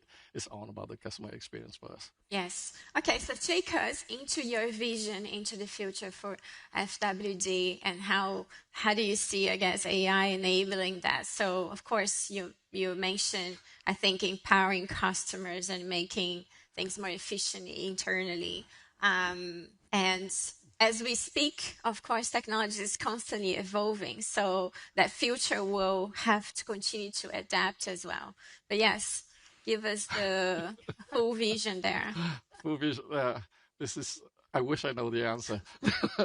And if somebody in the audience think they know what the organization for financial service or any organization look like 5 years from now with AI, I really want to buy you lunch, listen to you, because to be honest, I don't know. I think if anything, I think all of the process, because AI is, so far, we have a lot of incremental change, and we try to change a lot of processes. But I think 5 years from now, the way we work, the whole organization will be so different. Will be redesigned to take advantage of AI fully, and that is not something that we're familiar with today. So I wish I know the answer. I just know it's going to be very different than today. And I just have to continue to run fast and how to adapt to the latest and get there. I wish I know the answer. Maybe you help me out here. We should share the learnings about man in the loop, because that's an insurance case that we spoke offline, right? So I don't know if all of you are aware that the first, one of the first few cases is actually in insurance claims, really paying customers faster, because that's what main complaints are. And that's the first areas that is ruled in court when it's sued, because that particular Gen AI chatbot rejected claims that it's not supposed to. It's not FWD, it's your competitor. And when they got sued, the court ruled against the insurer simply because they had a man in the loop that simply would not have time to do the checks, because why the court simply took this is 2,000 number of claims that came in over 24 hours. And this means that each claim you have 20 seconds, and there is no way this man in the loop will be able to perform his duty or his due diligence. Yeah, so I thought that that case kind of helps us understand about a bit more about governance. We have to not just take word by word what is recommended today by the regulator, because the regulator together with us are all learning as we go, and we have to, in the spirit of things, be really putting in due diligence when we roll out new technology.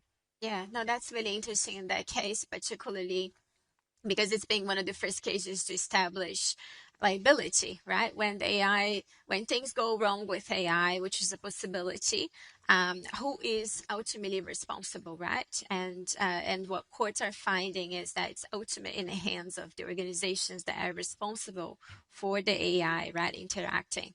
And that really is the umbrella of when we talk about responsible AI. How do we do it responsibly, right?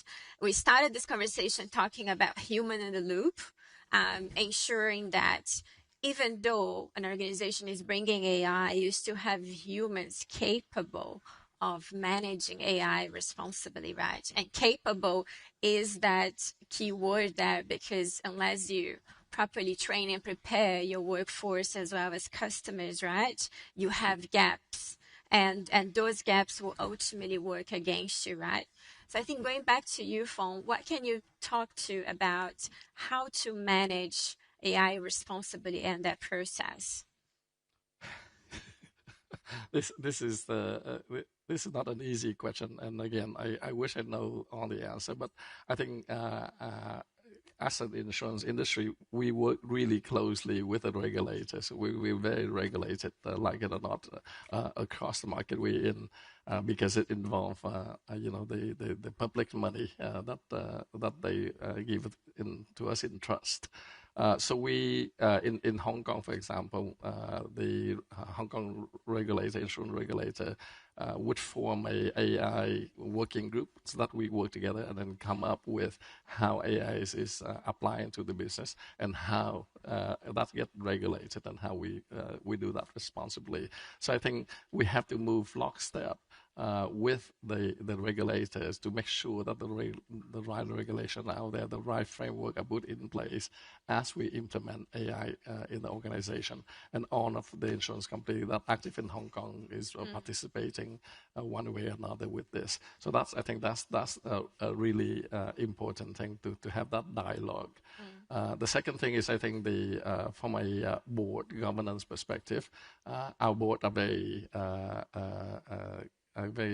aware of this, and they themselves go through a lot of training themselves to get them up to speed in terms of what is the latest development and what are being put into practice into the operation in our organization and the framework around it. So again, at our level, not from the grassroots, from the training for our frontline people all the way to the board, to the regulator, we work very closely to make sure that framework is defined, because it doesn't take much. It's like a couple of minutes up and yes.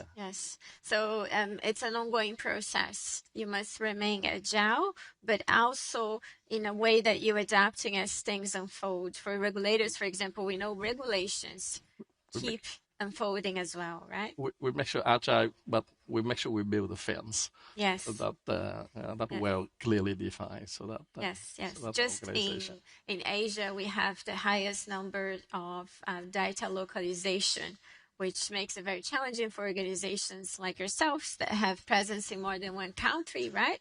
Because you're having to also manage that process. Do you have anything to add to that responsible AI vision? Yeah, I think this is a very key area for Singapore because typically when there is a new tech, our role in Singapore is compliance, regulatory, and building trust. Yeah, we do well in that game. And in the AI space, the foundational models are from US. Of course, there's a lot now coming from China, right? The compute is also heavy in the US. The robotics that's going to come is going to be dominated by China because all the aluminum and steel is produced in China. So where does Singapore play well when we are in between these two nations is in really test bedding the technology, having regulatory frameworks and rolling out responsibly, and having Southeast Asia just right beside us is good because that's where adoption moves really fast.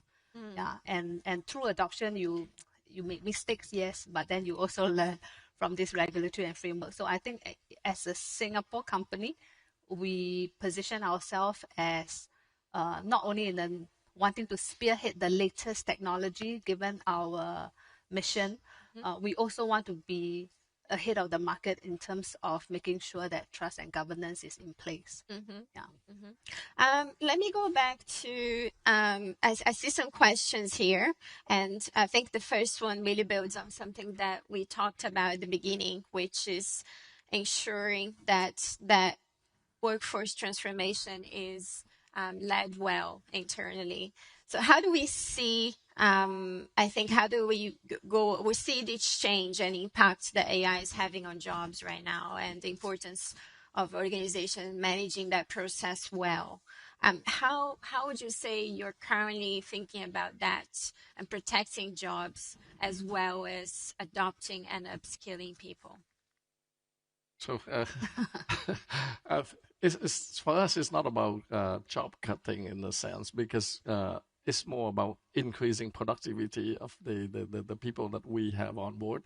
We are growing very fast, and if you look, we're 13 years old, but now we have about 9,000 staff across 10 markets. So that number growing very fast, and our business continue to grow really fast. So the point here is how do we scale up without adding tremendous number of headcount all the time. You cannot just afford to double and triple your workforce. In some country, I wish I could, but the people, the talent is not there to support that kind of growth. So having AI is very important for us. Is how do we increase our productivity both at the frontline distributor and the back office in a way. That's number one. Second thing is about getting our people to do more complex work. So in Thailand, when we talk about 66%, 2/3 of our calls now handled by AI agent, and they actually can handle very complex case. But we still have 2/3 of a case where there's a lot more hand-holding, a lot more empathy needed, and the human call operator would take care of that. That sort of changing of job nature happen quite a bit. And your example of claims is a good example, right? There's no point having one person doing 400 cases and mess up, whereas you focus your staff on much more a high value added and much more complex situation where a lot of analytics is involved, and take away the mundane tasks from the people. So for now, for us, it's not a question of how to cut job, but how much more about how to equip our workforce for better. Yes. I wonder if you have anything to add, Bing Ru, because of course, being in Singapore, we know the government here has been managing that process very well for a very long time and has a lot of programs of upskilling. Yes. And Yes, yes. We are a big employer in Singapore. We have 27,000 staff globally, and vast majority, about 17,000, are all in Singapore. We are very short of engineers. So ST Engineering is a technology and an engineering company. And we see our business having a lot of synergy, increasingly more and more synergy between the tech and the engineering piece, especially when robotics comes into picture. That's really when you need the tech and the engineering together. So we definitely are still hiring. And if in Singapore, we are lack of engineers because there was a period of time nobody wants to study engineering. So if you have a kid that's in university, study engineering, and ST Engineering is the company to join. Okay, we have 1 minute left here. So let's just think about wrapping this up. But I wanted to give you a few seconds for any key takeaways. I think if you were to summarize this in a few seconds of what AI represents into the future of the organization, what would you say? Maybe I go first. So if I have to say something, I would say number one is what you think is cutting edge today going to be obsolete by tomorrow. So just be ready to keep moving and keep changing. I think that's the first thing. The second thing is, I think you touched on quite a lot, which is how do you bring the tech and the cultural change together, hands in hands. One without the other one doesn't work. So that's the second thing. And the third thing for me is like we're very passionate about it. In the end, just make sure you keep your customer at the center of everything you do. So AI, neat tech is fun to look at and so on and so forth. But if it doesn't change how the customer experience in your business, is not worth it. So keep the customer at the center of everything you do. I think that would be my summary. I would say that we are in a very unique phase of emerging tech whereby there is a lot of excitement before the technology is all ready. And this is a unique situation compared to the past whereby you are either following along or you are trying to encourage people to move along.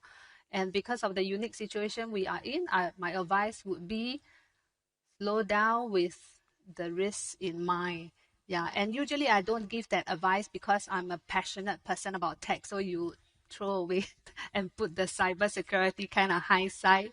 But this is the time cybersecurity needs to be ahead of the tech.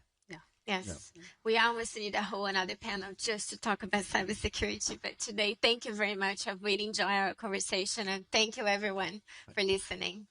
Thank you. Thank you. Thank you so much. Thank you.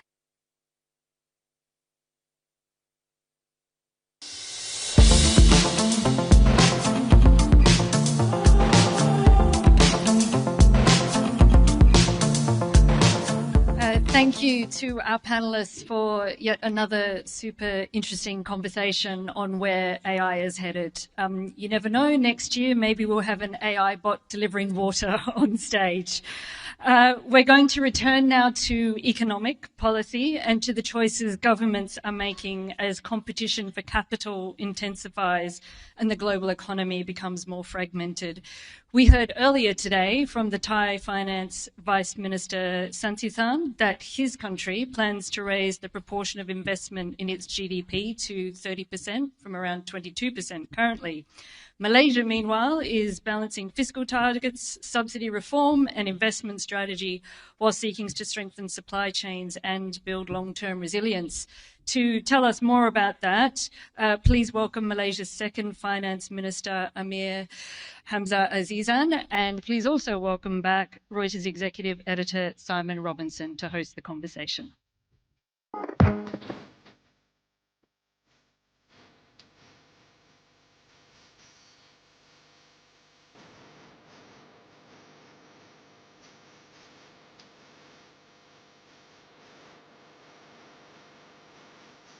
Good afternoon again. Minister, welcome. So let's jump straight into energy questions related to the conflict in Iran. Malaysia, in fact, has weathered the kind of energy storm, as it were, better than most in the region, and the economy is doing pretty well. Inflation seems to be mostly under constraint. Is that sustainable, do you think, given that the energy prices are going up and down? You must check the price of oil pretty much, a few times a day. It's been an interesting world, right? We've all lived through very turbulent periods and so on. But the key for us is fundamentally how do you build resilience in the economy? And in instance, if you look from a Malaysian perspective, in one instance, we've been lucky because God gave us some more reserves on the ground, whether it's oil or gas. But the other part is how you manage the system to build your resiliency along this way. So I think this crisis has challenged most nations to test their capacity to be resilient and to manage through. And the ability of the whole government and corporates to work together hand in hand begins to actually make sure your system is robust. And in Malaysia, I think we've been able to prove that because fundamentally we've had no supply disruptions in the country. At the same time, we've been also doing a lot of reform to make sure that the position that we're building is sustainable in the long term. Well, the resilience that you talk about comes at quite a high cost, right? Literally in terms of dollars. Malaysia's fuel subsidy bill is approaching $10 billion a year. You said last month that could mean the country will not meet its fiscal deficit targets for this year. And the target, which is 3.5%, how far off that are you going? What's the miss going to look like? I think it's important to understand and look at things not in a point level. You need to look in the scale of reform that's happened. So Malaysia has been in a journey to make sure that fiscal reform has been at the tenet of what we've done. If I go back to 2021, fiscal deficit was 6.4%, and last year we managed to take it down to 3.7%. This was because what we wanted to do is to make sure when we reform, we bake it into government policy, we bake it into the law that we actually have, and we bind the system to make it happen. So the world is volatile, and there will be periods that the whole system will be tested. But the key is to ensure that the policies and reform that you do sustain through the vagrancies that happen. So yes, this year will be a bit challenging, but I am a lot more grateful that we did the reform 2.5 years ago when we started to do subsidy rationalization, because my bill today is a lot more manageable than it would have been when we were in the era of blanket subsidies in the system. And the key was, even though we did difficult reform, we were able to execute it with high level of acceptance in the society, and we didn't have pushback on that changes. So plus or minus, yes, global oil prices, we cannot control what the price is, but we can mitigate it so that the effects are managed through in the economy in a better form. So I think that's what we take away from this. And we never waste a good crisis. So even in the difficult part of this crisis, you'll see that Malaysia doesn't pull back. Yeah, when we did last week, we started the completion of our reform agenda for diesel subsidy, and we made sure that it's fully rolled out throughout the whole country. Nobody's excluded from it. So never missing a crisis, never missing that opportunity. But how long is that kind of that reform going to? Malaysia, the subsidies are pretty heavy in Malaysia, and there are outcomes there, in terms of climate change policy, in terms of the cost to the country. How long is that? Are those reforms going to take till you get yourself to a point where you're more weaned off subsidies?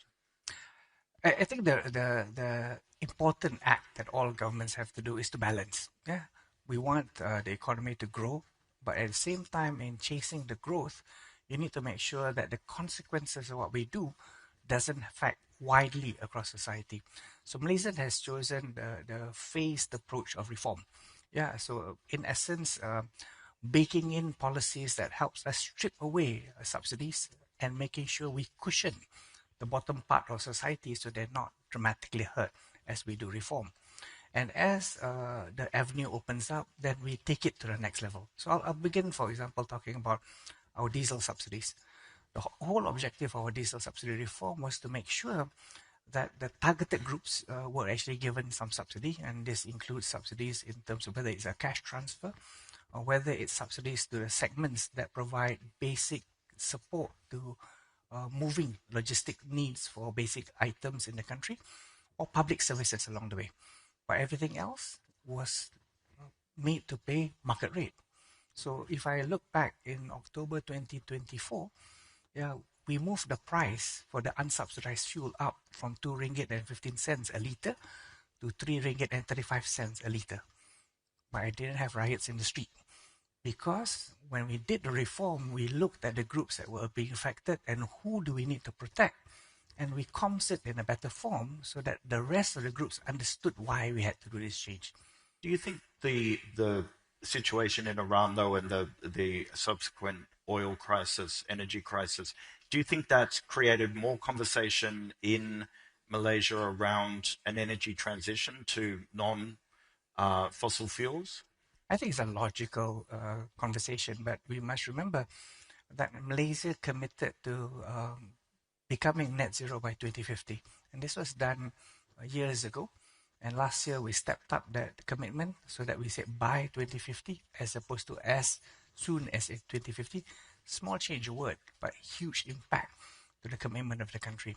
And we're still executing that agenda. The most visible changes that we'll do is what do we power our grid with? And the commitment not to use coal along the way, and the phasing out of coal within the system. Creating a grid that is resilient when we incorporate in a lot more renewables to make sure that supply reliability comes in a manner. Expanding the sources of renewables that comes in, and looking at cross-border support mechanisms, right? Whether we take it from Vietnam, Laos, Thailand, and we create a connected grid within Asia, because the more the Asian grids connect, the more we remove redundancies within the system. So net-net is a win-in for everybody along the way. But as we do that better, then we can green the grid in a manner.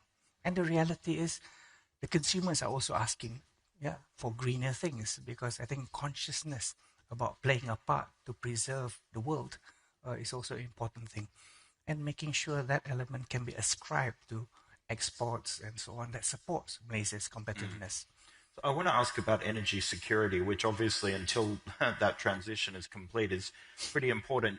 Your Prime Minister, Anwar Ibrahim, said last month that Russia's Vladimir Putin had assured Malaysia on a long-term oil and gas deal. Has a commercial agreement been signed yet?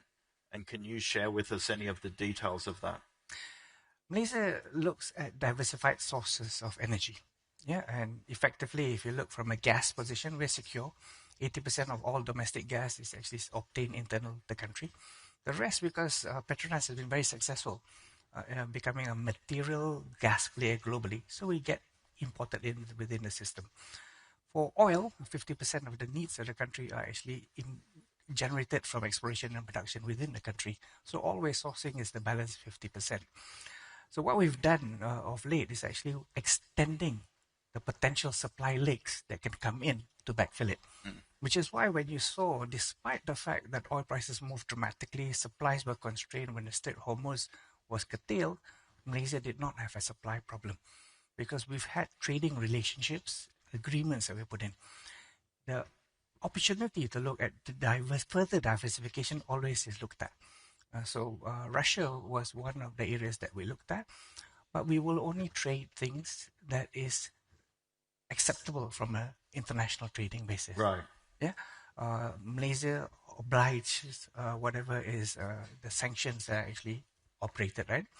So in this period of the war, there were circumstances where sanctions were removed. So it becomes a viable trade. Whether you look at Iran or you look at Russia, there were liftings of that. But if those becomes constraints again, we'll manage with what's left. Right. But it does matter. Do you have the relationship? Do you have the trading practices? Do you have the deal structures already in place so that you can activate it when it needs to? So there's no question that Malaysia would look at Russian oil if those sanctions were on at that given time. I think we've always been very good at, because ultimately Malaysia is an open economy. And to be an open economy, you must operate within frames that makes us acceptable globally. We'll come in a couple of minutes to questions from the floor. There's some great questions here that have come in. Just want to switch now to talking about AI and data centers. Malaysia has positioned data centers as a big part of your digital strategy. How do you work out the balance? How do you get the balance right between attracting investment and, you know, managing resource constraints, including the land? Because, you know, Malaysia is a medium-sized country, I guess. How do you work out? There are many other things, you know, manufacturing of semiconductors, rare earth processing, other things you want to look at. Do data centers kind of overwhelm everything else? I think Malaysia is very clear in terms of what we want to do from high grading its economy. Yeah, because the diversification of the economy, the integration of the supply chain of the economy has been what has made very resiliency work in Malaysia. Yeah? Last year's trade war, Malaysia still registered a 5.2% GDP growth. This year, first quarter, still 5.4% growth because our export base and so on are baked in and fully integrated. So as we look forward, then the question is, in high grading, what are the key sectors we want? Of course, the E&E and semiconductors are core, and we will continue to put a lot of effort to grow that part, but not just by attracting FDIs, but also the expanding out the ecosystems that support it. So the growth capacity comes back to a local economy basis, not just as a land play or cheap capital play for multinationals to come in. Grow the local capacity to integrate with the supply chain. And then allow our people to also export out from a regional or global play on a globally competitive space. So the data centers was also another play that is adjacent to what we've already got here. And we looked at our position because we recognize that as AI has become important, servicing that capacity demands you having infrastructure. So we strengthened our position because we were long on power. We were also decent in water. And we had lots of land that we could actually play it. But it was not about the construction basis. It was about putting the ecosystem on the ground and then increasing the amount of participation in that space, attracting businesses that were attracted to do that. So then we can build a base that is necessary for Malaysia. So for us, that means put infrastructure, put the investment frameworks to actually attract the right sort of things, deepen our participation plays inside that. And that meant that the government also had to change policies, to induce more use of AI, more creation of talent pools that can support this journey as along the way. Because this is going to be one of the core anchors that we want. Right. But done right, it pushes up the complexity that we want, but more importantly, creates better jobs for our people. Let's go to a question from the floor. Which sectors do you see as the strongest long-term sources of growth and competitiveness for Malaysia? Malaysia has always been known that we are an E&E and semiconductor play. We account for 13% of the space. 13%, but fundamentally we were the critical middle. Yeah, we're not top end like the TSMCs and stuff like that. But without what we do, without the memory chips that we do and so on, the rest doesn't work. So we've been focused about strengthening that part. The next leg is, can we step up the play element? Bring in advanced packaging into the space, do chip design to extend the value chain. Bring that capability there because the base ground is already good. Talent is already there. Space is already there. And one of the key things that the world changed was the old models of just in time shifted to just in case. And if your ecosystems are strong, we position very well to anchor that space within a Malaysian context. So for us, the E&E and semiconductor is very important. The second is looking at data centers and AI play to position for future positioning. Lifting up our talent play, our skill set capability, localizing that in domestic portion better. Providing services. And interestingly, it didn't take us very long to become material. 2 years ago, my services balance was negative. It's been negative for a long time. But after the data centers come in, the export services coming out, the last 2 quarters of last year, my services balance went positive because it's beginning to transition into things that fundamentally affect the economy and strengthens the economy and creating jobs and further opportunities forward. But we're not ignoring what has been things that got Malaysia where it was. Oil and gas continues to be an important play for us, deepening, widening that, and also expanding plays. That's why Petronas is all over the world, growing and making sure, because from the relationship, from the positions that we have there, we secure our bases also back home. To wrap up, I'd like to look at another measure of how economically healthy Malaysia is, which is FDI. Last year, FDI reached around $16 billion, I think. How much will it be this year? I think you look at FDI in two forms, right? The first portion is to make sure that we get a lot of new investments committed to Malaysia. So last year was a brilliant year for us. We got 426.8 billion of approved investments into Malaysia. The other thing we looked at is, can we convert that? So commitment is easy to do, but can we convert that actually somebody puts the shovel on the ground, starts the construction along the way? So a lot of efforts has been put in terms of shortening processing time, accelerating incentives to get them people to work. So now our conversion rate is about 85%. Used to be about 65%. So what's happening there is go and look and invest, put them in the right structure, and then convert it onto the ground so that it begins to support your economic growth. First quarter this year, approved investments remain high, 98 billion or so that's come in. So I think that pace is important. And I believe what's happened is that people have woken up to the idea that Malaysia is back. Malaysia has clarity of policy of what it wants. It articulates where it wants to invest in. It puts investment incentives to attract those coming in. And it builds the foundation necessary. Stability of power, stability of water, talent pool that's ready. But more importantly, ability for people to be assured that when you come in, the rules don't change. Yeah, and that's allowed the acceleration of investments. So in this instance, being boring is good. Yeah, because you need to be predictable. Yeah, so I finished the earlier session with your counterpart from Thailand with the question around what would the message be for any investor sitting in this room. So is your message being boring is good? Being boring is good because effectively people know what you get. And people need to look at the track record of delivery and need to have belief. If you want reform, look at what we've done over the last 3 years. Look at what we've done in terms of transforming and putting the rules into place that assures the long-term sustainability. Look at how we've translated investments and converted that to global positioning along the way. Look at the new growth elements that's come in. Yeah, because we anchor on predictable policies.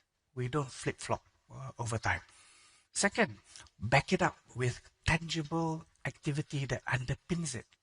Talent is important, so put money behind what you say it's going to do.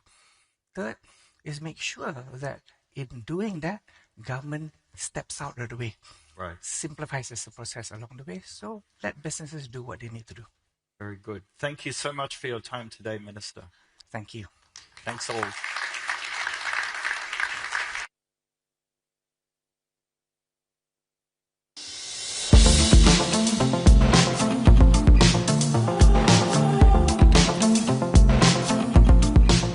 Thank you, Minister. Thank you, Simon. I think never waste a good crisis, and being boring is good. Probably both fairly good advice for life. A last plea for all of you to please share your feedback on today's conversations via the session surveys in the Reuters Events app. Your feedback is really important to us. It does help us build a stronger event from year to year. We're now going to head into our final session with a conversation on where many of today's discussions have converged: capital allocation, confidence, and long-term investment. Sovereign wealth funds decisions can signal where risk has been priced, where opportunity looks durable, and where conviction is building. To discuss what these choices reveal about the next phase of growth in Asia and beyond, please welcome Reuters Breaking Views Associate Editor Robin Mack to introduce her panelists from Danantara and Chinggis Khan.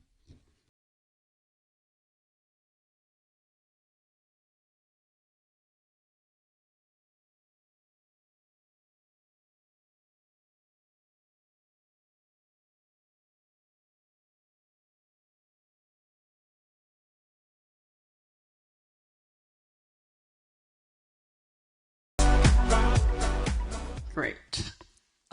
So welcome everyone. Last panel of the day. Well done for sticking it out for so long. I hope everyone has found the conversations today to be insightful and fruitful. I think it's safe to say the one big recurring theme throughout is uncertainty.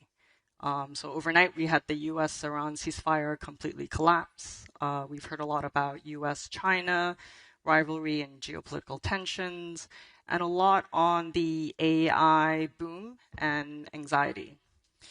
So building a sovereign wealth fund in this environment is a particularly daunting challenge, which is why I'm really excited to introduce the two panelists today, because they are two remarkable leaders doing precisely just that. So welcome Ronnie and welcome Temulen. I guess, my first question, to kick off is quite broad. So Danatara was started just last year, and the Chinggis Khan Sovereign Wealth Fund literally just months ago. What has been that process been like amid all this uncertainty, and what is the one thing that has surprised you the most? So being the older one, I would like to answer that question first probably. If Minister Amir said that boring is good, well, the last year that we were incepted, it was far away from boring. So it's been a very exciting year. It's just 1 year, but for some of us who started at the very beginning of the establishment of Danantara, it feels like many, many years, because we are doing a lot of things almost simultaneously. So it feels like building a plane while we're flying it. Because setting up a sovereign fund is not like setting up an investment firm. So we have to build the institution, and then we have to build the governance, and then the philosophy and the culture that come with it. So, and all of that, cannot be done in sequence, because there is also a certain level of urgency. And I call it an urgency because, another quote for today, never waste a crisis. It's not like we were in a crisis last year, but Indonesia is on the hinge of a new economic era. With the support of the current administration, we have a very good support in terms of the political buy-in into the setup of the Danantara, and the government is very committed to unlock the value from the sovereign assets. So a lot of things are being built at the same time, but but everything is intertwined. You cannot hire people if you don't have the good governance. You cannot invest if you don't have a risk management framework. So a lot of things have to be built at the same time, but not compromising quality. So the second part of your question about the challenge or the hurdle to overcome, that's the term that I learned today, is to balance the speed with the quality, because governance and the strength of the foundation is very important for us to be sustainable in the long term. Being fast can become a hurdle, can become a problem later on the journey. So yeah, it's been a great, exciting year, and we still have many years to go to make this institution a lasting one that can survive governments, that can survive market cycles. So okay, I'd like to go back on the governance, but before that, Temulen, do you feel like you're flying a plane while building it?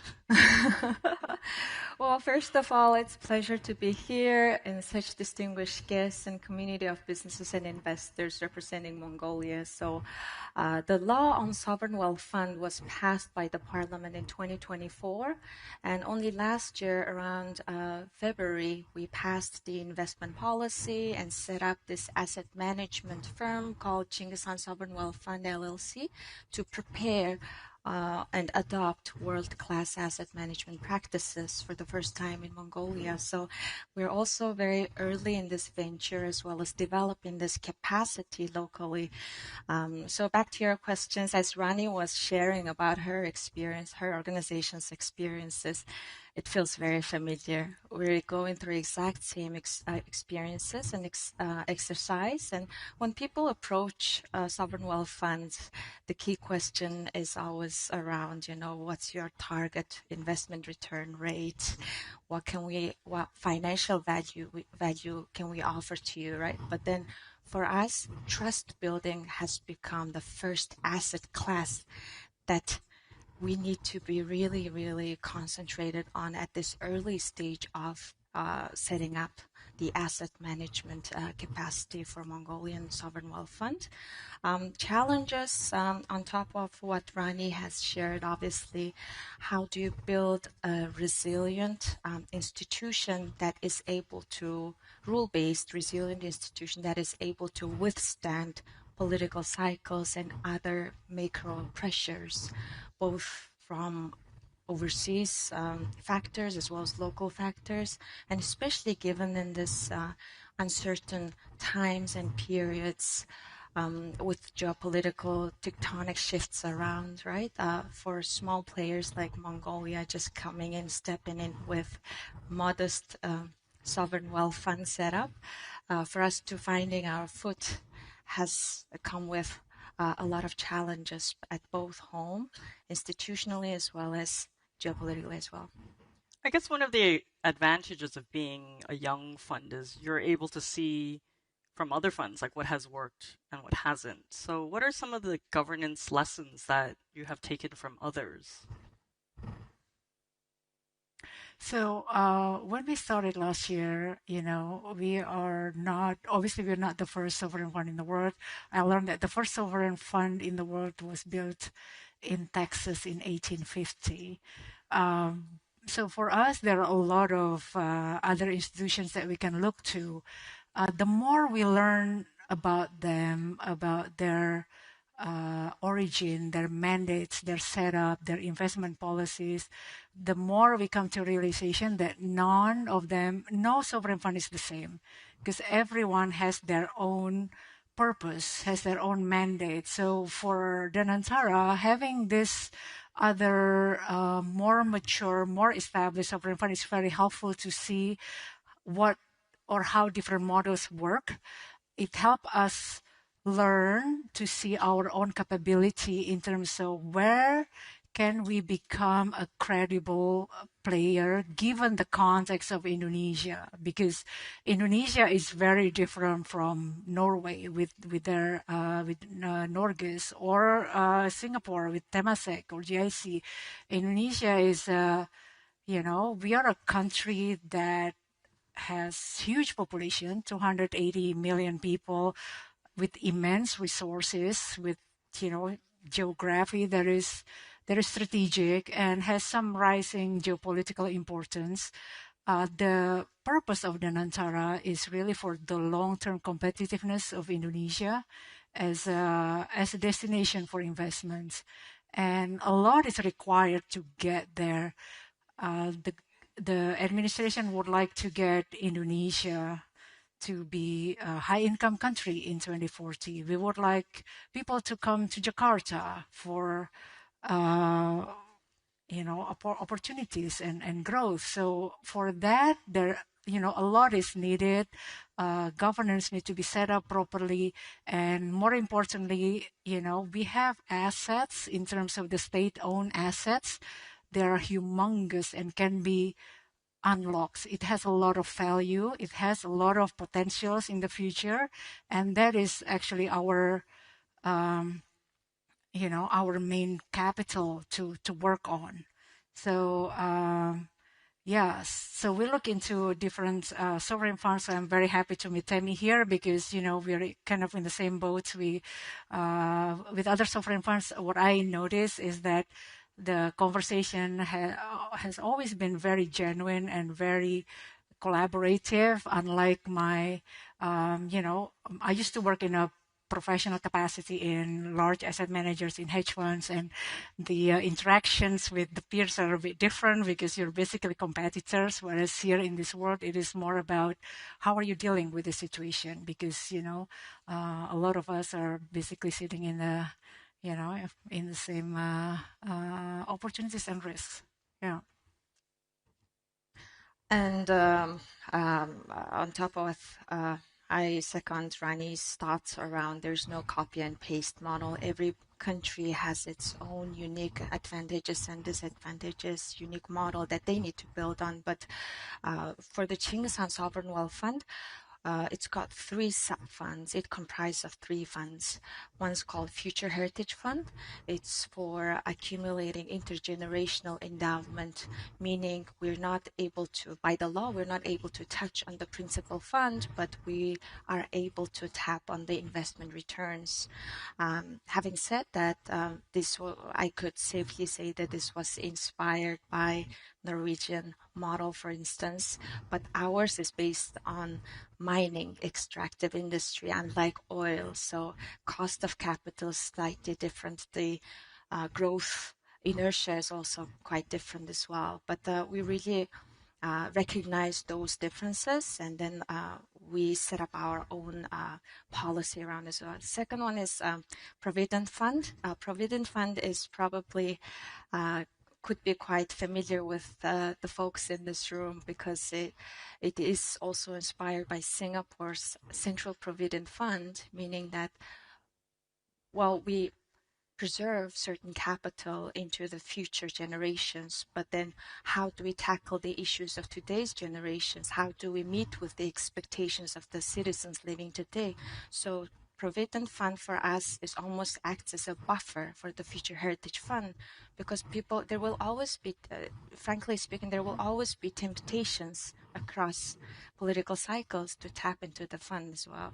So in that sense, Provident Fund, the key thing or key similar architecture of it is we also ring-fenced the spending of citizens' nominal accounts within this Provident Fund to only help people finance their housing, education, and healthcare needs. So in that sense, I kind of link it to the Singapore's CPF model. The third one is pretty common architecture or design, which is Development Fund, that is quite common around the world. So this is to finance development projects for boosting productivity of the nation.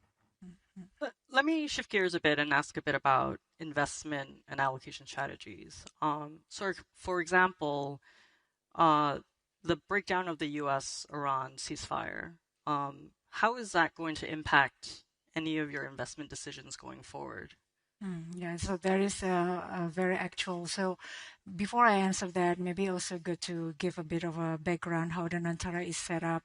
So in addition to the institution that was also enshrined by the law last year, the Nantara actually have 2 important arms. One is the Nantara Asset Management that look after the state-owned assets, state-owned enterprise, and there are many of them. When we started the work last year, we identified around 800, 900 state-owned enterprise, and as we go further into the understanding the landscape, we learned that there are actually more than 1,000 state-owned enterprise that can be optimized, that can be corporatized, professionalized, and deliver value. And our ambition is to get this number into 300 within a year, within a very, couple of years. So there is a huge task there. And some of the state-owned enterprise are mining companies and oil companies. So they're definitely impacted by what happened in the geopolitics right now.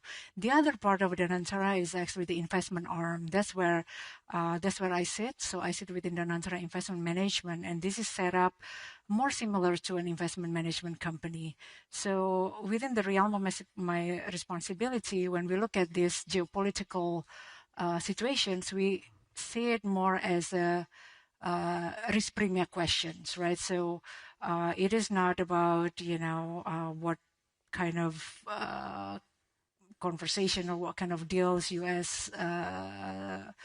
did with Iran, but it's more about how is it going to affect inflation expectations, how is it going to affect the shipping route and the energy prices, and how is that going to translate in terms of what risk and opportunities out there. So those are areas that we pay attention to purely from how we can see whether some of these events are how much can they be priced into the investment opportunities. Do these investment opportunities, can you share a bit about, I guess, just in terms of the geographic allocations of your fund? Are you looking more in the US?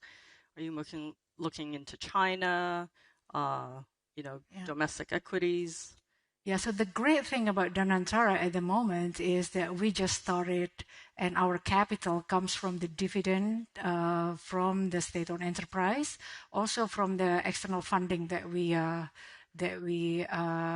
got just a few weeks ago. Danantara issued bonds, so our capital is funded through different channels, and because of this, right now we just have a huge pile of cash, if you want. So in terms of, how are we going tactically move into different geography, that is not so much our question right now, because we are still trying to get a broader exposure across geography. Obviously, we are, as an Indonesian sovereign fund, we look into local assets as well, because that's where we have the advantage. We are closer to them. We know what's happening. It's easier for us to access, but we look at assets across the globe. Let me ask one more follow-up question. You mentioned local assets, and obviously the big story with Indonesian equities is MSCI is reviewing its decision to downgrade Indonesia's emerging market status in November. So what is the role of Danatara? Are you involved in these discussions? How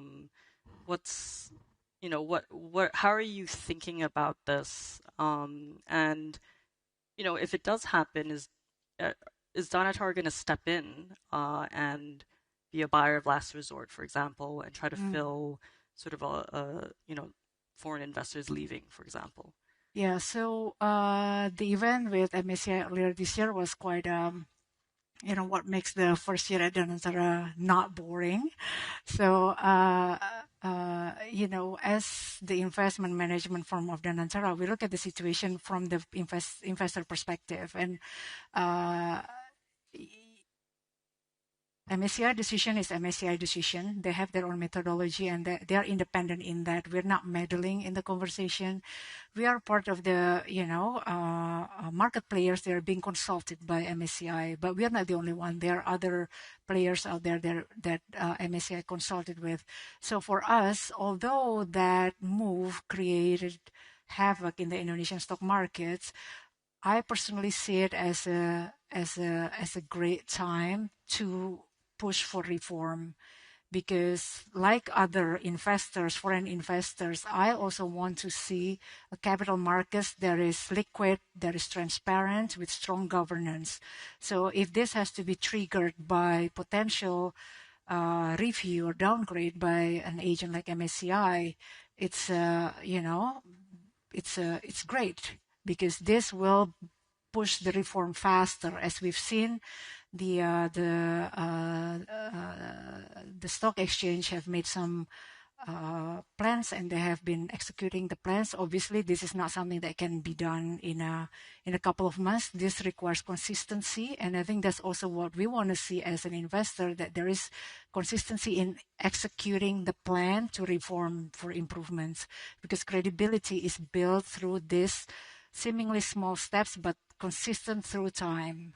So us as an investor, we look at Indonesian companies from their fundamental value. A lot of them now are being undervalued because of this broad sentiment about Indonesia, but we are a long-term investor. So we look at values and we take it when we can. But one thing that Danantara is we are not a bailout vehicle. So our incentive is to make the capital market stronger and deeper, not just to provide some short-term injection that is not going to be helpful in the long term. So, Tamilan, tell us a bit more about Mongolia. I know there's quite a lot going on with data center build-outs and a lot of investment in green energy. What is the role of the fund in this, and sort of how do you see the different opportunities in AI and the transition to green energy? So, like I mentioned, we're building up institutions set up to manage 3 funds with 3 distinct mandates, right? And also 3 different geographical horizon as well.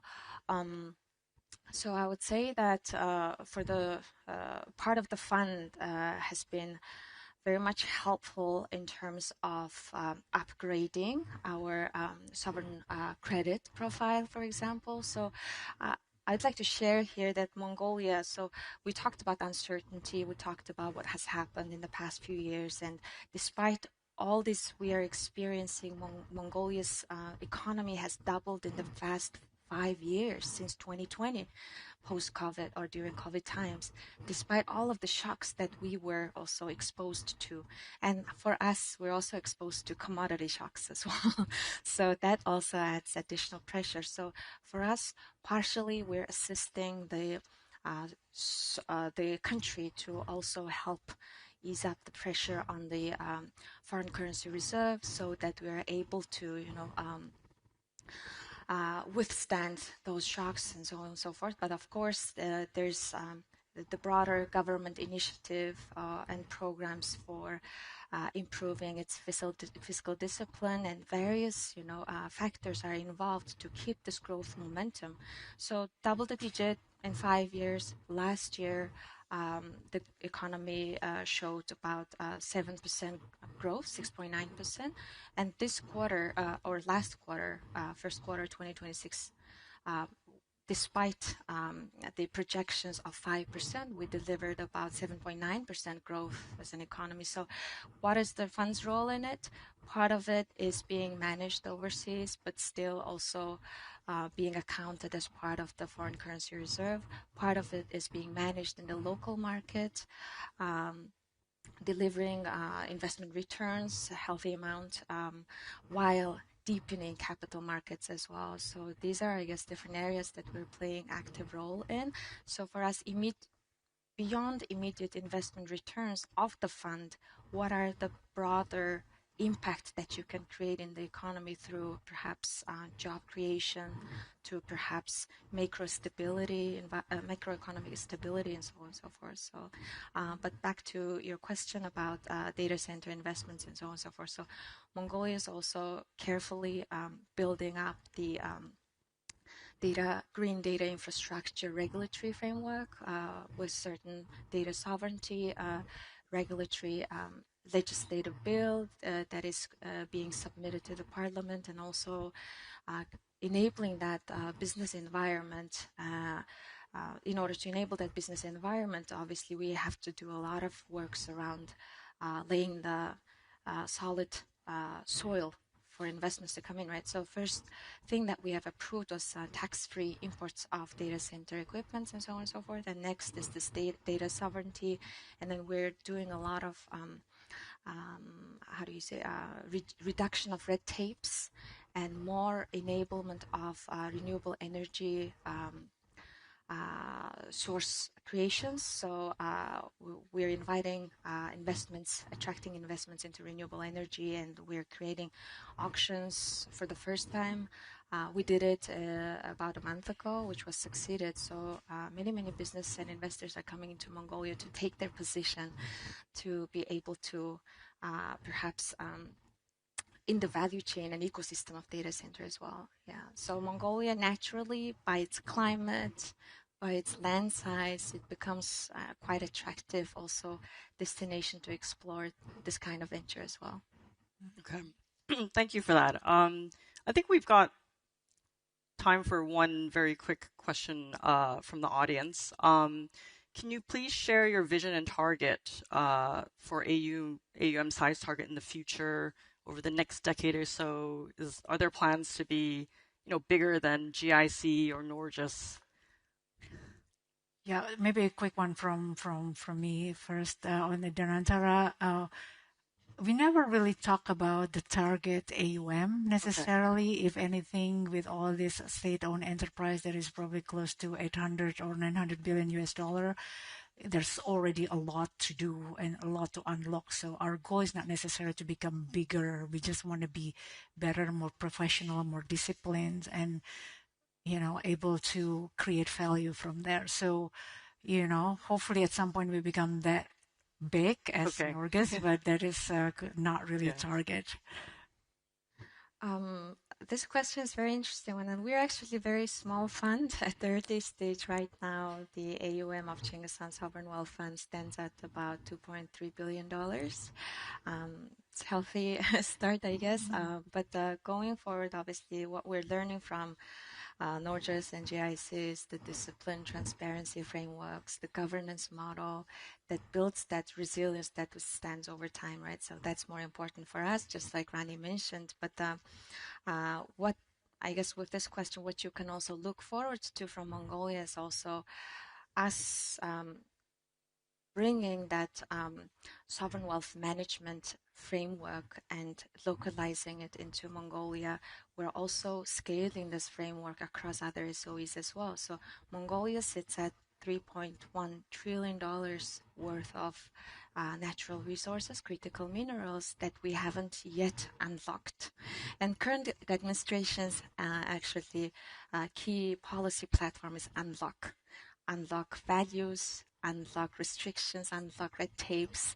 So we're doing a lot of work around it. The focus is on that. We're also unlocking access to our assets for global market players. Some of you sitting in this room has already expressed your interest to open up your offices in Mongolia. So I would say the next big or the thing we did yesterday was actually we are opening up access to our state-owned enterprises for global market players. So mining and non-mining, yes. And within this, we're actually opening up a call for expressions for global asset managers to come in, help us unlock these values of our state-owned enterprise, be it mining or non-mining. So we have some great opportunities in Mongolia that you could definitely explore, and we'll be happy to become partner in this journey as well. Great. That's all the time we have today. So thank you for your frank and thoughtful answers, and thank you, everyone. Thank you. Thank you for having me.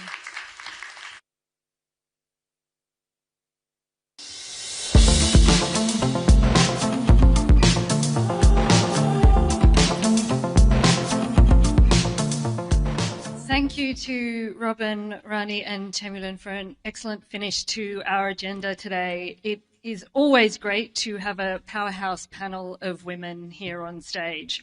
And thank you to all our speakers, moderators, sponsors, partners, and delegates at Reuters NEXT Asia 2026. Today, we've explored a region where momentum is building, where influence is shifting across geopolitics, markets, finance, and technology, and where decisions made today will help shape the next chapter of Asia's growth and global role. We've examined supply chains being redrawn, capital being redeployed, technologies moving from experimentation to scale, and governments and businesses adapting to a more fragmented, competitive, and fast-changing environment. Here in Singapore, where finance, innovation, and diplomacy converge, we've brought together the voices helping define what comes next. And powered by Reuters Global Newsroom, we've sought to connect the signals, interpret the change, and provide a clearer picture of where influence is building, how it is moving, and what it means for the world ahead. On that note, we invite those of you here in Singapore to join us for the evening reception in the lobby. And we invite all of you, including the more than 6 million viewers who joined us on the live stream today, to join us on the next leg of our next journey, live from Abu Dhabi on October 21 and from New York on December 1 and 2. For now, thank you for being part of Reuters Next Asia. Have a great evening, and we look forward to continuing the global conversation.